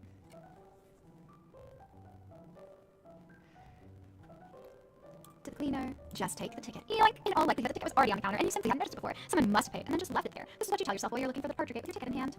Whoops, I didn't mean to skip things. You're not convinced how this thing is supposed to drive, and it's vicinity, everything is noticeably quieter than at the bus stop. Innsmouth, no departure. Just keep walking. You hand the driver your ticket, no reaction. At least you can't make out a reaction. The lighting is poor. You notice something strange on his neck, but you can't quite make out what it might be. You're standing in the door waiting for an okay and not anything. The sulfur odor has increased. A queue has formed behind you. There's no one pushing or complaining. You just keep walking. 2 benches. We're gonna sit down with someone. Sit down anyway. Talk. Look over. I think we've done this before. So none of this is really new dialogue. Unless taking the ticket like this changed it. I think I actually played Tourist last time. Before you start talking, like a nervous insect, luckily he seems to be busy staring at the headrest in front of him. Take a closer look at his clothes or his face. Clothes. You scan the clothes of your neighbor. He dressed in the same black-green color palette as his comrades in the bus. The Innsmouth club colors. You notice that he's wearing a dark t-shirt under the hoodie. You take a closer look, and you recognize the logo. It's the logo of the only current show you're watching on TV, Mr. Cyborg. The man finally notices you staring at him, and he looks at you with dull eyes. You point at his chest. Mr. Cyborg, he whispers triumphantly. Over the sad corners of your neighbor's mouth creeps a smile. Suddenly the man seems human. His scratchy voice sounds as if he hasn't used it in years. We got him to talk to us. How'd you like the season finale? He presses out. Too few explosions. Too few hacker scenes. I'm guessing explosions?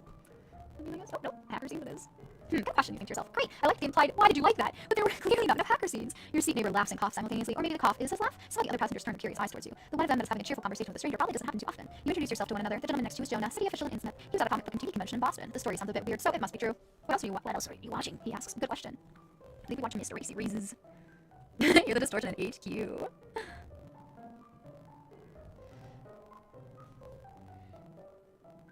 Everything. PFS. The rest of the trip you talk about movies and TV series. Time flies. When the bus turns into Innsmouth, Jonah becomes noticeably quieter. All of a sudden you realize the whole trip you have not once talked about your case. I don't know if we should. This is my first time in Innsmouth on business. Any tips on what to see? Jonah takes plenty of time with his answer. He seems to be thinking, his pupils flit back and forth under the shadow of his hood. You wonder what might be going on in his head. Not really, he finally answers. Everything's very quiet. Helpful. The bus leaves the country road and turns off to a wooden sign that says Innsmouth in blicky letters. Front window. People are going back to business. Okay, we're gonna ignore the lady and just walk away from her. And then run away from her. And go to the city center. Cool. Ignore. Keep walking. Run! City center. Thank you for the blessing, Brunch Hunter. Get out while you still can. Ooh, we're gonna get tickets or something for stealing. Card, no missing people. Talk to the card. Why would you assume that? Why are there so many missing people? Who reads them? Missing Lucas papers. Yep, Lucas papers. All eyes are trained on you.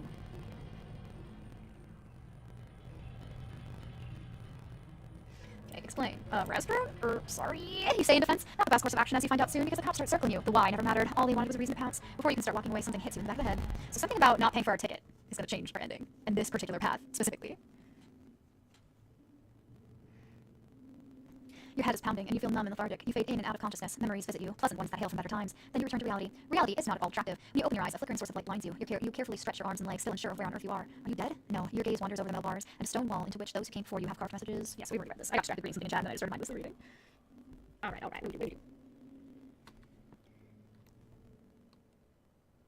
Woman, who are you? Attack. But Jonah! Woman! Who are you? Doesn't matter. I'm not about you. Attack! You wait until Kate's cell is unlocked. It's already in security. Goes down. Everything's happening very fast now. Kate takes advantage of the moment and gives the cop who's about to get her out of the cell a proper kung fu kick to the stomach. At least it looks like that's what you imagine a kung fu kick to be. Someone behind you goes down. I'm surprised Kate joined us. You look over your shoulder and see Jonah towering over his fallen colleague with a baton. He's got a worried look on his face. Our best buddy Jonah! We should thank him. Thanking him better be the answer. Good. Thank you! You almost squeal at him. Jonah runs his hands over his hood. His face glides over the knocked out men. Oh no. This is not good. Try to make him feel better. We should make him feel better. He's been so nice. Oh, whoops. I missed what the answer was. Stop. Why is every time I try and skip forward 10 seconds I'm getting an ad? Oh, bring me back to where I was. Did it? Police station. The police station. Jonah helps us. We thank him, as we should. Okay, we asked him for help. The poor guy seems to be in shock. You can't blame him. Carefully you walk towards him and put your hands on his shoulders. Take a deep breath. You managed to get us out of this, but we need to make a move now. We need your help. Jonah calms down and turns his eyes away from the cops, his arms dangling limply by his sides. Yeah, okay. Jonah's gaze slides past you. Kate has joined you. We have to get you out of town. Can you help us? Or we have to get out of town. Can you help us? Jonah looks down at his unconscious comrades, then at the door. He nods, uncertainly at first, then with a lot more determination. Getting out of here immediately, you don't need to be asked twice. Okay, well, let's just get out of here. Together with Kate, you only prop up the still-spaced out Lonnie. You follow Jonah through a long and winding labyrinth of corridors and stairs. Something tells you that this is a bit unusual for a police station. One staircase leads up, the next one down. But now, you've lost all sense of direction. There's a special constellation of stars tonight. Everybody's totally... There's a special constellation of stars tonight. Everyone's totally excited about it. Jonah explains on the way. You were destined for the great public sacrifice for Dagon himself. That's always the way it goes. The police arrest people on the most trivial charges and bring them there shortly before midnight. Kate snorts, but doesn't say anything else. Or you might end up being picked off the street by some of the crazy people. Some people here do anything to sacrifice someone in their own home. Of course, that's much more in keeping with tradition. It would mean wealth and happiness for one's family for the coming year. Wow, what do you mean tradition? You can't help it. Once again, curiosity takes over. How does that work traditionally, you ask? Well, there are different ways of doing it. Jonah keeps walking ahead. You don't need to see his face to realize how uncomfortable he is with the question. For example, they drop runes on your body, place you in a sacred circle, and plunge a knife in your heart. Well, finally, you have reached the end of the dark passage. Jonah presents you with the hatch of about a 1 meter radius, as if it is the promised land. Through here are the sewers. Follow the newer yellow pipes, which lead to more modern houses on the outskirts of town. That's how you get out. With a groan, he opens the hatch for you. It's obvious you'll be parting ways here. Lonnie staggers ahead, probably believing he's headed for the next part of an endless party. Okay, Kate says. She seems to be fine with this, but you have a few things to work out before you go. Jonah, you start. Forget this hello. Come with us. I hope you don't get in trouble. Can Jonah be our buddy? He can become our roommate, take care of our goldfish.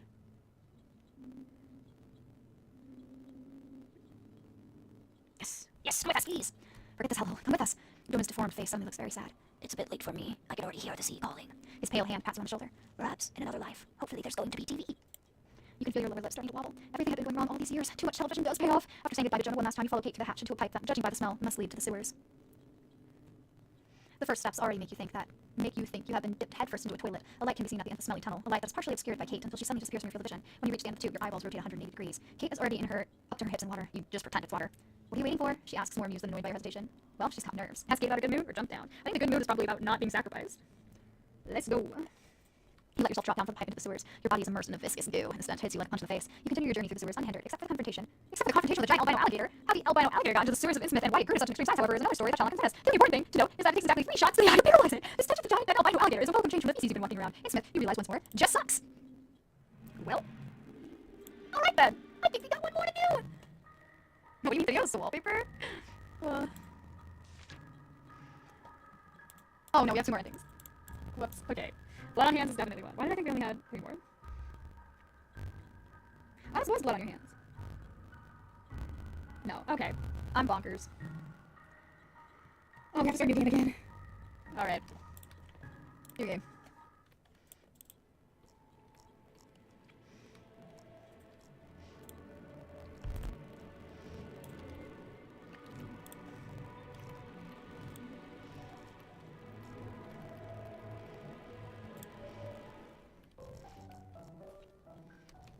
Cleaner. Thick. West Virginia. Show ticket. Keep walking. Okay, this one will read the newspaper. Oh, I don't know if we were supposed to read some more or not. Hopefully it doesn't matter. Oh, it does matter. Whoops. Okay, well, let me restart the scene. Something changed. Cleaner. Ticket. Show ticket. Keep walking. To your bench. Read newspaper. Put away. Oh my gosh! The moment you lower the newspaper, you're in for a shock. Multiple glassy pairs of eyes are pointed at you, staring right at you with eyes wide open. Are they lurking? Observing? No sign of their previous passive sleepiness, and they suddenly, as if nothing had happened, they all turn around again simultaneously. Oh, I feel like this ending's gonna be a confrontation. We still end kind of earlier in the chapter then, huh?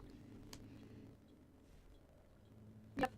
Confront and push, push, push. That's what we know how to do. Your whole body tenses. Apart from the fact that this was incredibly creepy, it was also frankly rude. But the wrath of the righteous in your heart, you rise up from your seat, storm into the aisle. Is something wrong? Silence. No reaction. Do I have anything on my face? You add somewhat aggressively. Nobody seems to feel called out by that remark. Let it go. Address a passenger directly. You stand up and demonstratively walk over to one of the passengers who's staring at you. Although you're standing right next to him now, he continues to look into the void in front of him, as cool as a cucumber.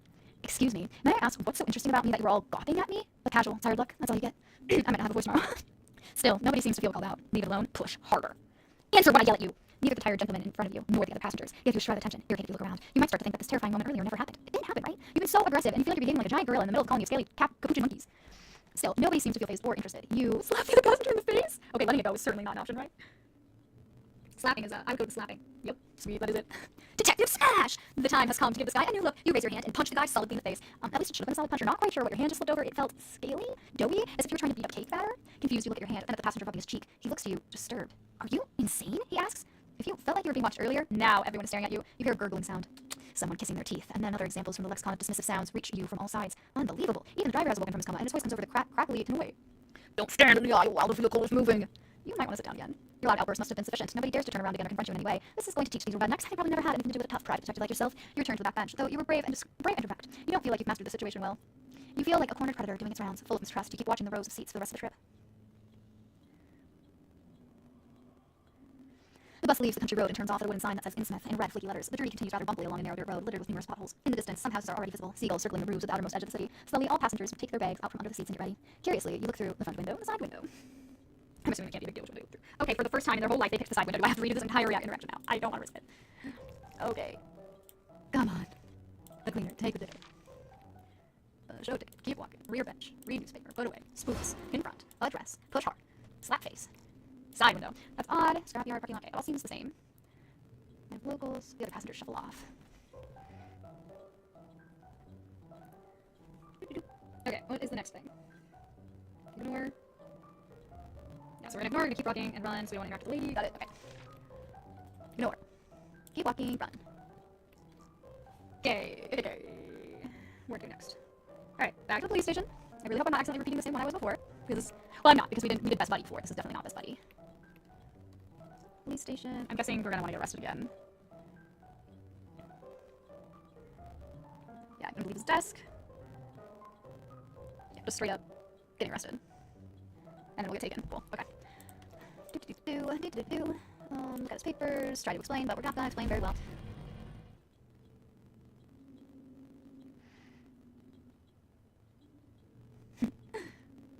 Okay, we talked to her. Who are you? Hard to tell which is first. Weak sound of rusty hinges of a light flood in the basement room, blinding your eyes. A figure approaches, a cop, and he's not alone. He's got a condescending grin. Okay, I think we just play, okay, so play long. And I'm guessing silence and keep walking like before. Silence, wait, be quiet, keep walking. Play long. Simply wait. Be quiet. Ooh, keep walking, keep walking.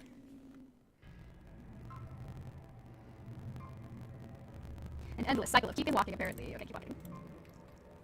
We got our guy back. Now what do we need to do? Oh, finally we say something. We have to agree with Gary again. Agree with Gary. Suggest everybody goes home. Say no, we don't want to be sacrificed, Gary. I can't believe you. We get slapped. I'm guessing go berserk. Yeah. We're going berserk on the cult guys again. We ask questions. But why? We question how, if they're supposed to be rich, why are they obviously not rich?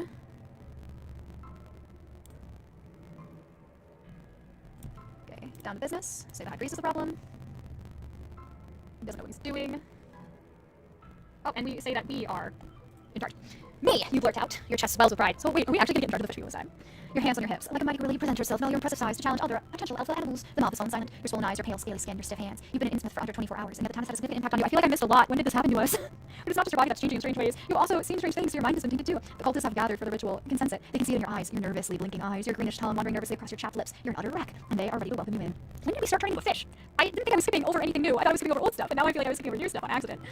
Gary seems to come to the same conclusion. If you, he swallows swiftly, really want to take over mass. I tried to make him sound present, but it's not old. The high priest hands you his decorated dagger. A few drops of her blood must fall into the abyss. Dagon will judge her.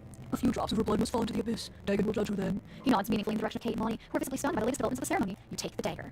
Did I throw the dagger into the abyss? Or why killing this? Oh, this is blood on our hands, isn't it? So we probably gotta kill. Yeah, continue the ritual. Dun dun dun!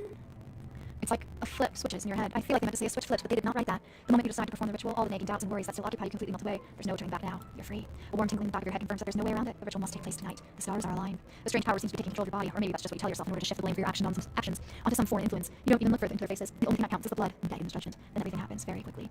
Dagon is quite taken with the young man, and his tentacle whips excitedly and causes the whole underground cave to tremble. The man screams as he plunges into the depths. Then he is pulled under water. There's a devotional silence in the room when the ritual ends, and all victims have been welcomed by Dagon.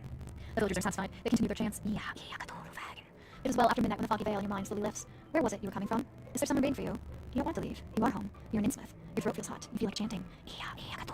So you can take over the cult. Wow. What a ride. Whoops. Alright, what's the last one? Madness? I think we already had madness. But I should check. Main menu. Yes, please.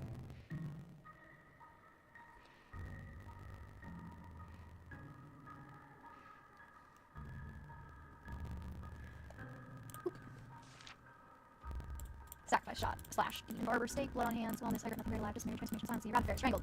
If we can, you'll come me bad, feeling Black Widow Night, nursing, feeling final destination, maybe we don't have madness? Ooh, madness is the last one! Alrighty.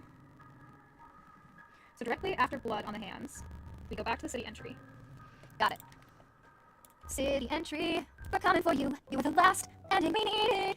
Finally instant, you examine your surroundings while you stretch your legs, trying to unwind from the stressful journey. What do we do? Turn around, we're gonna talk to the lady. Please tell me you're not gonna take me to that disgusting place again, please. Turn around, talking to the lady so we can get more info for a final ending. Turn around, question her, who the hell are you? Actually, I'm looking for someone, sure why not, we're sure why noting. This feels very much like my first playthrough. We'll give her a thanks, stay a week. Why not? Head to the harbor, feet on the beat. To the harbor. Almost done. Gonna look around. Oh, the lighthouse. Our final madness takes place in the lighthouse. That makes sense. There being a separate ending there. We got like the best ending possible there before. So now we can get a bad one. There's a storm. Some joker has scratched something in the flaking right later. They do not come any closer. They want your body. That sounds suspiciously like a UFO sect. Damn nerds, what are they scared of? Okay, they slept in danger, but I'm assuming it doesn't matter. So we're obviously gonna enter and probably keep going up the stairs. I don't know if looking at anything's gonna be important. Enter. Upstairs. I'm guessing we're just gonna like keep going. You to be sick. Okay, we do inspect the books. You take a moment to examine the boxes and their contents more closely. Quickly, you realize that these are almost exclusively non-fiction books. Right, all that is the same. Out of the interest, you flip some of the books. The newest ones seem to be okay. We know that. In the last box, you find a few books that differ greatly from scientific characters of the rest. All right, we're going up to the last level. Last steps are always the hardest. At least we're getting a good workout in. Okay. Okay, so we're going to reject the cube this time instead of accepting it. We're going to work closely. Intrigued, you walk closely. Closer. The material of the cube must be bronze. It glistens dully in front of the black marble column. The objects look as if it belongs there. It's perfect right where it is. Everything looks as if it's been made from one piece. What you first thought was some arbitrary decoration turns out to be hieroglyphics, cranes, simple tools, knowing eyes. Curiously, you walk to the column in which the cube rests. What are Egyptian hieroglyphs doing in the lighthouse on the east coast of the United States? Your fingers are itching. Get out of this place. Only with a lot of effort do you manage to take a step backwards. You stare at your hands. You had already stretched them out. You desperately wanted to hold the bronze cube in your hands, feel the texture of its surface under your fingertips. You're very warm all of a sudden. Was it the rain that made your clothes soaking wet, or did you start to sweat without noticing? Okay, get the hell out of here. You decide that it's the official end of your career as a lighthouse tourist. You abruptly turn away from the altar and the cube on it, and walk to the ramp that leads down to the lower levels. You notice that there's a piece of paper pinned up right next to the entrance. Just get out of this place. Read the piece of paper. I mean, I really want to read the piece of paper since you're putting it right in front of my face. Okay, but we're supposed to just leave, so I can't. The back of your head is tingling. Keep looking back over your shoulder. Or keep walking. And keep walking. Ah, the beach. Let's put everything behind us. We're gonna grab some cocktails.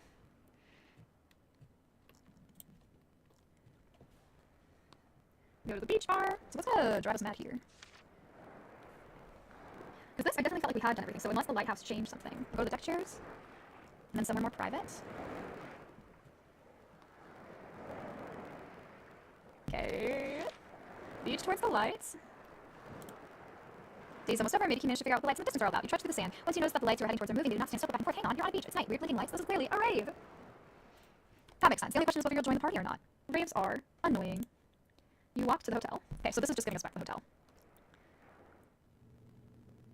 And we have a coupon for it, so I guess it's just letting us in. Darkness has befallen Innsmouth. Old-fashioned gaslights illuminate a few patches along the dark alleyways, but generally it doesn't look as if the town planners are too fussed with providing adequate lighting. Some streets are completely plunged into darkness. You struggle more and more to find your way around. With this awful gargoyle already here early in the afternoon, or was this awful gargoyle already here earlier in the afternoon, or are you in the wrong part of town altogether? When you're almost about to give up your search for the Gilman Hotel and resign to finding a cozy spot somewhere on the curb, you see it, the outline of the hotel roof. Luckily, the hotel is set apart clearly from the mishap-shapen nearby tenements. The Gilman Hotel is an architectural masterpiece. Although right now in the dark you can't make out many of its stylistic features, the hotel majestically rises 4 stories above the rickety house that surrounds it. A sea of leaves glints in the light of the moon. Must be ivy. An empty parking lot makes you think that the hotel must still have some rooms available. You feel like you've been followed for a long time, the growing paranoia and constant glancing over your shoulder. You'll be able to forget all of this very soon. You follow the path leading up to the entrance and come to a standstill in front of a massive oak door. Your hand touches the cold metal handle. You press it down and pull, but to your surprise, the door does open. The hotel seems shut. Is that right? Are we supposed to be in there? Nope. Alright, we're leaving in. Like before. Not gonna find anything. Okay, but this time we just give up. Cool. It's hard to believe such a thing is possible these days, but the hotel really seems to be closed. No one is allowed in or out for that matter. Do the guests know that they're locked in the building overnight? Will there be another gormless tourist in an hour or two trying to get in? Okay, we've got this. So now we're gonna be wandering town. We're gonna ask for help from the door. Okay, stay in shadows. Knock. Try another. Okay, so we're gonna be Granny again? Oh no! Oh please no! Oh no! Overreaction. Guys, no! No, guys!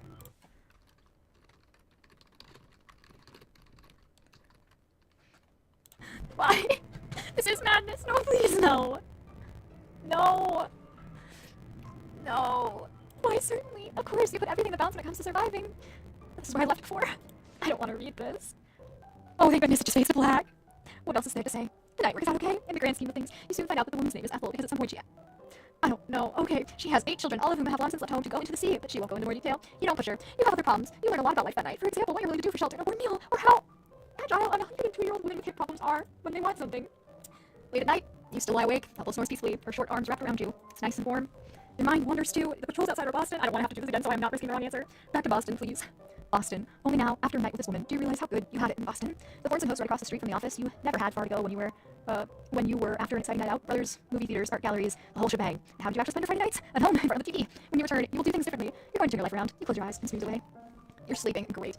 Oh no. In the morning, Ethel has prepared a huge breakfast for you, and the first sun rays of day bathe the house, which seemed so creepy last night. The soft light. I swear, if this isn't the ending, I swear, if this was just the person whose video I'm watching, they were just getting a trophy. I didn't want this trophy. I didn't need this trophy. I clicked on this part of the video because you said it was the ending. In the morning. It seems so creepy last night, and the soft light is crazy how perception can play such tricks on you. Ethel, you say, while the old lady does the dishes, last night was a mistake. I don't know why we haven't mentioned anything about it at all. We didn't have to bring it up. Why? No, please. Why is that the answer? Incredibly hot, you say, and wink at her. Ethel laughs loudly and pinches your cheek firmly. I'm scared. She replies, giggling, and turns back to the dishes. What? That's it? Pretty cool. This woman is so cool, she already drives crazy.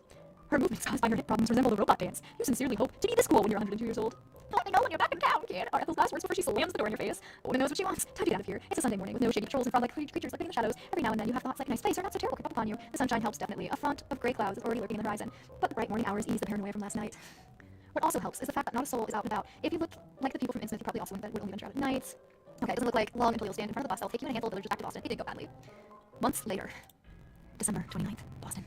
Handing you awake for a dream. A nightmare. Exact. A nightmare that haunts you whenever you manage to fall asleep. You run and run, but the tentacles always manage to get you. They always get you in the end. They grab you and drag you to sea. You scream and scream until your lungs full of salt water. Yes, this is very... We've read this before. You can taste it in your mouth. You spit in heat, but get rid of the taste to make sure that not a drop of salt water remains in your body. Instinctively, you want to put your hand to your mouth to wipe the saliva from your chin. There's resistance.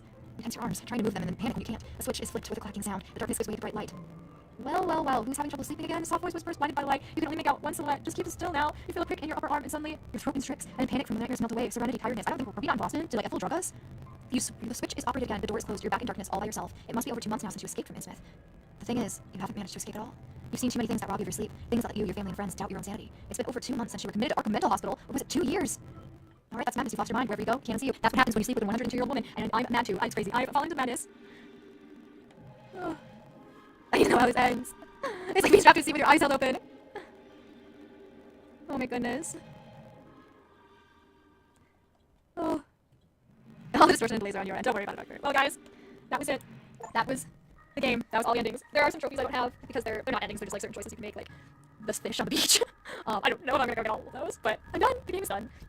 Super stuffy. I'm really curious as to what the saved stream bond is gonna look like. I'm assuming it's gonna be just as messed up, but that'll be interesting to watch. Yeah. But thanks for joining me. I'm gonna put this on like I'm just gonna put text that says ending screen on here and keep it running so you guys can watch the whole thing. And that'll be that. Well, let's see. I just want it to be simple, so I'm probably just gonna do text.